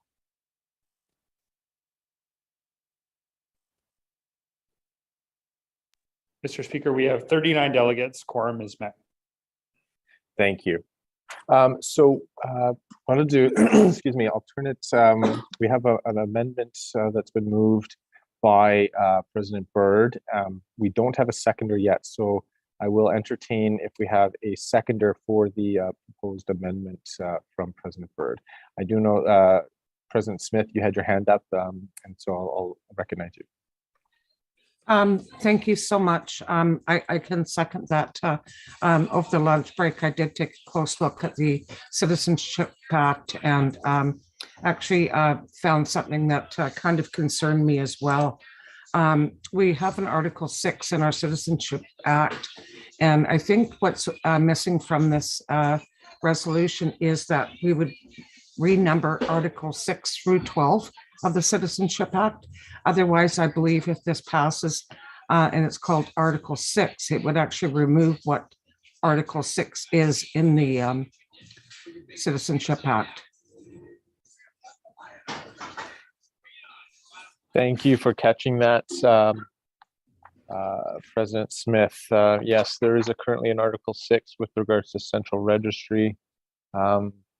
Sorry, I'm just looking. And we'll just get that. I know, so this would be to renumber.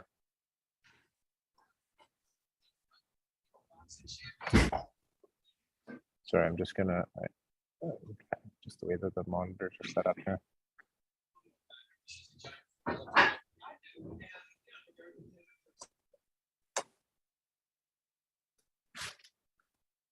Okay, so yeah, so this would then I think address that. This would be the new Article 6 and subsequent 6.1, etc. And then the current one that's already in there, and then subsequent ones will be renumbered as necessary. Thank you for raising that. So we do have a seconder. Thank you for that as well, President Smith. I will open the floor to President Byrd to make a comment and speak to the proposed amendment, as well as then I'll look for hands coming up. President Byrd? Thank you so much.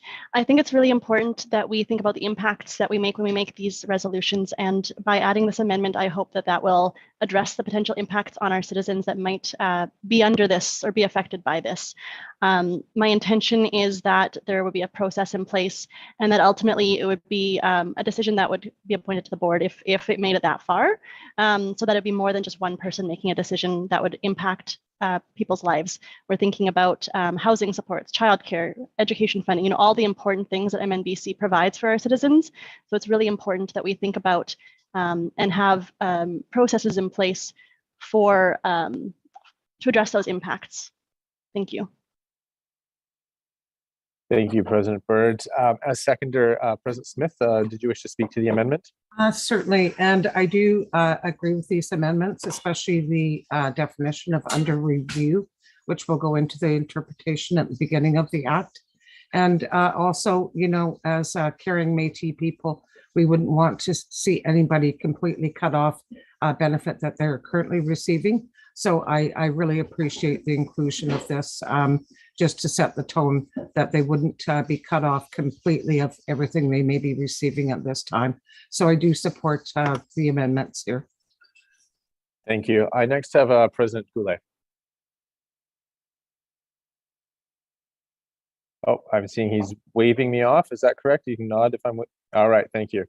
Are there any other hands, anyone else that wish to speak to the amendment?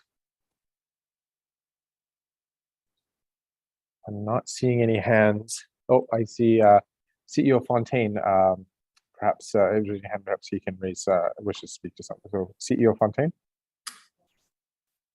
Thank you very much, Mr. Chair. Just a quick question in reference to 6.6 and the section on extension requests are granted at the discretion of the responsible program director. A negative decision can be appealed to the MNBC board, who can overturn the decision by a majority vote. I'm wondering if there's a need for some clarification. Can an appeal happen within 30 days, 60 days, 50 days? Like what's the time frame around appeals? Is this the final decision? Can that appeal be sent to the Senate, et cetera? There's a lot of procedural and administrative stuff that, while that looks really good, there could be down the road some significant challenges based on that language. So just wanted to point that out. Thank you. Yes, the question there, without having, I guess, a time frame for when that negative decision can be appealed to the board. I'm not sure. President Byrd, perhaps I'll turn to you as the mover of this amendment. Would it be appropriate to add another 30 days or 60 days into I? So I know Mr. Beaker will probably be typing here in a second, but I'm just make sure that I'm getting, so under I for 6.61 I, extension requests are granted at the discretion of the responsible program director. Period. A negative decision can be appealed within, I think you said 30 days to the MNBC board. And I'm seeing you're nodding your head. I'm taking that as acceptable. Thank you. And a thumbs up even. All right. President Smith, I'm seeing nodding head as well. Are there any other individuals who wish to speak to the amendment as tweaked, if I can put it that way?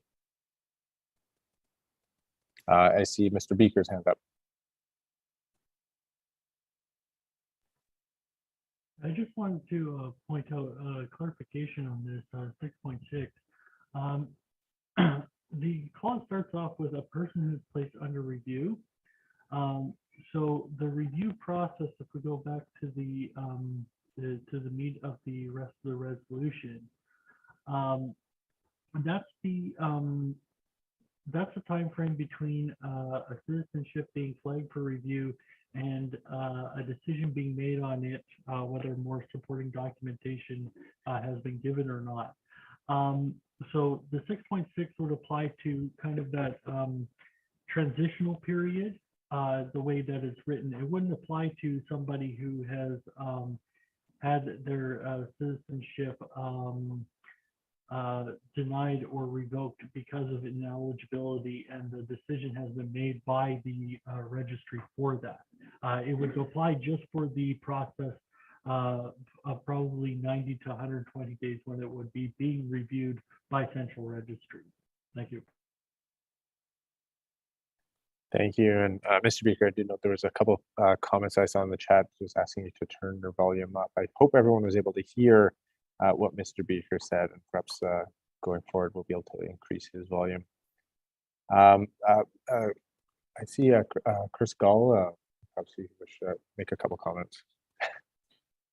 Thank you, Mr. Speaker. I just wanted to sort of note that 6.6 is getting sort of rather administrative and is tied to sort of other programs and supports. And while I sort of recognize what we've placed there, that may be better put into registry sort of policies and procedures and not necessarily legislated. So I just wanted to kind of make a comment there that might be better placed outside of the Citizenship Act. Thank you for that comment. I'm going to ask then if there's anyone else wishing to speak to this, the proposed amendment. I do see a couple hands that have come up again here. I'll turn it to Director DeJager. Yeah, I just wanted a little clarification. So a person who's placed under review by the registrar at 6.6, what about some of the programs that we have agreements with the federal government for people who self-identify? Has this been considered? Will we be breaking any agreements with them, or how's that all working? I see CEO Fontaine's hand up that he may be best able to assist in that question. Sure, good question, Minister DeJager. Where there are contribution agreements that specify directly that all programs are eligible for all self-identified Métis within the province, we would not be able to go counter to those contributions. We can refuse to receive funds and administer those programs, but if there is a direct stipulation that all 90,000 identified Métis in the province are eligible, our position has been that we must adhere to those contribution agreement requirements. But I know we have obviously got our citizen-based funding initiative, which where there aren't those prescriptive requirements from the federal or provincial government, we have narrowed it down to citizens, and then this would apply. So that would definitely, but you raise a good point that there are some, not all, but there are some programs that we are funded for that we're not allowed to limit to simply to registered citizens. And perhaps while I've got the floor, I will also just, I do have another clarity question around the appeal. The language that Mr. Beeker's put in there, a negative decision can be appealed within 30 days. I know from past experience that this can also be problematic, and I agree with Mr. Gall that we may want to look at bringing this into policy versus into legislation, because once it's set in stone, it's really hard to change and it can be somewhat problematic. And I'll give the example of the negative decision can be appealed within 30 days, but is it 30 days of having received the notification that you've been cut off? Is it 30 days of which the decision was made? There's a lot of interpretation there around what 30 days means. So you do have to really be careful and make sure you're clear when writing this type of legislation that there isn't some unintended consequence as a result of it being written kind of on the fly here. So. Yeah, and I just wanted to clarify that we're not doing that with this. By putting this in place, we're going to be breaking some government agreements or be liable for anything. So I would just caution, I mean, maybe this just needs a little more time. Maybe Chris can clarify that. Thank you. And perhaps I'll turn to President Byrd, who's raised her hand and make some comments regarding the questions that we received answers for. Respectfully, I see I can see where you're coming from, that it could be under policies and procedures. However, respectfully, I think this should be a decision that the MNGA speaks to and decides upon collectively as it impacts our own members.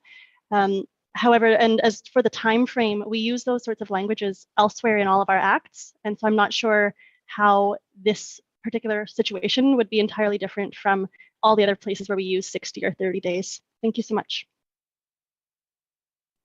Thank you. So I'm not seeing any further hands. So what I'm going to propose then with regards to this proposed amendment, I'll try see if there's unanimous consent to adopt the amendment. So if you are not in favor of adopting the amendment, please raise your hand. Otherwise, if so, then we will go through by way of a poll vote, but I'm not seeing any hands yet. I'll give you another 10 seconds. Please raise your hand if you are opposed to the adoption of the amendment to the resolution. All right, I'm not seeing any objections to that, so we will proceed as it's amended.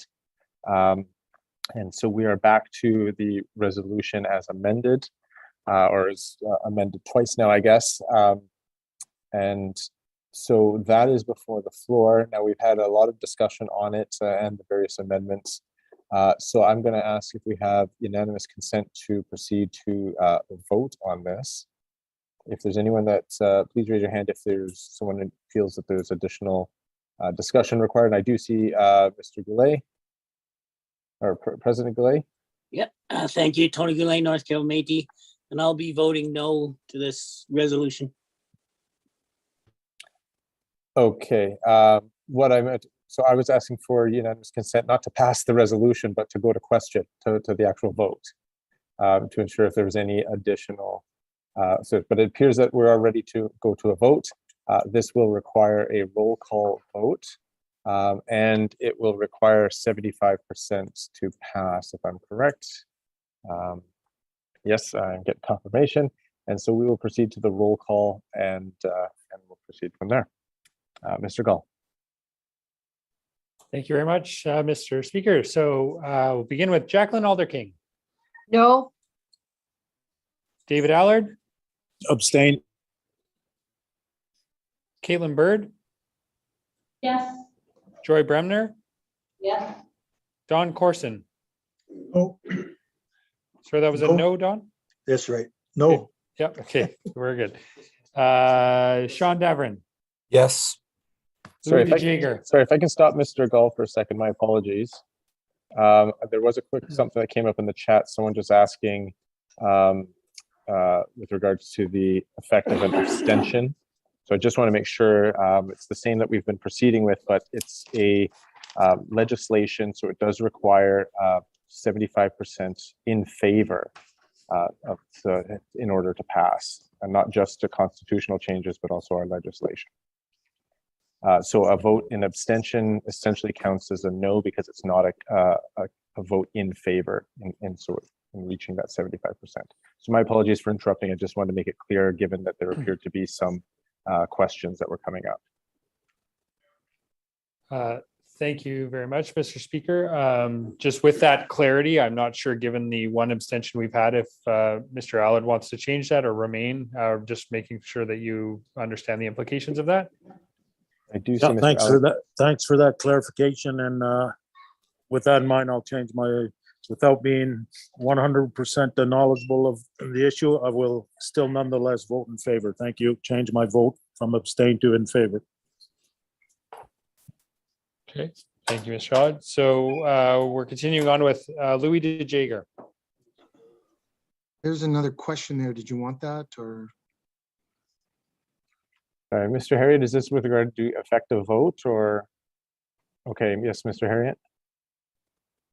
Yeah, Patrick Harriet, Region 1 Director. And I mean, I've been around for a bit, so this will be really embarrassing if I'm incorrect, but, or is it the AGM, but I was pretty sure that it was a larger threshold only for constitutional amendments. And if it's not a constitutional amendment, then it's a majority vote. Am I incorrect in that? Because I'm pretty sure that's how it's played out. Just give me a moment. It's in the MNGA Act, and I'm just going to open that, but I believe it is a requirement for any legislation or constitution, then it requires 75%. It's other resolutions that would require a majority, but let me just get the specific provision for you. It's Article 4.5. Ratification of legislation or amendments to the Constitution are properly before a governing assembly shall require a majority of 75% of the roll call at a governing assembly. Okay, so sorry, I follow up. Is that different for the AGM? Because That is correct. Yeah. Okay, that's what it is. Yeah, my apologies. Yes. If we were at the AGM, it would require 75% of the AGM delegates to vote in favor if it were a constitutional amendment. For legislation at the AGM, that is a majority. Okay, that's what it was. Thank you very much. My apologies. Thank you. I hope that's all clarified, and we can continue. Yes. Okay. So Minister DeJager. No. Okay, Lauren Dean. Yes. Cheryl Dodman. Yes. Kate Elliott. Yes. Monica Fisher. Yes. Deborah Fisher. Yes. Paulette Plamond. Yes. Lee Fraser. No. Ryan Gervais. No. Rainey Gervais. Yes. Dean Gladue. Yes. Tony Goulet. No. June Graham. Yes. Patrick Harriet. Yes. Susie Hooper. Yes. Alex Ibbotson. Yes. Sean James. Yes. Travis Jobin. Yes. Charlotte Lever. No. Richard Lewis in the nosebleeds. Yes. Thank you. Betty Ann Macdonald. Yes. Bonnie Merlot. Yes. Darcy Patu.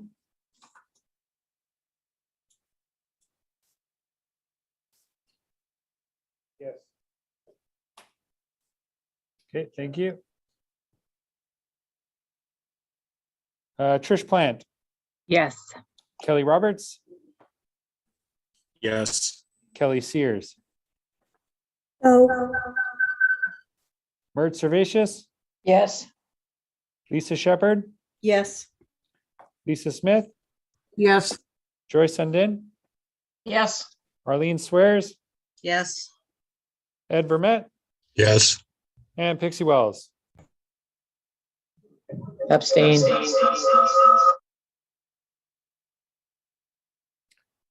Okay, we'll tally the votes.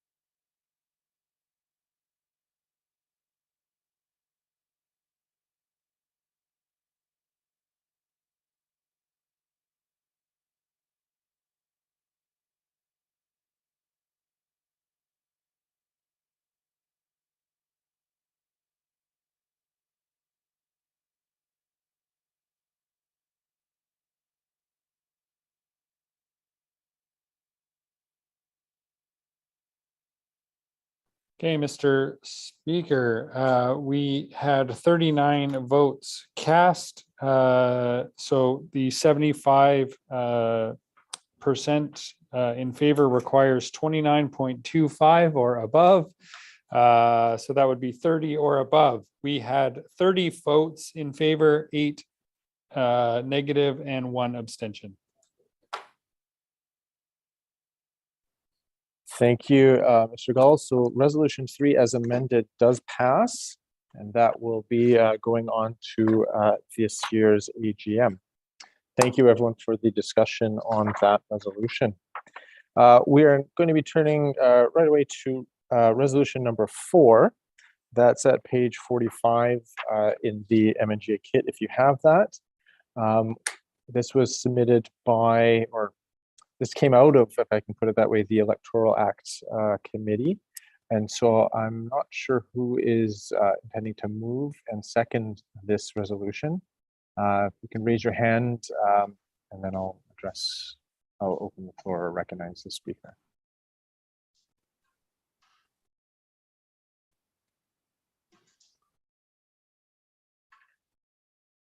Okay. Not seeing any hands.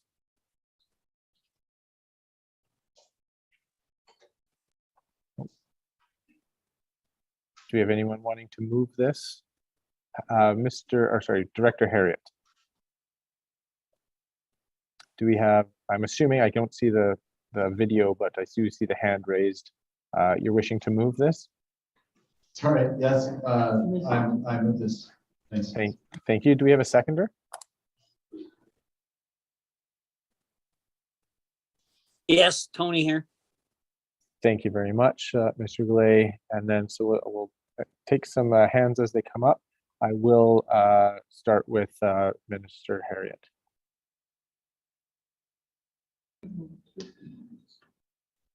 Yes, Patrick Harriet, Regional Director. Sorry, my apologies. Before we get to speak to it, we'll have Mr. Gull read the resolution. My apologies. Thank you, Mr. Speaker. Whereas A, it is deemed appropriate and necessary to clarify if MNBC board directors hold a salaried position in MNBC under Article 47 of the MNBC Constitution. Be it resolved that the language in the Constitution be amended to explicitly state that current MNBC board members are not considered salary contractor or employees of MNBC as follows. A, in Article 47 of the Constitution, add the following. 47.1. No person who receives remuneration for being an MNBC board member is considered a salaried contractor or employee of MNBC.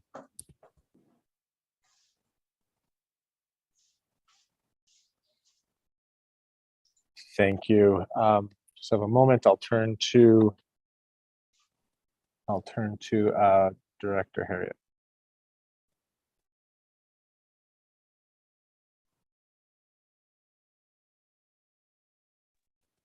Director Harriet, you're muted. There we go. Yeah, so I am speaking in favor of this. This comes from the Electoral Act Committee, and it was felt that we needed some clarification on this particular terminology because it has been an irritant in the past. And so that is what the Electoral Act Committee is providing here, some clarity on this issue. Thanks. Thank you, Minister Harriet. I next had, as the seconder, President Goulet. I'm okay. I think Mr. Harriet explained that. Thank you very much. I next have President Dean. Hi, I'm Lauren Dean from Mikisew Métis Association. I'm just wondering, when it comes to resolutions like this, I feel like there's a lot of questions regarding, like, who made these decisions? What were the process in place? Have they consulted with anybody? And I understand that it's submitted by the Electoral Act Committee, and I have all the faith in this committee. But when we're coming to voting and having like meaningful discussions around these issues, I feel like it would be really helpful if we could have the background information as to, like, who was consulted? Have we talked to the CRA? Have we talked with, relevant bodies to ensure that we are doing what needs to be done? And maybe it would be something to think about to consider adding backgrounders with all these resolutions, so we can come, I think, armed with the same information and not have to seek out information outside of what we're comfortable with. Thanks. Thank you. And I do have a couple other hands, but given that question, I'm going to turn it maybe perhaps to either Mr. Harriet or President Goulet to maybe provide some of the background on that, or perhaps I see Mr. Gull's hand up too. Perhaps Mr. Gull, if you can reflect on that. Thank you, Mr. Speaker. So I don't want to speak for the sort of procedure process with the Electoral Act Committee, sort of themselves, but I can speak to the process that MNBC HR and Finance followed in concert and consultation over the last number of years with our benefits company, the pension, et cetera, and that there are several sort of metrics and work that has been done where the board of directors clearly do not sort of apply by sort of these external standards as salary employees. And so that has been sort of the position, but it hasn't been explicitly stated in the legislation. And so they are just making sure that that is abundantly clear. Thank you. I don't know if did you have a follow-up, President Dean? Yeah, I do. So if I understand that makes sense according to some metrics that they're not considered to be employees, but it seems like other metrics are kind of go against that. Like if they're having to do like EI and the other things that come off of paychecks. I'm self-employed, so I don't really know what those things are, but does that perhaps make things a little bit uncertain, muddy the waters a little bit? I'm not sure, Mr. Gull, if you're able to respond to that specific question.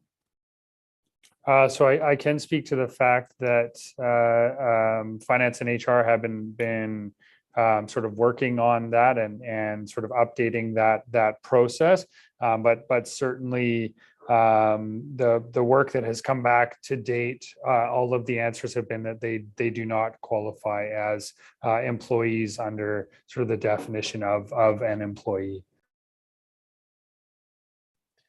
Thank you. I next see President Allard hand up. Yeah, hi. I'd like to put forward a motion to commit. This full disclaimer, I'm part of the Electoral Act Committee. I joined midstream after this was voted on. I do have faith in the definition interpretation of the groups and the individuals Mr. Gall referred to, but I think something of this nature should have ultimate authority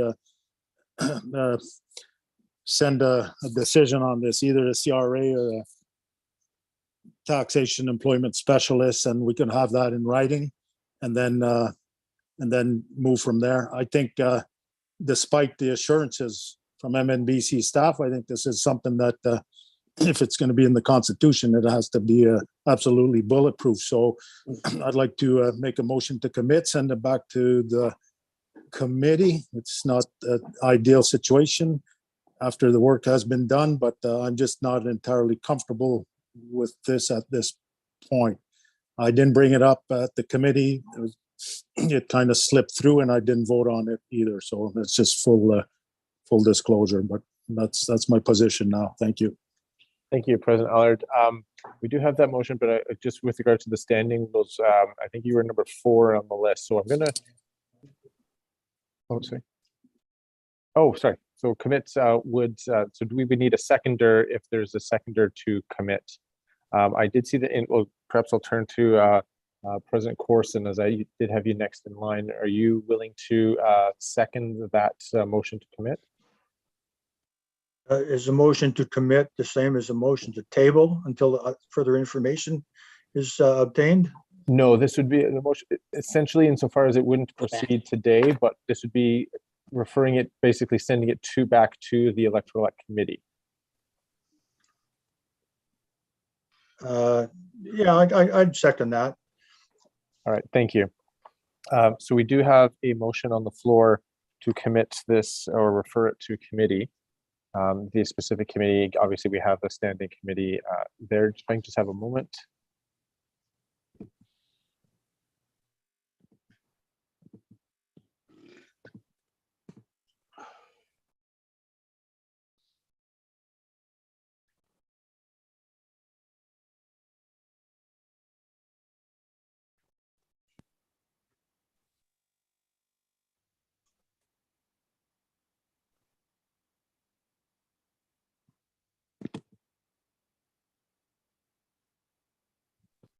Thank you. I'm just getting some advice on just kind of the process and how we can deal with this. There's another option that we can do or that may assist given the comments and the motion here.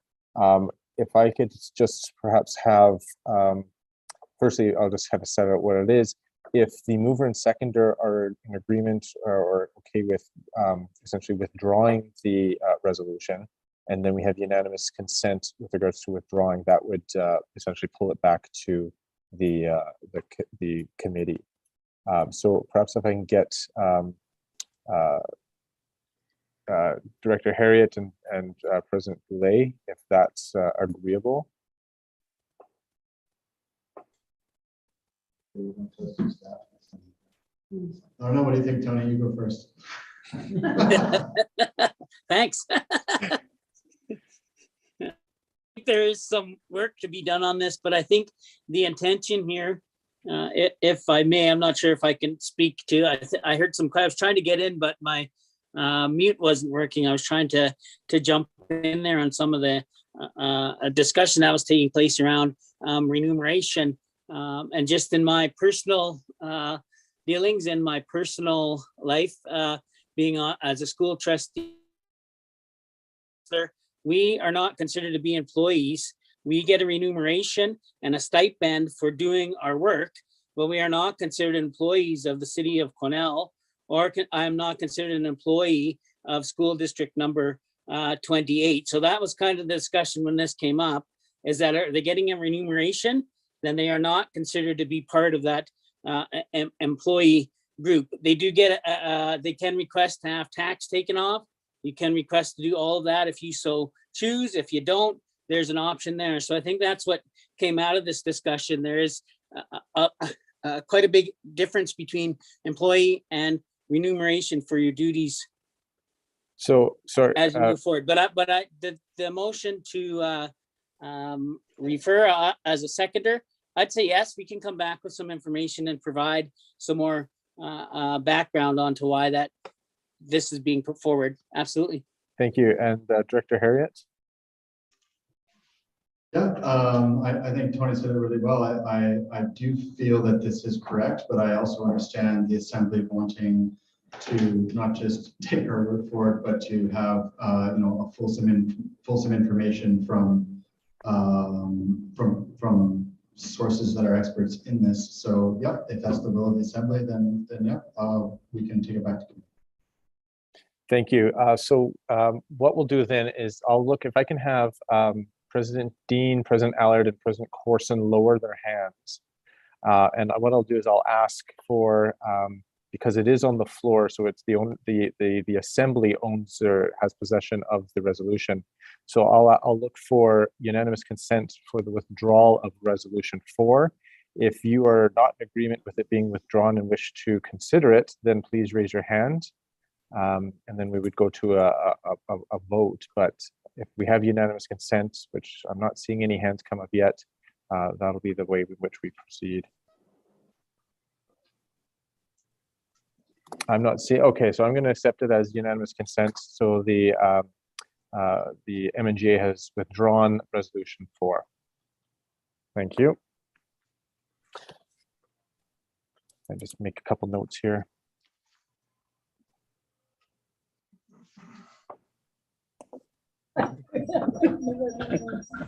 Thank you. So that being said, we will then move on to Resolution 5, which is page 46. This is another resolution that had been forwarded for consideration by the Electoral Act Committee. And so I will look for a mover and seconder. I'm not sure if Director Harriet and Mr. Goulet are in the same position to do so, or any other members? I do see a hand up, and I take that as moving it. Minister Harriet, do we have a seconder? And I do see Mr. Goulet's hand. Thank you very much. So we will all have Mr. Gull read Resolution 5, and then we will open it for discussion. Thank you, Mr. Speaker. Be it resolved that the language in the Constitution and Electoral Act be amended to allow MNBC staff members to be candidates in an election without resigning their position as follows. Amend Article 47 of the Constitution as follows. A, 47, when nominations close, all candidates holding a salaried position with the MNBC or MNGA must submit in writing notice of a leave of absence. Insert the following definition in Article 3 of the Electoral Act. A, leave of absence means an unpaid leave of absence for an MNBC employee. However, where applicable, an employee may use any accrued annual vacation. B, rearrange the definitions listed under Article 3 to be in alphabetical order. Strike the current Article 8.3G of the Electoral Act and replace with A, 8.3G if they are a salaried employee of MNBC. I have provided a written notice of intention to stand as a candidate to the CEO of MNBC no later than 15 days before the close of nominations. 2, at the close of nomination, it has provided written notice of a leave of absence to the CEO of MNBC. I, MNBC will grant the leave of absence for the salaried position. 2, the citizen, if they receive employment benefits as part of their employment with MNBC, is entitled to all their employee benefits while they are a candidate, save for pay. 3, if the citizen is elected, they must resign their position with MNBC within 30 days of the date of the election and before being sworn into office.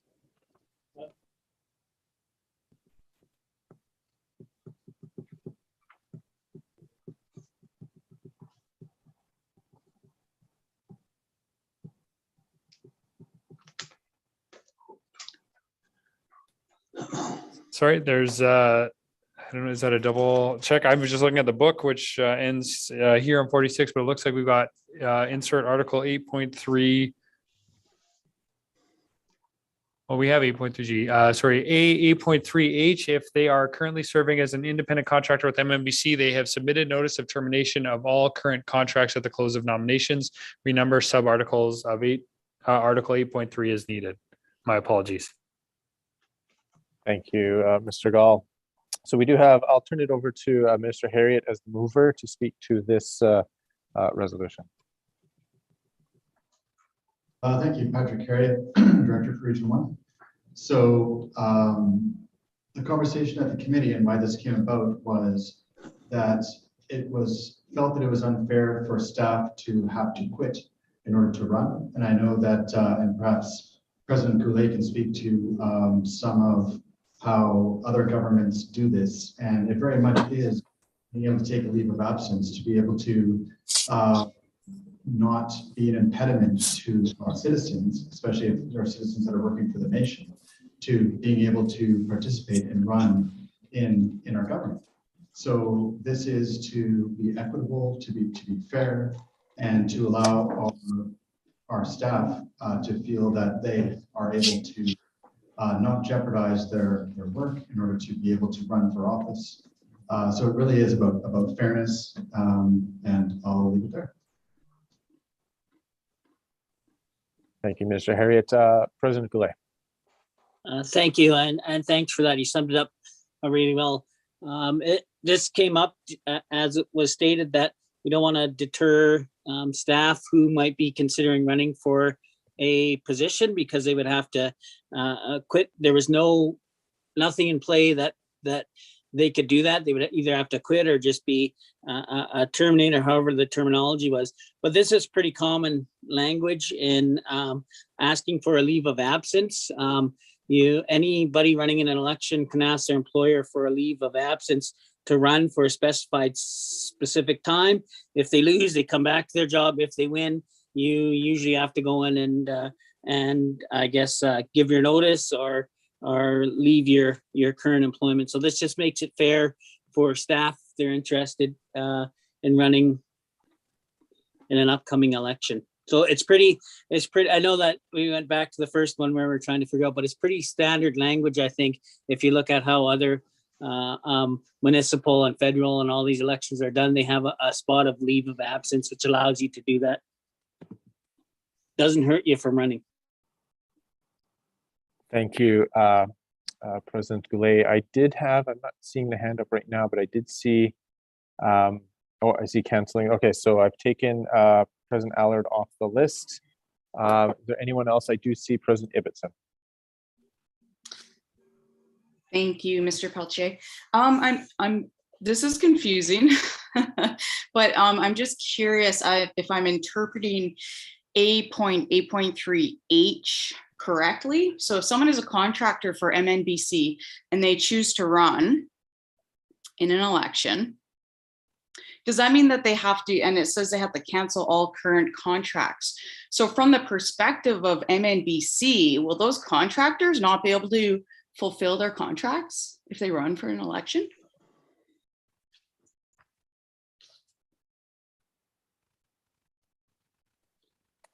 I'm not sure who will be best to answer that. I'll see perhaps Mr.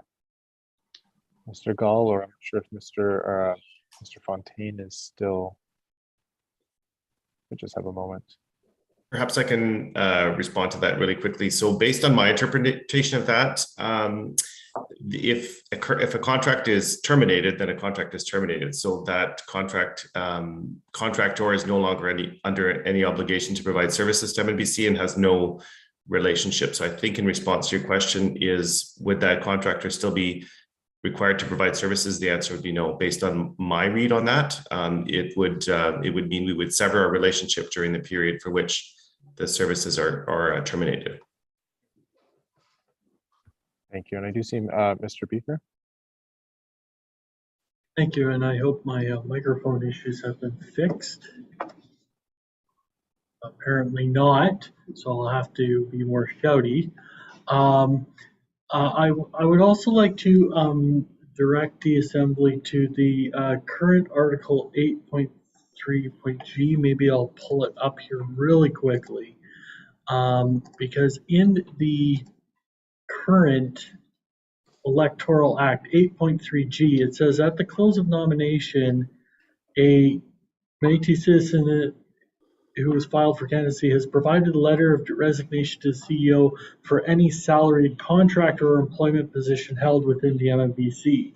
So currently, they would have to put in a letter of resignation. In the case of an independent contractor, would pretty much have to provide a notice to terminate the contract. What we've done in the resolution, because we're allowing staff to go on an unpaid leave of absence, which may not apply to an independent contractor, we're now making the clarification between the two, whereas in the act right now, it puts them both together, saying that they have to pretty much cease all work with MNBC to be a candidate. So I hope that clarifies things. Thank you, Mr. Beaker. So it is open. Anyone else wishing to speak to Resolution 5?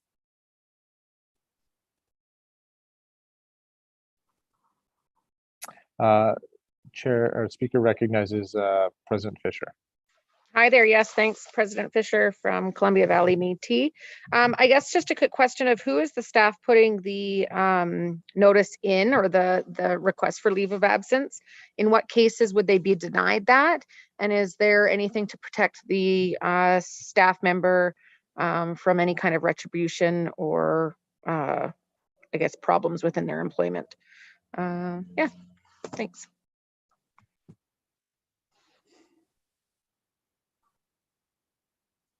Can I answer that? I see, if I may, it's in, yes. And I see that John has just highlighted that it would go to the a CEO of MNBC, and will grant the leave of absence for that. So there's a little bit of a process there.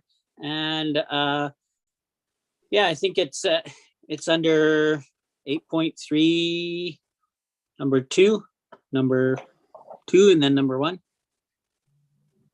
I hope that answers your question. It's just saying that the Yeah, CEO sorry, will- I just want to will- know if there's like that protection. So are like, when are they going to get denied?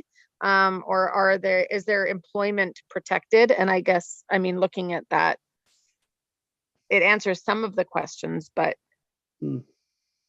Perhaps Director Harriet? Thank you. So we were very intentional with the language that said MNBC will grant the leave of absence. So it's not an ask, it's like if someone gives the proper notice, they will be granted a leave of absence. So that okay, was our. thank you. Thank you. Are there any other comments or anyone wishing to speak to this resolution?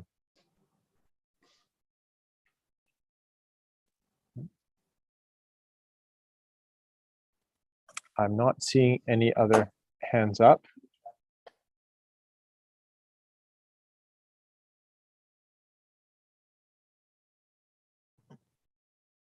Question? I see President Swears. Hey, it takes me a while to get on this thing. I wanted to know what does that pertain to the contractor if they have to be terminated from the contractors, if they have to be terminated? That's all I wanted to know. You've got the individual or the staff, but what about the contractor? I believe as Mr. Beaker had advised, the legislation currently requires if the contractor is wishing to run for one of these positions, they would need to terminate that contract. That would remain the same with this change in legislation or proposed change. The only difference would be the situation of the employee, the salaried employee.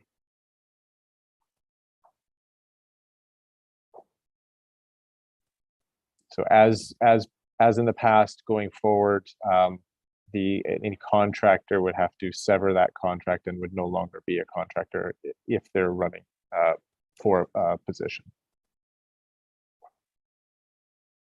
Do you have any follow-up, or is that sufficient there, President Swears? Okay, I'm getting it if they're a contractor as an employee and they're doing stats for MNBC, fine. But that just affects stats. But if it's a contractor that you guys are contracting bulldozers from and having people to work, this is where I'm wondering. But again, it's the contractor who's deciding to run for a position. That would be essentially one of the conditions for them to be able to run. Was that they would have to terminate the contract. Okay. All righty.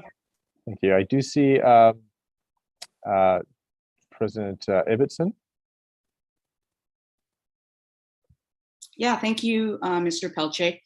I'm wondering if this is going to discourage our entrepreneurial business side within MNBC to run for leadership. And I'm wondering, I thought in like federal government and provincial government, there's a process to mitigate conflicts of interest. And I'm also wondering if it might be at a loss of our nation who does lots of contracting with Métis businesses, and that's actually a priority within our business strategy at MNBC. So I'm wondering if this isn't quite ready, because the way I just don't really understand the implications, so I can't properly vote. Merci. Thank you. I do see two other hands up. Just Dave, for that question, maybe that could be, because I think there's some confusion. There's a lot, like, can that be turned over to the CEO and sort of clarified?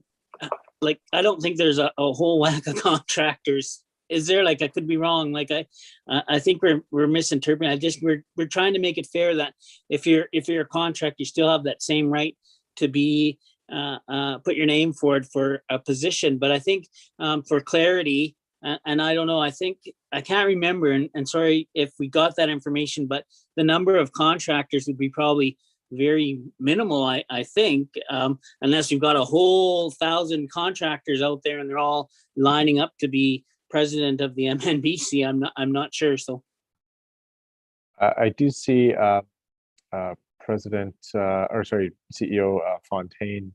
So perhaps I'll recognize CEO Fontaine, and then I'll go back to Director Harriet.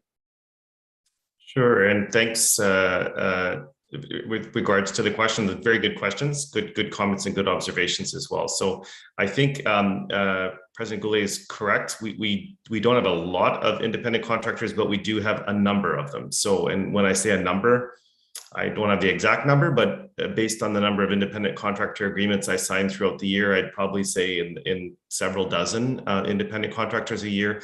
And usually it's fairly time limited projects. So it's usually like 3 months or 6 months. Like they're not typically long-term contractors. So they're kind of like short-term contractors, if that helps to answer your question at all. Secondly, this, as Mr. Beaker indicated, is really just affirming what's already there. So it's not like this is something new. It's just splitting off the staff with the contractors. So this is really nothing new. We've had it kind of on the books essentially.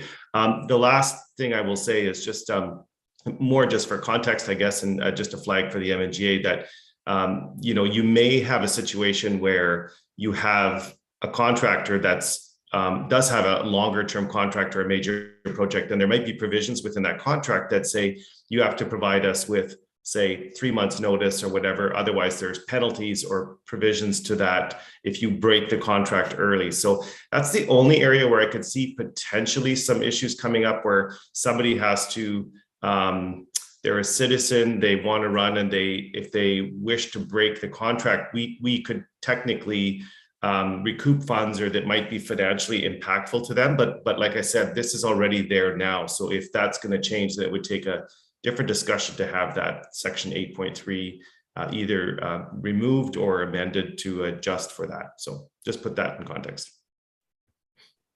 Thank you. I did have Director Harriet, but I'm going to go first, to President Roberts, who has not yet spoken on this resolution. Thank you. Kelly Roberts, Prince George Métis Community Association.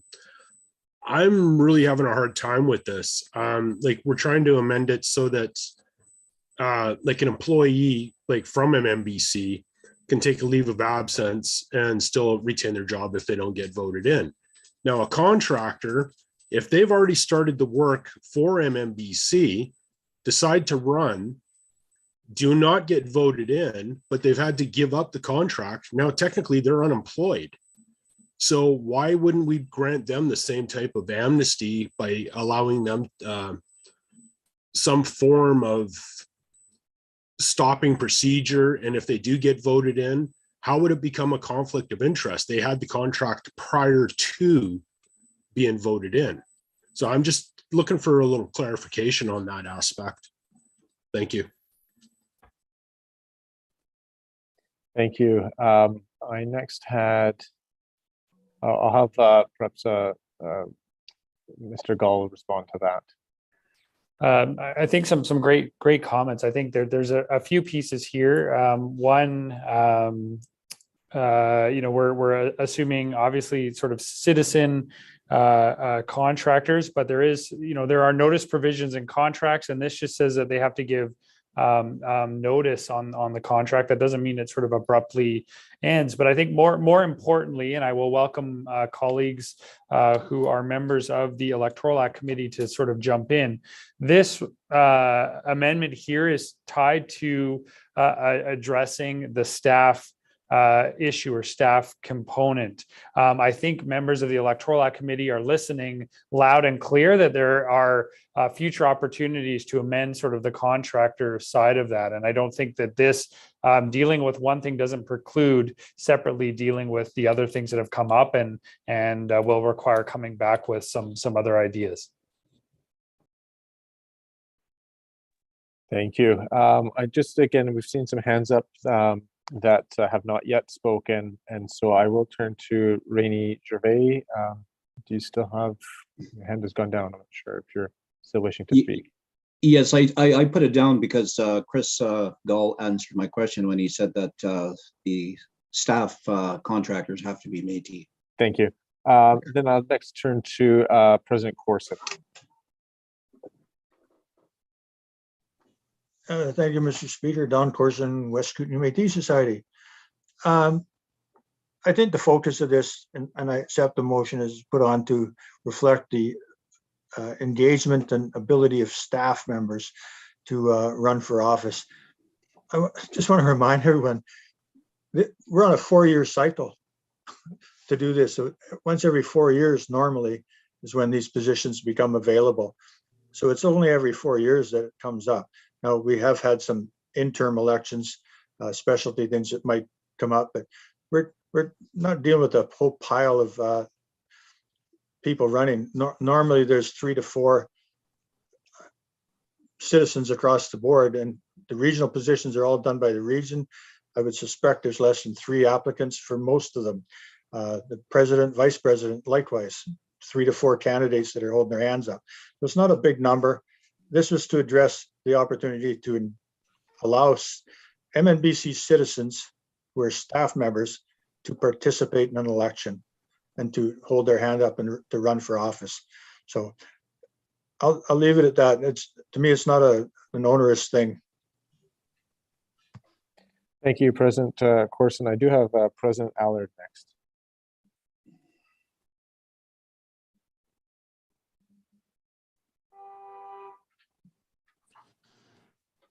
Yeah, hi. Thanks, David Allard, Salmon Army Association. I support this for, and I appreciate the recent emphasis on the main focus of this motion that was brought up by Mr. Corson, Mr. Gall. It's about staff not having to resign to run.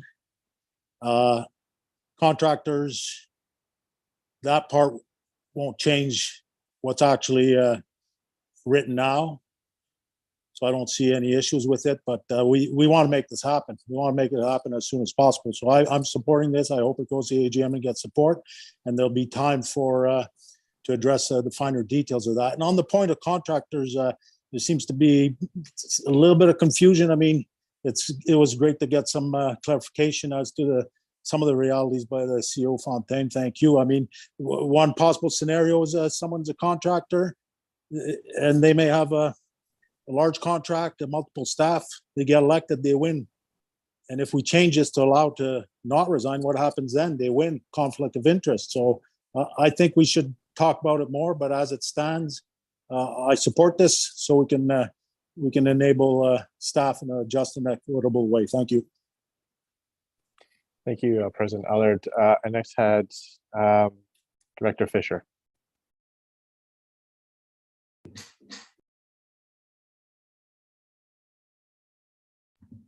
Hi, Deputy Fisher, Region 4. I'm voting in favor of this. I believe that the whole intent, as Mr. Allard said was, or President Allard said was, to protect the staff to be able to run in an election. I also believe that if there was a contractor that had a contract prior to putting name forward, that there would have to be some kind of common sense discussion and agreement with them if they were to win in an election for their company to fulfill their duties. I know as a regional director, I can't apply for other positions or use my business to do business under MNBC. So I think this kind of speaks for itself, and I think it's a good motion. Good rest. Thank you, Director Fisher. Then finally back to Minister Harriet. Thank you, Patrick Harriet, Regional Director. So I totally get the point about the way things are already in the Citizenship Act about contractors. There are, as we know, many different issues that need to be examined and perhaps modernized or looked at a new way forward. What the Electoral Committee was focused on is identifying certain issues that we thought that we could bring to the Assembly today. And one of those issues was perceived unfairness for our staff. So absolutely, I look forward to discussing how there can be a fair process for contractors that avoids conflict of interest. But I don't want to conflate the issue of equity and fairness for staff with all the other issues that we're going to need to address later. So really, what we're trying to focus on right now is equity for staff in this motion. There's a lot of more work to be done, but that's the issue of it. Thank you.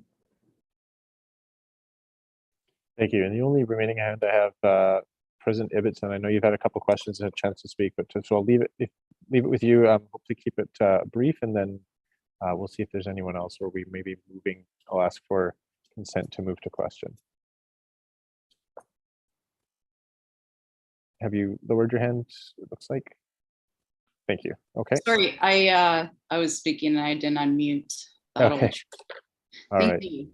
And I'm really appreciating this rich dialogue that we're having about it. And it helps us understand what our legislation is guiding us to do, really. And thank you, Minister Harriet, for acknowledging that there's work to be done in the contractor, in the language with the implications for contractors. For me right now, what comes to mind specifically is our Métis cultural programming contractors. We have language programs going on right now, and they span like long periods of time if we're lucky, because then the sustainability of that learning just continues. So I'm just thinking, if someone who was doing that kind of service for our community was then asked to terminate all contracts, that would be that'd be a problem for us to be able to replace that. So thank you for hearing me. I appreciate it. And I recognize that we're looking out for our staff members here. Marcy. Thank you for those comments. I have President Lever. Hi, Charlotte Lever, Vice President, North Island Métis. I'd like to call question. Thank you. Do we have a seconder? I know Director Diego, you had your hand up. I see a hand up from Director Harriet for second. So we have a question that's been called. Just a moment. I'm sick of it. Yeah.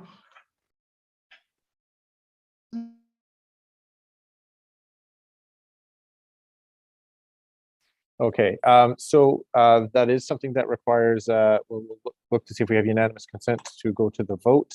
If there's anyone that still believes that we should be continuing the discussion on this, please raise your hand. Otherwise, I'll take it as unanimous consent to go to the vote on this. I'm not seeing that. I'm taking this as acceptance or as unanimous consent. So just to be clear again, for everyone, this is affecting legislation. It does require 75% of the votes cast to be in favor in order for this to pass.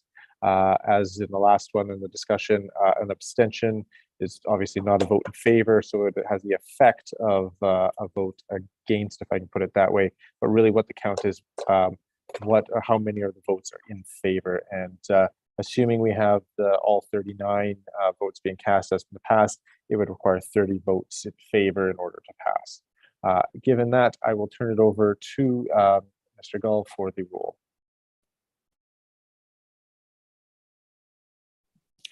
Thank you, Mr. Speaker. We'll begin with Jacqueline Alderking. Yes. David Allard.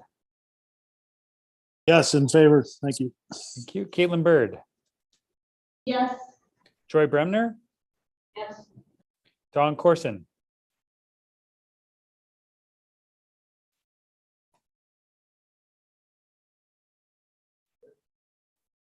Don, are you there still?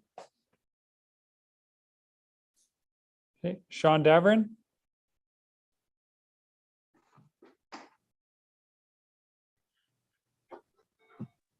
Minister Davern's having difficulty with his internet. He messaged me. Okay. Louis DeJager. Yes. Lauren Dean. Yes. Cheryl Dodman. Yes. Kate Elliott. Yes. Monica Fisher. Yes. Deborah Fisher. Yes. Paulette Flamond. Yes. Lee Fraser. Yes. Ryan Gervais. Yes. Rainey Gervais. Yes. Dean Gladue. Yes. Tony Goulet. Yes. June Graham. Absolutely, yes. Thank you. Patrick Harriet. Yes, please. Susie Hooper. Yes. Alex Ibbotson. Yes. Sean James. Yes. Thank you. Travis Jobin. Yes. Charlotte Lever. Yes. Thank you, Charlotte. Richard Lewis. Yes. Betty Ann Macdonald. Yes. Bonnie Merlot. Yes. Darcy Patu. Thank you, Darcy. Trish Plant. Yes. Kelly Roberts. Yes. Kelly Sears. Yes. Mert Servatius. Yes. Thank you, Mert. Lisa Shepherd. Yes. Lisa Smith. Yes. Joyce Undin. Yes. Marlene Swears.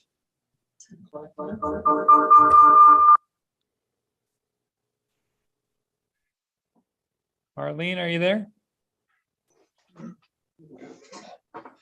Yes. Perfect. Thank you, Yeah. Marlene. Yep, Yeah. got it. Ed Vermette. Yes. Pixie Wells. Yes. I'll just circle back. Sean Davern, are you back, or Don Corson?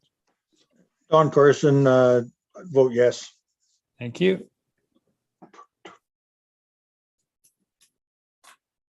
Sean, are you back? No? Okay. Mr. Speaker, that was unanimous. I will count the votes.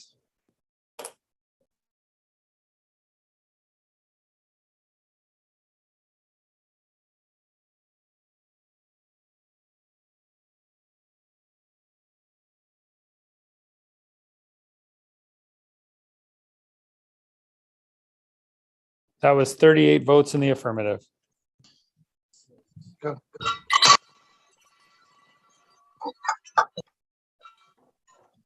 Thank you. So yes, it passes unanimously with those votes. Thank you very much, everyone. I'm just looking at the time. We're doing pretty good now, 2:50 Pacific, 2:51.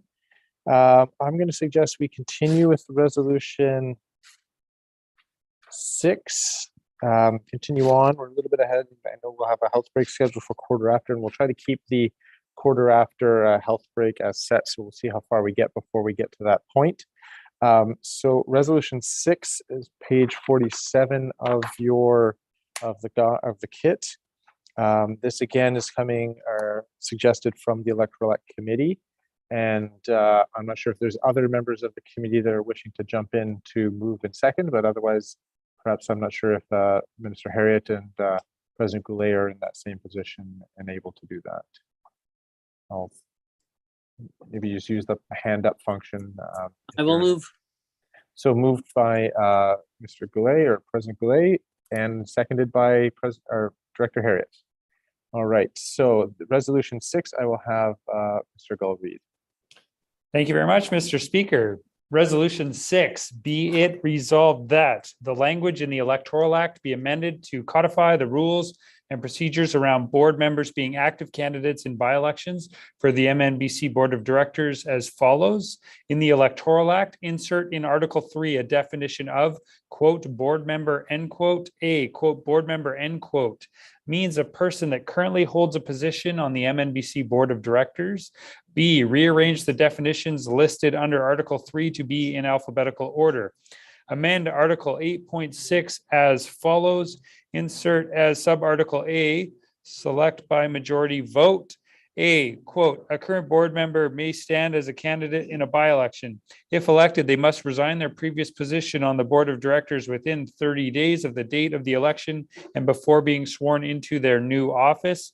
B, a current board member may stand as a candidate in a by-election. Any candidate that is a current board member must take an unpaid leave of absence from their current board position. If elected, they must resign their previous position on the Board of Directors within 30 days of the date of the election and before being sworn into their new office, end quote. C, quote, if a current board member wishes to stand as a candidate in a by-election, they must resign their current position on the Board of Directors at the close of nominations, end quote. Thank you, Mr. Gollum. Before I get our mover and seconder to speak to this, and anyone else wishing to, I'll perhaps turn it to Mr. Beaker, just perhaps explain a little bit of the way it's kind of set out here and the anticipation of how the vote will proceed. Thank you, Mr. Speaker. If the Assembly recalls in the last two special MNGAs, we used a select one option by majority vote when it came to setting the date of the two by-elections. This resolution is operating much in the same manner. The Electoral Act Committee has put forward three possible solutions for the problem that is being addressed here in this resolution. So right now, we would discuss the resolution. We would call a vote where everyone votes for either A, B, or C option, right? A majority vote would adopt that option to have the resolution then go to a final up or down vote for the option that was provided by majority vote. One other thing to clarify as well is that all three of these options are open to a motion to amend if any of the Assembly members wishes to tweak any of them before we go to a majority vote on that. Thank you. Sorry, Mr. Beaker, there was a point of clarification raised in the chat. If you can perhaps take a look at that and just maybe take a few seconds and consider that to assist, and while we have some speakers on this. So I will turn first to President Goulet as the mover to speak to this. Thank you, Mr. Speaker. I think it's pretty, to me, self-explanatory, ABC. And this was a lot of discussion on, and will come up again in future conversations as we work through this electoral act. But this is a start for us to allow and get some clarification on board members who, current board members who wish to seek a different position, such as president or vice president. They have that ability to do so. We also had a lot of conversation, and this isn't part of it, but just to give you some history here, that we don't want to keep on having elections every single time, right? So somebody from the board takes on a vice president, and we have to fill a board position, and yada yada yada. So there'll be some language coming later, I think, to kind of clean up how we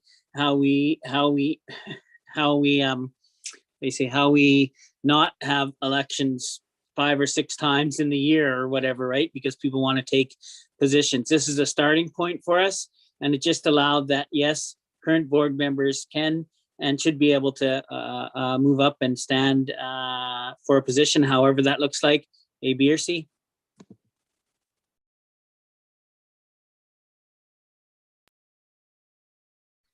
Thank you. I next had as our seconder, Director Harriet. Thank you, Patrick Harriet, Regional Director.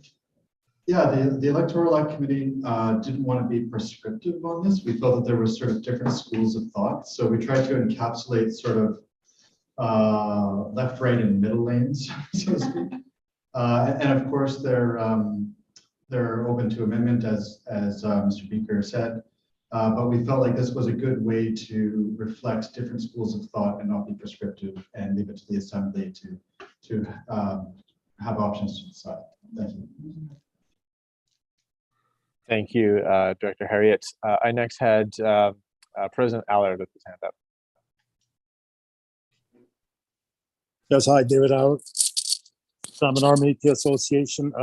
Yeah, I'm looking forward to the point of clarification in regards as how the vote will proceed, either publicly or digitally. I have no problem publicly stating my choice as to the present 3 selections there. I'll do that in due course, amended or not. I would also like to state that section C, option C, sorry, it's something that relates to us right now with the upcoming by-election. This here, however it moves forward or not, has to go, obviously we all realize has to go to the AGM. we will have conversations perhaps towards the end of the day or tomorrow in regards to the special resolution that has been accepted already by most of you for a board director needing to resign. So that is done. This here has to move forward, and amendments and changes can be forthcoming. So I just want to put some emphasis on that so people don't get caught up in the upcoming by-election and what the purpose of this resolution here is. Thank you very much. Thank you, President Allard. Again, with regards to the point of clarification, we're just looking into that as we speak. Director Hooper. So yeah, I just wanted to, like Tony took lots of the words out of my mouth. Oh, I don't know what I've done here. Am I still here? Yes. Okay, I've done something to my computer, which isn't abnormal. So yeah, this was a starting place. We've met many times. I can't really remember how many times we've met, but as Tony did in his report, several times. And there is a lot more work to be done with the whole electoral committee, the whole electoral act. And we will be meeting, I think we have a meeting set towards the end of March here. So, and John Beaker also spoke to, the 3 different choices. So when you just read this without thinking of choices, it could be a very confusing resolution. But when it's put into, a choice of one of these A, B, or C, and they can be amended, or there might be something whole different you guys want to add to it. But I think this is a starting point, and I think this is a good point I speak in favor of this, whichever one the majority votes for, but it is a way to move forward, which will go with a lot of the other work that we have to do as a committee. So thank you. Thank you, Director Hooper. President Fisher. Hi there, thank you. Yeah, I think that thanks to the Electoral Act Committee for putting all of these things together. And I personally am speaking in favor, and along with my board and are in discussion, if the current board wishes to stand as a candidate in a by-election, that they must resign their current position. We feel that in this case, this would mitigate constantly jumping ship from position and then having to go to a by-election, costing citizens time and money and resources. I personally feel like if you have put your name in an election, that you should stay in your position and learn the position and the inner workings. And if you were wanting to move forward with presidency or vice presidency, then you put your name forward in the next election. So yeah, that's where I would be voting for at this point, but I look forward to discussion. Thank you for that, President Fisher. I have next President Graham. Good afternoon, June Graham, Alberni Clackwood Métis.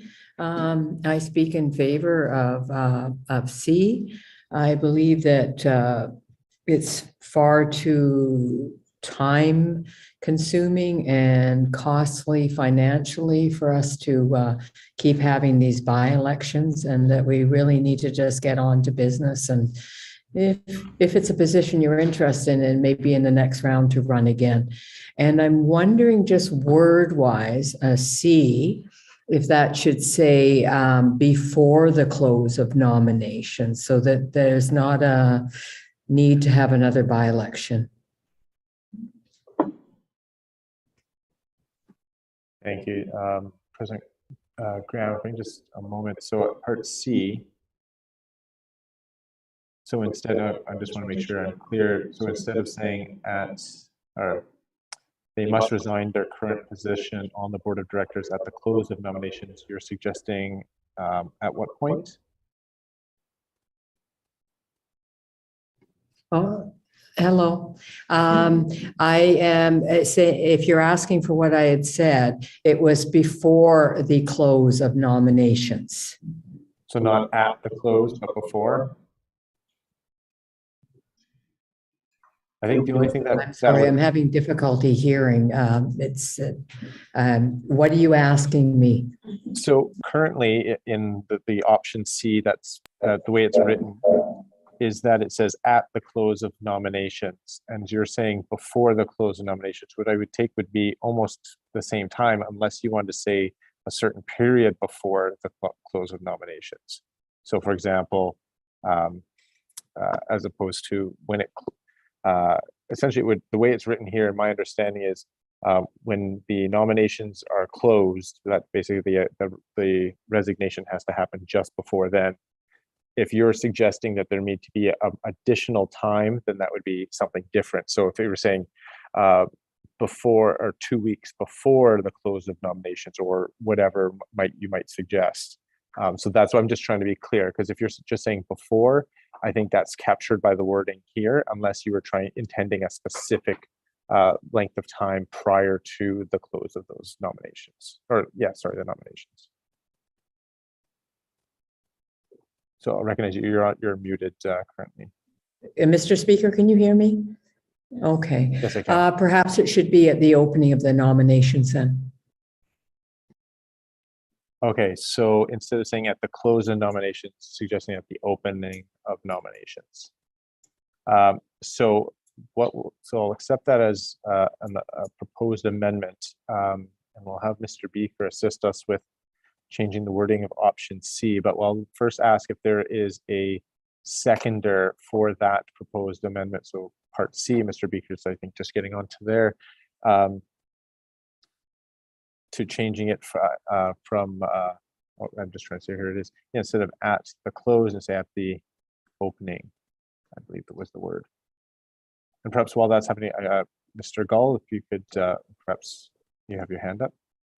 Thank you, Mr. Speaker. I want to just encourage a little bit of caution around option C. And I think what I've heard much of, and what I heard much of when we had the special MNGA, was that the feeling around this, or the intent was around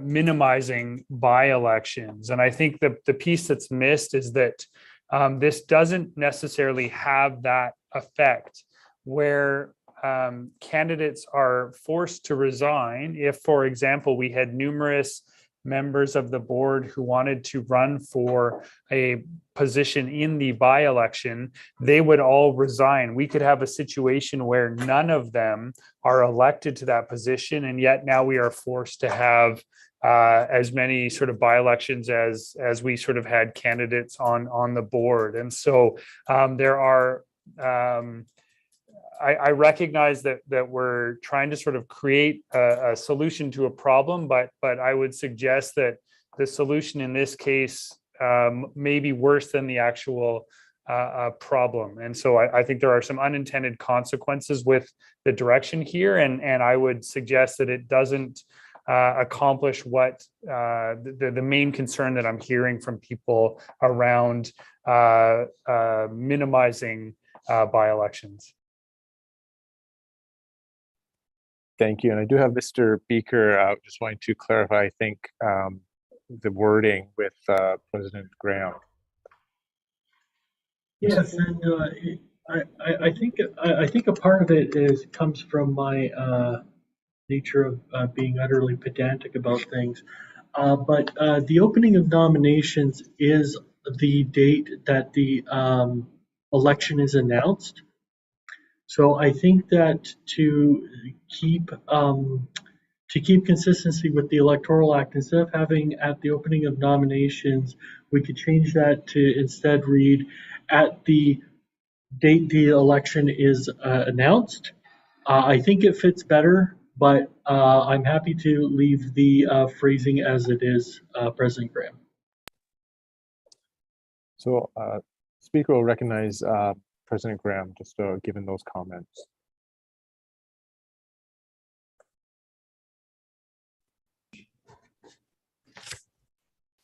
Mr. Speaker, can you clarify what you're asking me? Certainly. As Mr. Beaker advised, technically when there's the notice of election is made, that is the opening of nominations, and when the date the election is announced. So that's the effect, or the same thing as opening of nominations. Mr. Beaker just wanting to clarify if, given it's the same effect, that wording is okay, or which you would prefer, just so that it's consistent with some of the other, when we're looking at because we don't use the term opening of nominations. It's rather the announcement of the election, if I can put it that way. I'm in agreement with what was said. Thank you. Thank you, President Graham. So then we do have a proposed amendment on the floor. Do I have a seconder for it? And I do see a number of hands, so I'm not sure if that was to second this or if it was in the previous lineup. But the next hand I did see or had was President Smith. No, I'm just waiting to speak to it. Thank you. Thank you. So, sorry, to speak to the amendment, or so then will you second the amendment so that we can have it on the floor to speak to? Sure, I can do that. Thank you. All right, so now we do have the amendment before the floor. I'm not sure, President Graham, if you wanted to speak any further to that. Otherwise, we turn to President Smith. Thank you. The date the election is announced, that puts the by-election into play. And so if somebody resigned then, it wouldn't automatically mean that that new vacancy would be just plugged into the by-election that's already underway. So I have concerns about this. And it says who wishes to stand as a candidate, and candidates aren't confirmed until after nominations close. So I'm really struggling with this. Option B makes more sense to me because that's what we've just passed for staff to be able to do. And yeah, I'm just having trouble with it. Thank you. Once this by-election's in play, I don't think we can just automatically add other positions.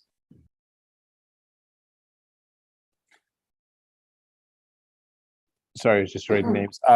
Thank you. And perhaps just, and I know there may be some kind of overlap, but we're just looking at the specific wording of the proposed amendment for Part C as opposed to the other options. We're just trying to see that, so we'll have the accepted, if I can put it that way, the accepted wording of option C going forward. The next hand I had was Director Harriet.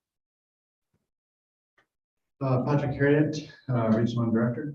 So because this has been a topic of conversation for a while, I understand some of these struggles in how to procedurally do this. And I'm wondering, I know that there's an official announcement of an election, but we also know that the official announcement is coming. So as long as we put it into our procedures, to have a heads up, the official announcement's coming, because we need to know if someone is resigning ahead of the official announcement so that their vacant position can be included with the announcement. So can we instead say that someone needs to resign a week ahead of the official announcement in order for their then vacant position to be included? All right, thank you. I will turn it to Mr. Beaker, who may be able to assist with that. Thank you, Mr. Speaker. I think the important thing to keep into mind is that legislation in the Electoral Act says that what must happen, and there are actions that we can take beyond that that improve visibility for election dates and notices and etc. that staff endeavor to do if they can do so. But under the legislation right now, there's a requirement that 60 days before the election date is when official notice must go out. In the last general election, all the way back in 2020, we did announce that the election date was stated for September X, right after the MNGA. We gave people a lot of notice about that. We weren't legislatively required to do that. We did that because we wanted to get notice out to our citizens. People could come in and say, oh, it's just 60 days notice for the election. 60 days is what it shall be. 3 is right out. and they give it 60 days before. So if we start putting into our legislation, it has to be a week before, stuff like that, you could end up being contradictory about it because the legislation says what must be done. I agree with you, Minister, that especially in the case of a general, you would know what's coming down. The other thing too is that we're talking about by-election here. A general, everyone's up, right? This is about a by-election itself. So you might get some notice in there, but to actually write it into the legislation would cause some more problems, and it might actually create a contradiction that we as staff can't actually fulfill what the legislation says. Anyway, thank you. Thank you, Mr. Beaker. Vice President Shepherd. Oh, sorry. Before Vice President Shepherd, there was another hand up. I'm not sure. It looks like it may have gone down. I did see Vice President, I believe Vice President Isbister. Are you still wishing to speak to it?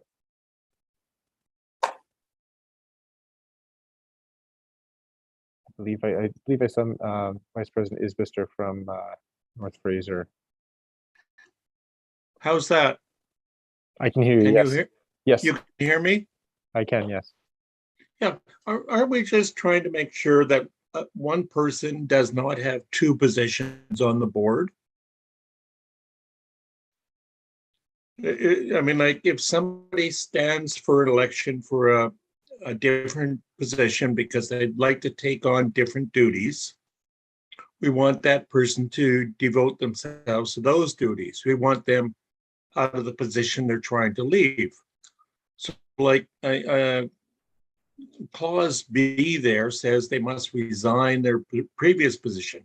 They would have to resign their current position on the board, the one that they're elected to at the current moment, plus the position they just got elected to. So they're not really resigning from their previous position, they're resigning from their current position on the board so they can take on the new position. Isn't that the way I read clause B there? Thank you. Perhaps we can have that. We're right now. I appreciate the comment, but we're really just at this point discussing the amendment to Part C or Choice C. That's what's actually on. Oh, I'm sorry. Choice C. Well, I'm sorry. I couldn't get in on when we were talking about B. Did current board member wish? We'll have opportunities still once we deal with Part C. Part C. And clause C. I do have a comment there is that if the current board member has to resign on the date of the election is announced, they don't even know if they will get nominated, right? And there is no time lapse there, like they must resign within 10 days of the announcement of the election or anything like that. You know, like they have to make an instant decision. Okay, I want to run for a position. I have to resign today. And I don't think that works very well. Thank you. Yeah, no, thank you for your comments. Okay. I next had Vice President Shepherd. Yeah, so I'm not sure if my question is going to be out of order as we're discussing C, but it does lend to helping me sort through how I feel about C. And I'm just wondering if we can get an idea on what the cost of an election is. Thank you. I'll perhaps turn that to either Mr. Gall, or I'm not sure if CEO Fontaine is on and able to answer or speak to that.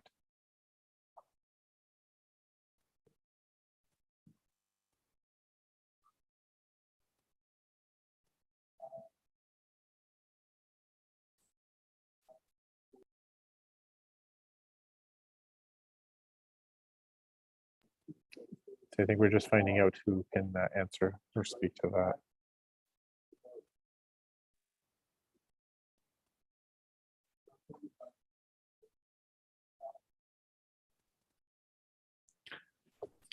So we do have a range based on how we're doing it. Certainly, currently where we're doing the mail-in ballot to everyone, and I believe that cost is around $75,000. Thank you. Thank you. I next had, and I'm not sure if he's just lowered his hand, President Allard, followed by President Ibbotson.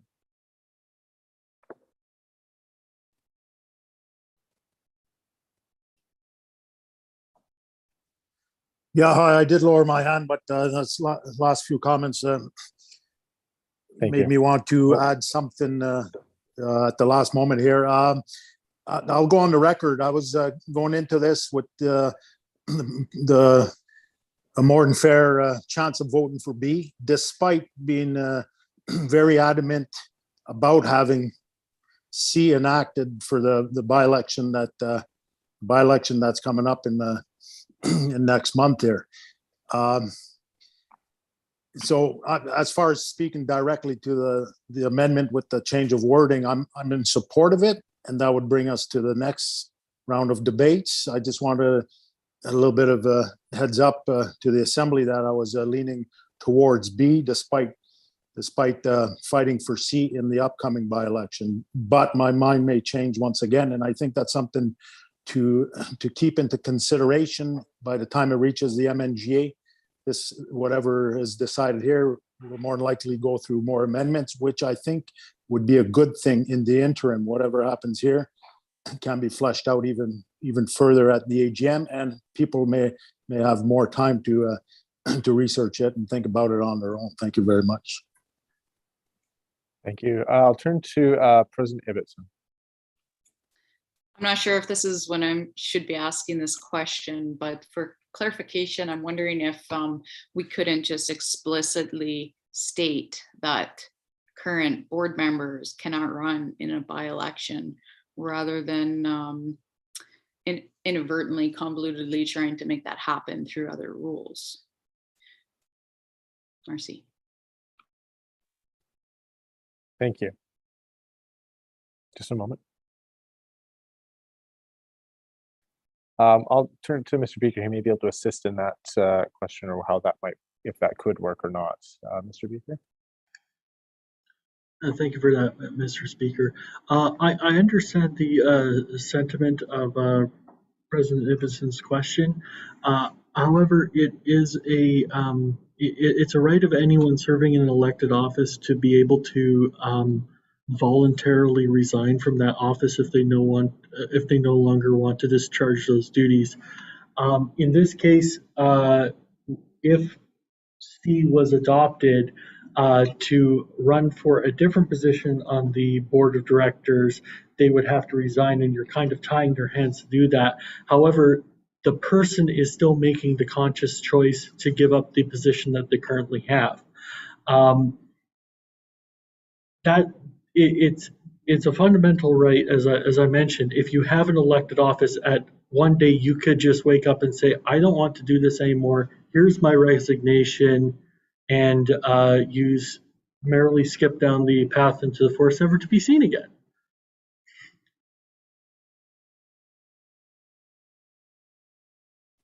Thank you. I'm not seeing any further hands. So what I'm going to suggest, we're just past the about 7 minutes past where we were scheduled to do the health break.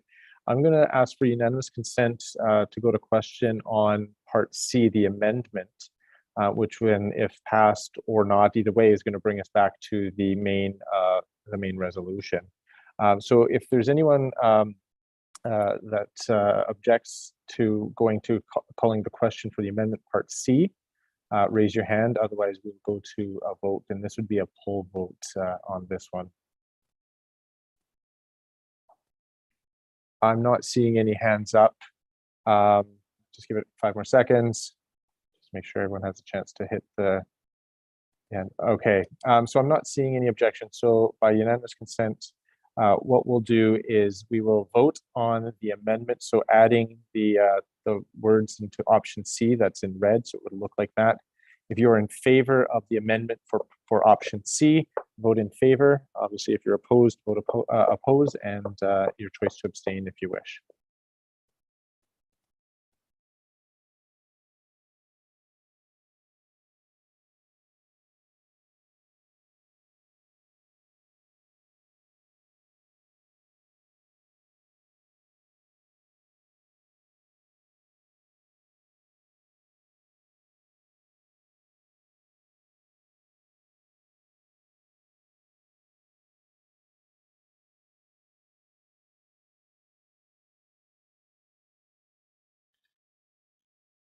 All right, we have 37 people have responded. I think we have between 39 or 40 delegates present. So we'll give it a couple more minutes here. A second.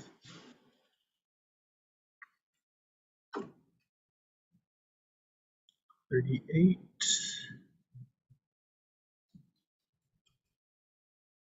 We'll give it 15 more seconds.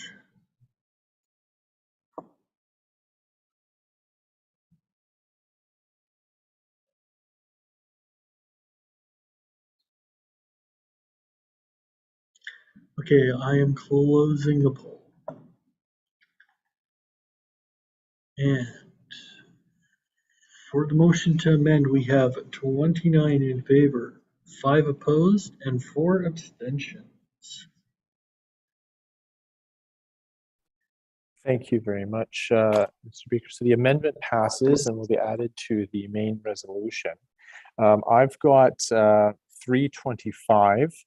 I'm going to suggest we continue with our 15-minute, we'll go with a 15-minute health break and return at 3:40 Pacific, 4:40 Mountain Time.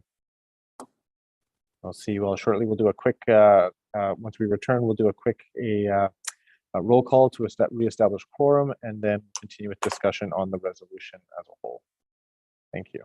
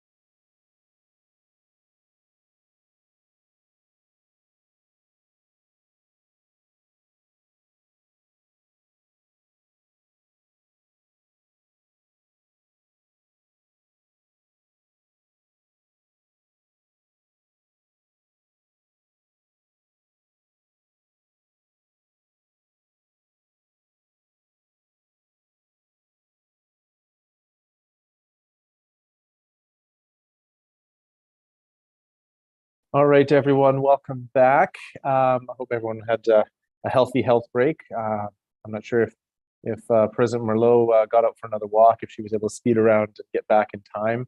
But we're going to do the roll call and make sure that we have our quorum back. So I'll turn it over to Mr. Gall. Thank you so much, Mr. Speaker. So we'll begin with Jacqueline Alderking. Yes, I'm here. Thank you, Jacqueline. Curtis Belcourt, Caitlin Bird, Yes, present. Joy Bremner, Present. Darlene Campbell, Ron Caron, Don Corson, Present. Sean Daverin, Louis Still have- DeJager. Oh, sorry, was that you, Sean? I'm sorry, he still has an internet outage. Sorry. Okay, no worries. Louis DeJager, Present. Lauren Dean, Present. Cheryl Dodman, Present. Kate Elliott, Present. Monica Fisher, Hello. Deborah Fisher, Here. Paulette Flamond, Here. Lee Fraser, Your turn. Here. Ryan Gervais, Here. Rainey Gervais, Here. Dean Gladue, Here. Tony Goulet, Here. June Graham, Yes, here. Patrick Harriet, Here. Susie Hooper. Here. Thank you, Susie. Brenda House. I was gonna say Rocky Mountain. That's Alex Ibbotson. Here.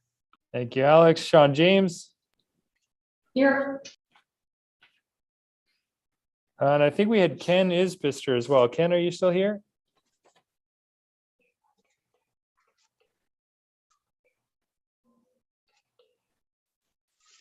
Okay, that's fine. Travis Jobin, Present. Charlotte Lever, Here. Richard Lewis, Here. Betty Ann McDonnell, Present. Bonnie Merlot, Present. Cindy Novakowski,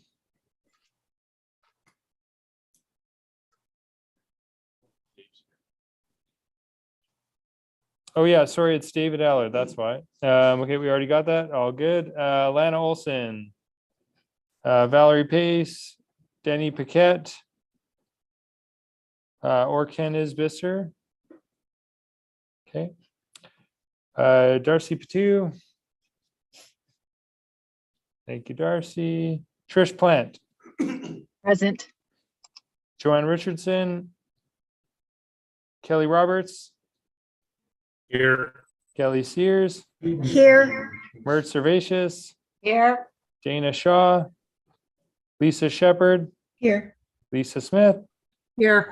Jean Salzer, Joyce Sundin, Here. Marlene Swears, Here. Ed Vermette, Here. and last but certainly not least, Pixie Wells. Here. Thanks, Pixie. I'd say it's probably the quickest roll that we've done so far. That's great. And we'll just make sure we have the number. While Chris is getting us that number, we are again discussing the resolution as a whole, the three options before we get to voting on which is the which option each delegate prefers. So feel free to raise your hand if you wish to speak and you have not yet spoken or wish to speak again, but to something that perhaps has not been raised. And Mr. Speaker, we have 37 delegates. Quorum is met. Thank you very much, Mr. Gall. So it is back on the floor. We do have quorum. Is there anyone that wishes to speak to the resolution before the assembly?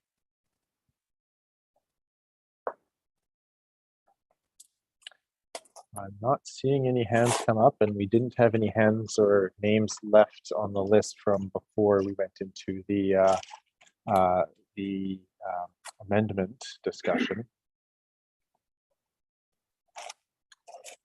So I'm not seeing any hands. I'm going to see if there's unanimous consent to go to a vote, and we'll have a couple stages of this, and we'll explain it as we go. But at this point, please raise your hand if you wish to continue with debate on the resolution and the options that are set forward. Not seeing any hands, I'm going to accept that as unanimous consent to go to the question. Now, there was a point of clarification or order. I'm not sure how it was phrased, but in any event, President Allard at the outset had requested or inquired whether or not, or whether this could be done by way of a roll vote as opposed to a selection, a digital selection by the poll. By that, I understood President Allard to suggest or request that we go through the roll and each delegate provide their answer A, B, or C, and then we calculate obviously whether or not there's a majority of one of those options. That is a possibility, but would require a majority of the assembly to go by way of a roll vote. So what I'm going to ask at this point, then, if there's unanimous consent to go by way of a roll vote, which, as I said, would mean Mr. Gull would read out each delegate's name, and they would enter their selection A, B, or C. If there's, and I do see Acting Vice President De Jager with his hand. So I presume that's to object to unanimous consent. Is that correct? Yeah, I just want to declare I might be in a conflict, so I don't want to be part of anything to do with this resolution. Okay, thank you. But so you're not objecting per se to the roll call, or sorry, proceeding by way of roll call, and then obviously you could abstain. I'd say yes, roll call. Then I can abstain. Okay, thank you. So I do see President Byrd. Is that an objection to a roll call? President Byrd? Not an objection to roll call. However, I do have a point of clarity around Section 46 of the Constitution and how this resolution might impact that. Section 46.1, .2, and .3 speak to by-elections for positions that are not the president.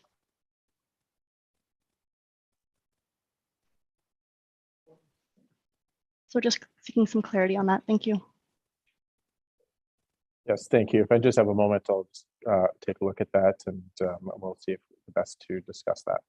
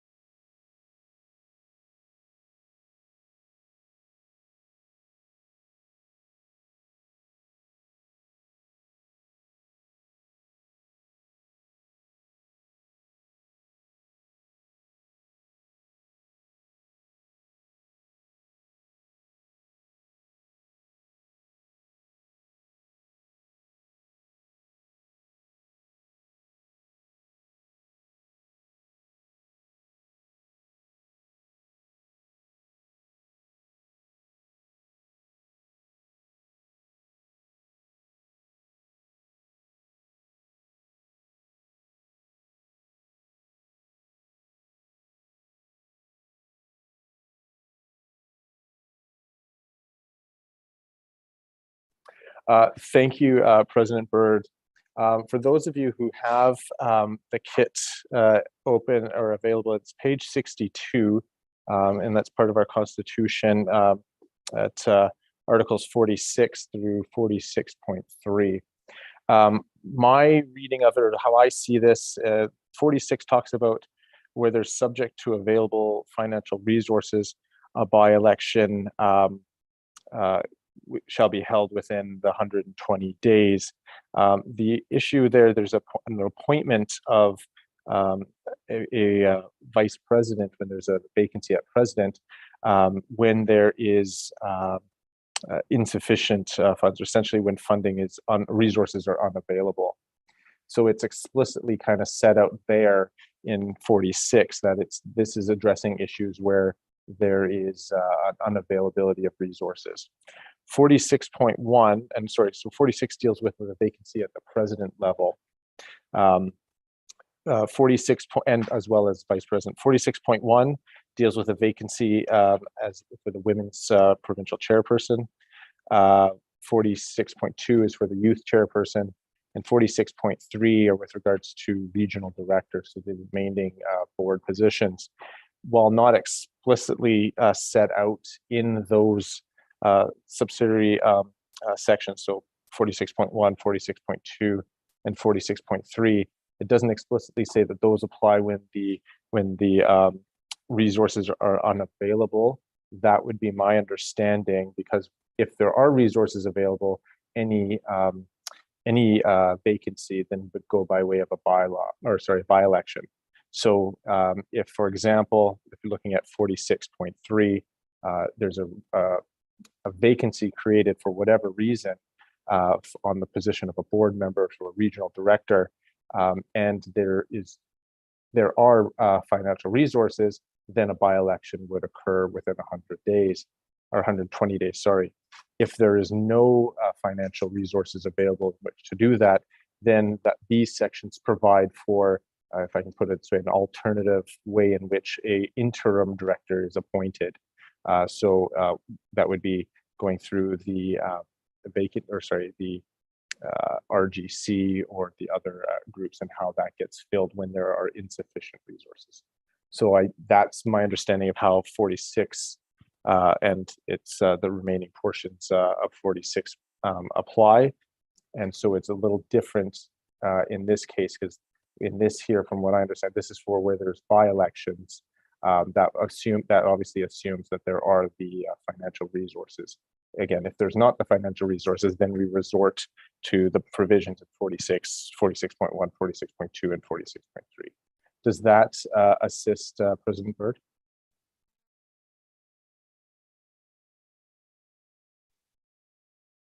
Yes, thank you. Thank you. So we did have the request to go by way of poll. I'm not seeing any objections to that, although we did see some in favor. Sorry, just a moment.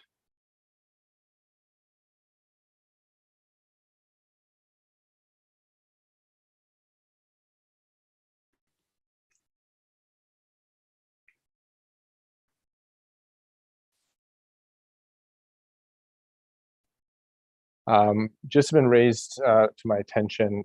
So just so perhaps we're all on the same page.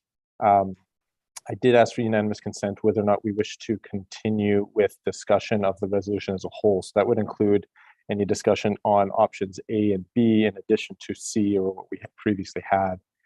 So I just want to make it clear and ensure that there is no further discussion wished. And so if there is anyone who wished to have further discussion on the resolution, I do see President Allard's hand. So perhaps you can just advise if you wish for further discussion on the resolution and any of the options. Please clarify. I missed the last part. It was cutting in and out. Where if there's no more discussion, what vote is it going to be on A, B, and C? Right, via roll call. Certainly, yes. So if there's no further discussion or desire for discussion on A, B, and C, sorry, just a moment, then what we would do then is what I was looking for is unanimous consent to proceed by way of a roll call for the choice of A, B, or C, which seems to be, again, furthering your request initially, or when you set up at the beginning in the chat for that clarification. And certainly the support I heard from Director Dieger. Okay, understood. Yes, yeah. Just a final comment on that. In this case, I did say at the outset there, I would divulge my position at the proper time. I guess it's now or never. I was leaning towards B for a while, but out of a sense of keeping things simple, I'll stick with C, and it ties in with my previous advocacy for the by-election that is coming up. So that's my position, and I'm just to go on the record with it. I think we can move forward with this at the AGM and see where it lands. Thank you. And I'll vote publicly at the right time. Thank you. Yes, so that's where we're just ensuring, okay, so I'm not seeing any objection to the roll call, and I think that is going to be of assistance to make it easy for our end as well to determine where the majority the selection is. So we will proceed with the roll call. Mr. Gall will read out your names, and please select when asked A, B, or C. Again, this is not to pass it, but which of your choice is preferred. Once we have a majority, once a majority choice has been made, then we would vote again on whether or not to accept the resolution with that particular choice. So right now, it's just to vote on your preferred choice for it to go onto the resolution as a whole. Mr. Gull? Thank you. So, Mr. Speaker, I will call out each delegate's name, and if you can just respond to me with an A, a B, or a C, and I will record your vote. So we'll begin with Jacqueline Alderking. C. David Allard. C. Is there an option of abstention? Sorry for the question. C is my vote.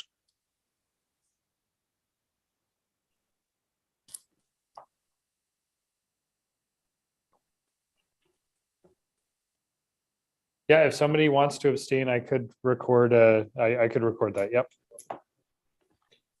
Caitlin Bird. B. Sorry, can you say that one more time? B. Bravo. Thank you. That's very helpful. Joy Bremner. C. Charlie. Charlie. Thank you. Don Corson. C, Charlie. Thank you, Don. Louis DeJager. Abstain. Conflict. Lauren Dean. B. Bravo. Thank you. And actually that is helpful just because sometimes it's hard to tell between particularly B and C. So if people can say like A for Alpha, B for Bravo, or C for Charlie, that would make it crystal clear. So Cheryl Dodman. C. Charlie. Thank you. Dr. Kate Elliott. Charlie. Monica Fisher. C. That was C for cat. Okay. Deborah Fisher. C for Charlie. Paulette Flamond. C for Charlie. Oh, so none of the boards. Lee Fraser. B. Bravo. Brian Gervais. B, Bravo. Rainey Gervais. B, Bravo. Dean Gladue. Abstain.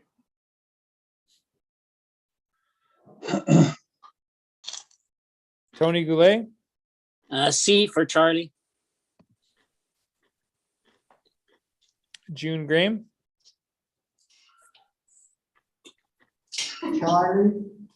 Thank you, June. Patrick Harriet. Bravo. Thank you. Susie Hooper.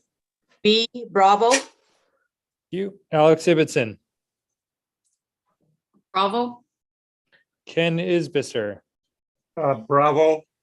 Thank you. Sean James. Bravo.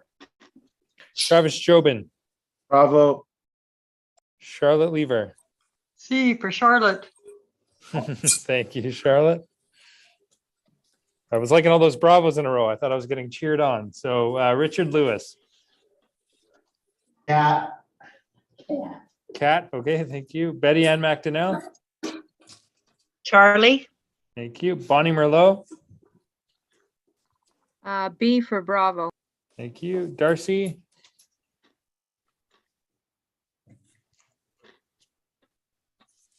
Darcy Patu, are you there still? Looking for an A, B, or a C. Okay. Trish Plant. B. Bravo. Kelly Roberts. Charlie. Kelly Sears. B, Bravo. Mert Servatius, C, Charlie. Lisa Shepherd. Charlie, Chris, Charlie.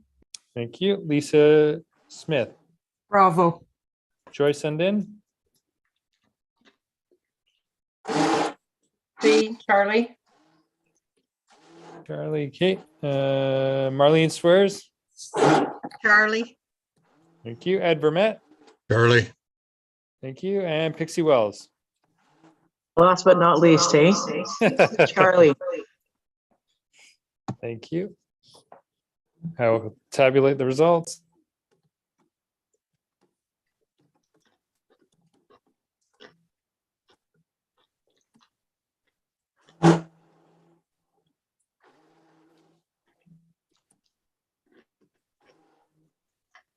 Did I miss anyone?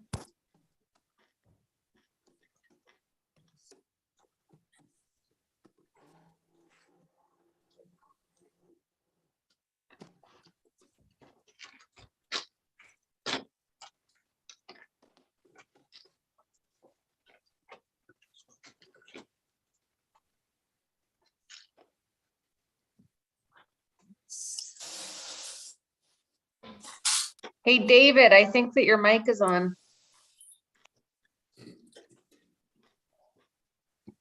My mic? No, David Allard. Okay. I see Ken Isbister has his hand up. Oh, I'm sorry. I'll mute. Sorry about that, guys. I was just doing dishes at work here.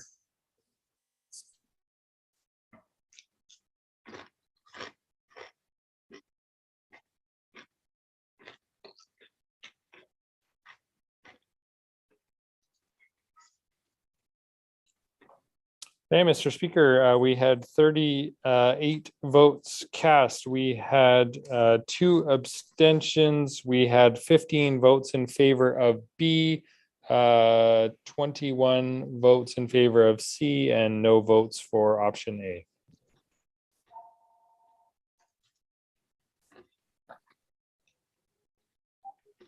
Hello. Okay. Thank you, Mr. Dahl. Hey, So Bart, how you doing? option, oh, sorry, someone has their. Fine, thanks. I'm gonna Wendy, pass can the you- phone over to Wendy. I'm on a Zoom meeting. Sorry, President Isbister. Oh, thank you, President Isbister. Thank you. So option C did receive a majority. So that is the choice that was selected. We will be now, we're on resolution 6 with that specific option in. You'll see that that is how the resolution now looks. We're opening it up again. We have it open for discussion on now whether to pass or whether in favor or opposed to the resolution as it is with that single option or choice as already determined. So if there's anyone wishing to speak to this resolution, please raise your hand and put you in the queue.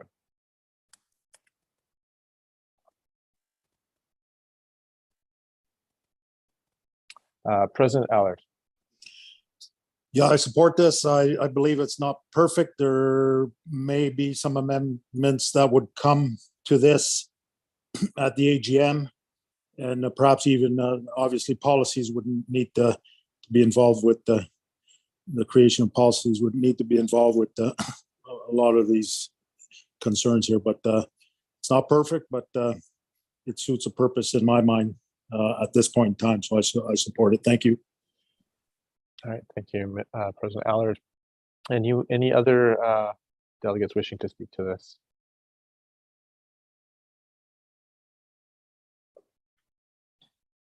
I'm not seeing any other hands.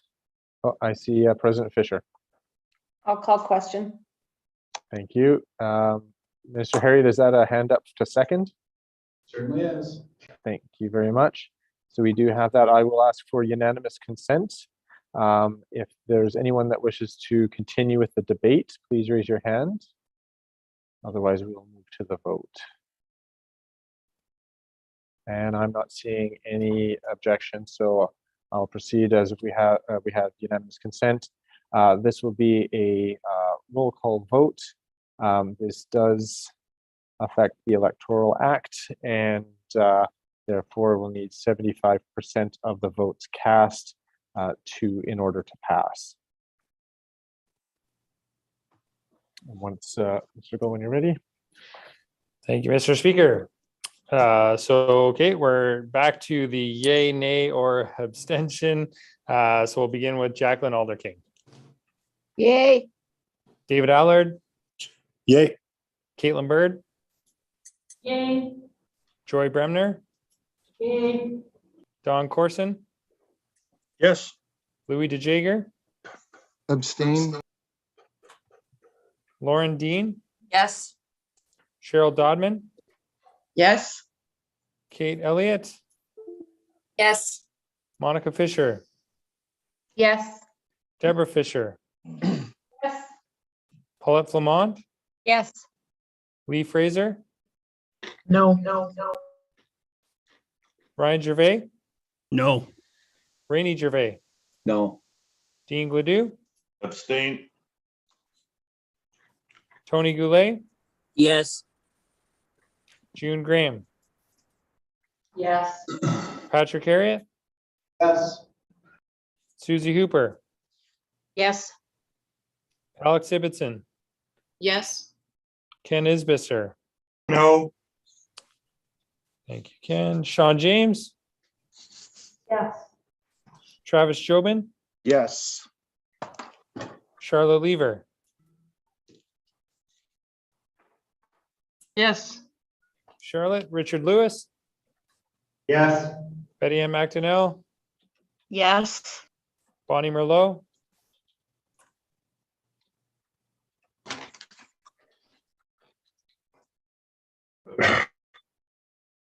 Bonnie, are you there still? Okay.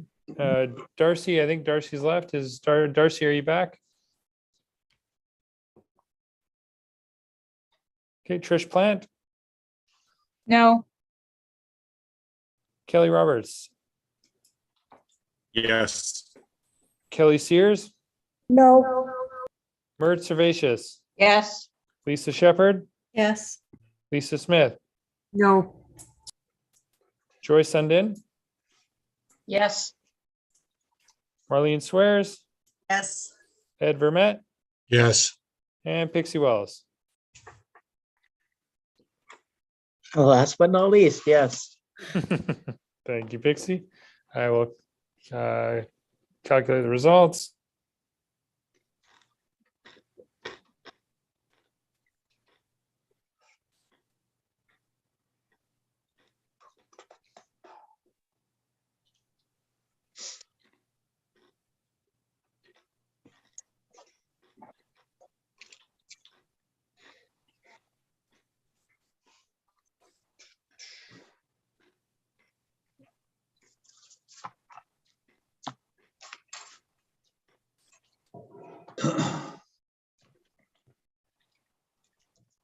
Hello, this is Bonnie Merlo, and I'm not sure if my space bar was working, but I did say yes. Oh, okay. Thank you, Bonnie. I did not catch that, but I will record that now. Thank you so much.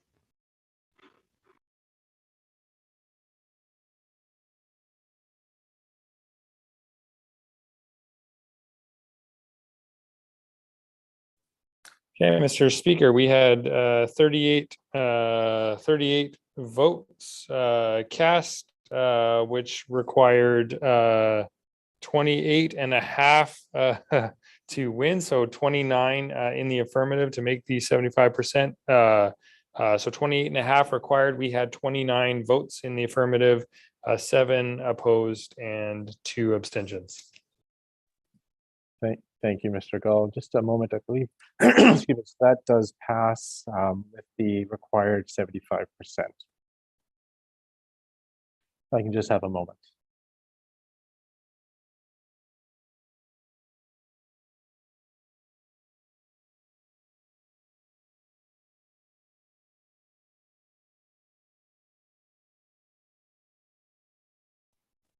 Thank you. So yes, resolution 6, as I said, passes. Obviously, and I think it was raised by President Allard regarding the effect of this resolution. Obviously, this affecting the Electoral Act and needing to go to the AGM for ratification, but not, this is different than the special resolution that was passed at the special MNGA a couple weeks ago. Perhaps I'll turn to Chris Gull to speak briefly, just regarding if there's anything that arises, or if there's any questions. We do have a few minutes before we were initially scheduled to break, and just if there's any comments that might be needed. Mr. Gull.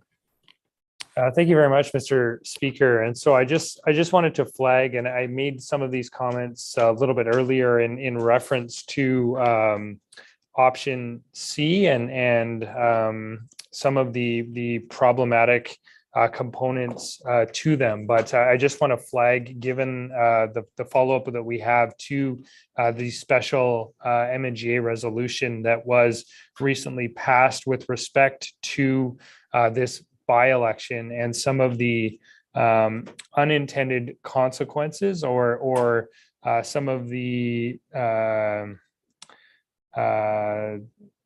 ways that resolution can be looked at. And so, as I mentioned previously, with resolution or sort of option C, as it is similarly passed, the timelines are complicated because the chief electoral officer cannot adjust those. And so while it is designed and the stated goal is to minimize by-elections, if you do have a number of board positions or a number of board members resign to run in a by-election, and they do that at the tail end to the deadline, you have the effect that those positions will not be counted in a by-election, and you would have to have a subsequent by-election.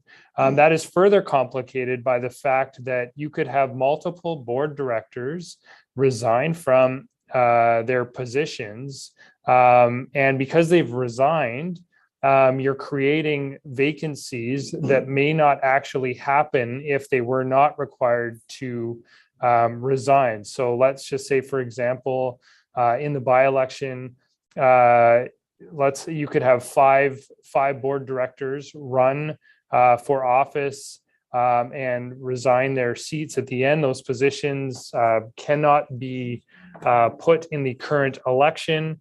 We would have to have a subsequent by-election, but you could have a situation where not a single one of those, let's say in my example, 5 directors was elected to the other position, and now you are having 5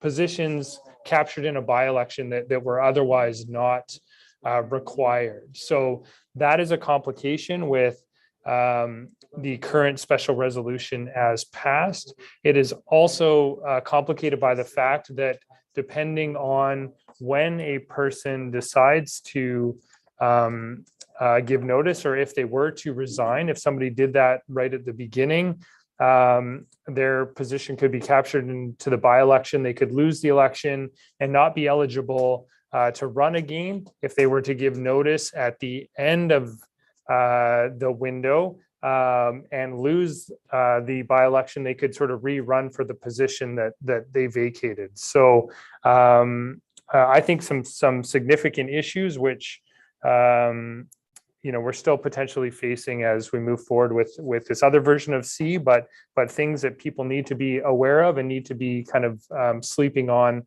with respect to the current special resolution as passed and as is put forward by this body. And I'm not sure, just with respect to that, if Mr.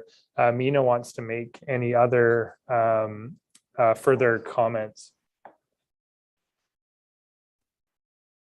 Yes, I I'll could, open to Mr. Mina at this time. Yes, sorry. Thank you so much. And let me just state this. I guess, first of all, my compliments. I wasn't sure for a while whether you'll be able to conclude this portion of the MNGA on time, but it's now 4:15 and you have 4:30 as a closing time.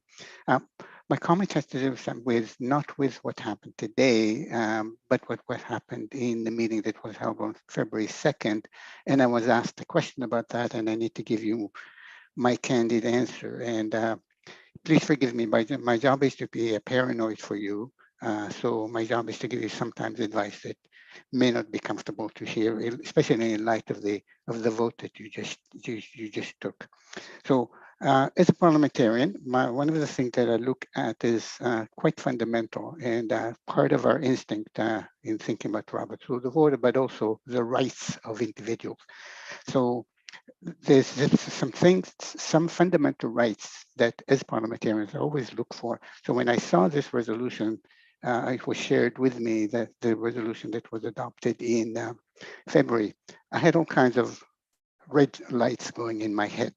And it goes like this: the fundamental rights of a member are to be able to attend a meeting, and you have, be able to propose motions, be able to debate motions, be entitled to vote on motions, and in addition to those, the right to be nominated and the right to be elected for office.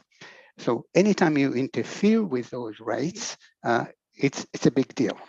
So the question is not as much as today. Today you're doing it right. Today you are adopting the motion as required under the Constitution, first at this level, at the MNGA, and then the next level will be at the annual meeting, which means there's some time for sober second thought if it's needed.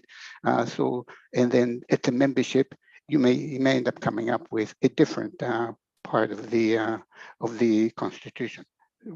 I don't know. The membership, they'll make a decision that they need, using their own judgment.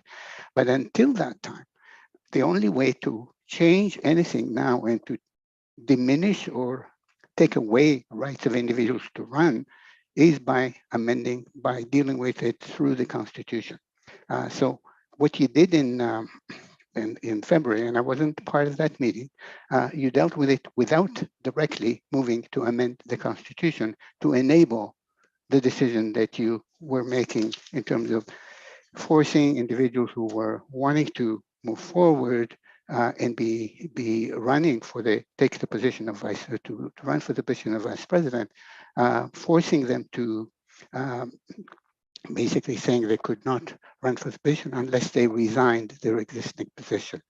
Now, as was stated, this has significant impact on the rights of those individuals. And as I was saying, I'm strictly looking from a parliamentary perspective. In order to do that, the process that you followed today was correct. And with due respect, as I see it, and I wasn't part of that meeting, the process that was followed in February was incorrect. In other words, it flew in the face of the Constitution, and in light of that decision, if you ask me, may cause a technical challenge. Someone could even say, I'll take it to court and see whether I can fight it. So it's just food for thought. I don't quite know how to deal with this. If you wanted to revisit that decision that you made in February, there are ways of doing it, and I could advise you on what is the way to do that. But again, my job is not to make myself popular. My job is to be a paranoid, just in case somebody is complaining about discrimination. We just want to be ready for dealing with something like that. Anyway, if there's questions of me, I'm happy to answer them. But otherwise, I just felt it was my duty to share those observations. Thank you. Thank you, Mr. Mina. I do have a couple hands up, and I did have first President Corson or Leader Corson. A leader Corson. That's like Leaderhausen. Thank you, Mr. Chairman, and respecting Mr. Mina's comments. We're all laymen when it comes to all these rules and things, but it is our meeting. It is our will to, as elected representatives, to try and move forward and go ahead. But when it comes to the stepping down and all that stuff, I'm happy with where we've landed. We do have a process 46.3 in the Constitution that allows us to regional governance councils to replace a director that's absent and missing. Unfortunately, life gets in the way of all of our business, and we could have a severe accident, a health issue, a family issue that removes a director from acting on behalf of the citizens. So that's what that 46.3 is. It allows us to, from the regional governance councils, to select a representative to be a director to fill in that vacancy for a period of time. We got another 2 years, I think it is, before the next provincial election. So it is 2 years of time that we can have another director assigned if need be. But I think the process works. I'll leave it at that. Thank you. Thank you, Leader Corson. I'll turn next to President Fisher. Yeah, I think actually it's kind of piggybacking off of what Don said. I wish that we would have, I wasn't sure, and I don't know what the process is either the board of directors or. Can you hear me? Hello? Hello? Oh. Hi, Ken. It's just President Fisher talking right now. Sorry, you go ahead. No, that's okay. But more just in regards to, I guess, having somebody put their name forward to be acting in that position until the next election would have possibly avoided all of this. So we could just be moving forward with the business versus having to make resolutions so we don't have to continuously be going into a by-election. So that was it there. Thank you, President Fisher. I next had President Allard in the line. Hello, everyone. I basically wrote the motion that was voted on at the special MNGA, the one that Mr. Mina mentioned he wasn't part of. Thanks for your comments, Mr. Mina. This was submitted from on the behalf of 3 communities. I want to bring up a few of the points you made and also express my curiosity, slight dismay at you talking about this here. My question to that would be, it was asked of you to do this. I would like to know who asked that, but beyond that, you came to somewhat of a conclusion by saying it maybe wasn't done properly. So for me to hear a maybe, respectfully, that's qualifying your position to too much of an extent. Beyond that, you did mention a number of rights that individuals have, and I think I remember them correctly: the right to vote, the right to run for an elected position, or maybe there was one more, and perhaps 2 more. This special resolution doesn't prevent anyone from doing what you mentioned. It may have an effect of diminishing, which I agree to, and it also creates the potential for technical complications. I would humbly submit that beyond the housekeeping matters that are dealt with at these assemblies, most of what we vote on and pass creates a possibility for technical complications. So furthermore to that, your insight as a parliamentarian is appreciated. I believe you're contracted, you're hired by us and by the MNBC, and then and you help us out immensely. One thing to take into consideration, and it was somewhat alluded to by a leader Corson was that we do have our own ways of doing things that we're trying to enact as much as possible, and hopefully we'll keep building on that. We must, however, respect what's there. That's we can't call the pot or kettle black, or however that expression goes. So the Constitution, in my mind, wasn't in play when the special resolution passed. There was precedence recently in regards to a special resolution in regards to a by-election, the president's by-election, and that did bring in some slight diminishing of an individual's right to run for that position. The special MNGA passed resolutions that required individuals to disclose financial information, to disclose political affiliations. These were passed at a special resolution. They created a low level amount of diminishment of the potential for participation. This one here that requires resignation creates a higher level of diminishment of potential participation. But I think the way we do things, and we agreed on it to a large extent, was that was informed by the present Section 47 that requires staff to resign, which is in our Constitution, which is a serious diminishment of those individuals' rights. It exists. It shouldn't be there. We all agree about it just an hour or two ago. So this special resolution was put forward with all of those considerations taken into account. I think the technical details can be dealt with. I think in one way or the other, that perhaps we can discuss it more tomorrow. I think the need to resign stands, and it was being demonstrated again, as you mentioned, that there's support for it. We did it in a different format, but this time we did it in a format that would allow it to go to the AGM. So, and it didn't infringe upon the Constitution, as far as I can tell. So respectfully, I appreciate your participation. It does seem like it created an opening for the Assembly to consider revisiting, perhaps canceling what was happened. That does infer some subjectivity and influence on our Assembly. So the impartiality isn't entirely there, unless you had stated that you were 100% sure that what we did was wrong. You're qualified with maybe. So I respect your presence. Thank you, everyone. I think we can talk this through perhaps even more tomorrow. Thank you. Thank you. Just a quick response. Yes, You're the boss. I'm not anyone's boss. You're the ones who decide what to do. My advice.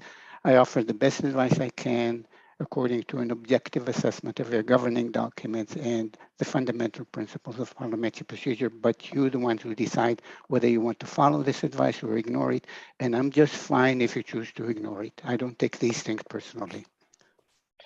Thank you, Mr. Mina. And perhaps I do have President or Vice President Isbister, but I don't, Mr. Gall had a comment, so he might be able to assist or in some of the questions or the comments from President Allard, and then we'll go to Vice President Isbister. Can you hear me? I've got my phone off mute. Or if we can just have you just wait one more minute, Chris Gull will speak, and then we turn it directly to you. Okay.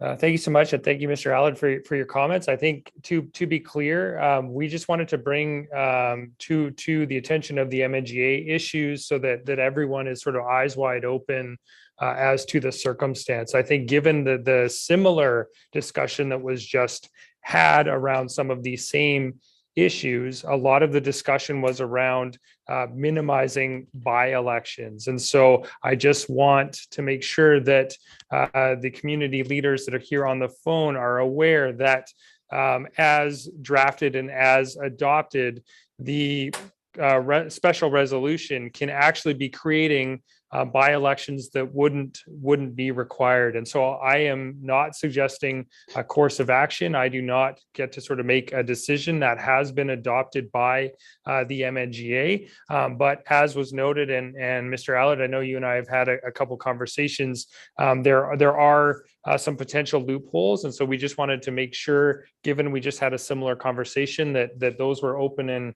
and transparent just while we have everyone together. Thank you, Mr. Gull. And I know we're coming up to the time, so we'll have our last two speakers for today. Vice President Isbister, I'll turn it to you. Thank you very much. Christopher just stole my thunder. It's like you could have an opening for president on Monday and somebody resigns to run on Tuesday. On Wednesday, somebody resigns and decides to run on Thursday. And you could go through the whole board, everybody trying to upgrade their position. And every time you need a by-election for that opening, the person who resigns as a director. I think telling people they have to resign if elected for a position works. If they don't get elected, they don't have to give up their position, and we don't have to have a by-election to fill that one. So Christopher and I are in complete agreement on the potential for increased by-elections. Thank you. Thank you, Vice President Isbister. We'll conclude then. The last speaker hand up I had was Director Harriet. Although I do see Director Fisher has snuck her hand up as well. Thank you, Patrick Harriet, Regional Director. Just while we have this subject, and I know that President Allard sort of touched on it, what I put my hand up for, but besides, some of the financial reporting that was put in place, I guess my question is, there was not just financial reporting, but there was a limit on how much funds could be used for the election. So I'm wondering if that is also sort of a diminishment of the ability of someone to run for office that wasn't there previously, and if that is also something else that should have gone through not just the MNGA, but the AGM, because that was changing sort of the rules of the game, so to speak, or if that is not as high a level of changing the rules of the game as to warrant concerns. So I was just hoping Mr. Mina could maybe weigh in on that particular issue. Thank you, Mr. Harriet. Perhaps Mr. Mina, are you able to respond to that specific question? I'm sorry, I had trouble hearing because there was echo with the voice. Can you just give me the question briefly and I'll be able to address it? It was difficult to hear clearly. Sure. Can you hear me okay now? A little bit better. Okay. There was another resolution that limited the amount of money that could be spent on a campaign for election. Oh, okay. So that is something that historically was not there previously, and it did not go through our legislative process to the AGM. So is that also something that perhaps was not, that was something of concern? Okay. Let me put it this way. Maybe, and I have not looked at this one specifically. I was asked a question about the issue that I raised with you.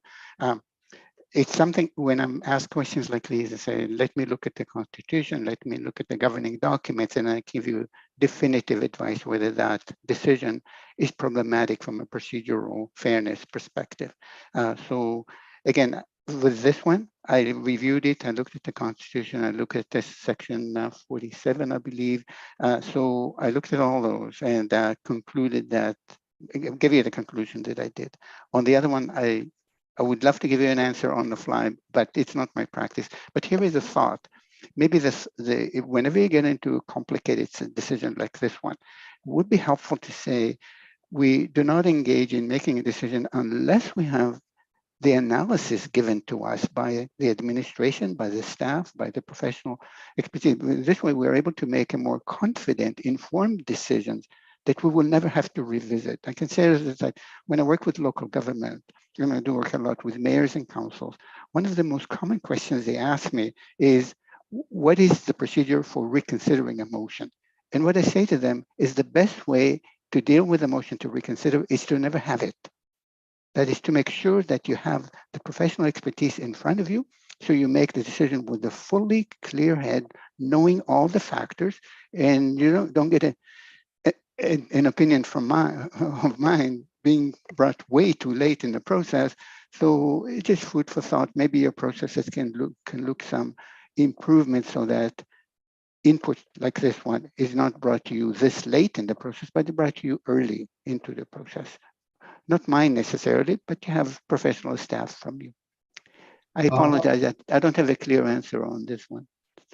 Just a quick follow-up. I don't think anything is, I think we're about the end of our day now. So I'm hoping you'll be with us tomorrow and perhaps you'll have a chance to review and see if there's some suggestions you could have on that topic would be excellent. Okay. I can look it up. If the assembly wishes, then I will comment. I'm very sensitive to the comment of not wanting to cross a certain line and become subjective. My job is to be impartial and objective, and so I will do the analysis, and then if the assembly wishes, then I will present it. I need to be respectful of you. Thank you, Mr. Mina. It does sound like there's that request from at least one of our members of the assembly, so hopefully that'll get forwarded. But the last, and I know she snuck her hand in just before there, but Director Fisher, and then go to adjourning for the day. Yeah, Director Fisher, Region 4. Actually, what Patrick said and what Eli said between their conversations, actually, I believe that was basically the idea I was trying to get to. Thank you. Thank you. And with that, I want to thank everyone for a great day. I think there was some fantastic discussion. Really appreciate it. And, you know, we're fully on target. So a couple minutes over, we're doing pretty good. So we will adjourn to tomorrow morning. Just to remember, the start time for tomorrow is 9 a.m. Pacific, 10 a.m. Mountain Time. We'll see you in the morning.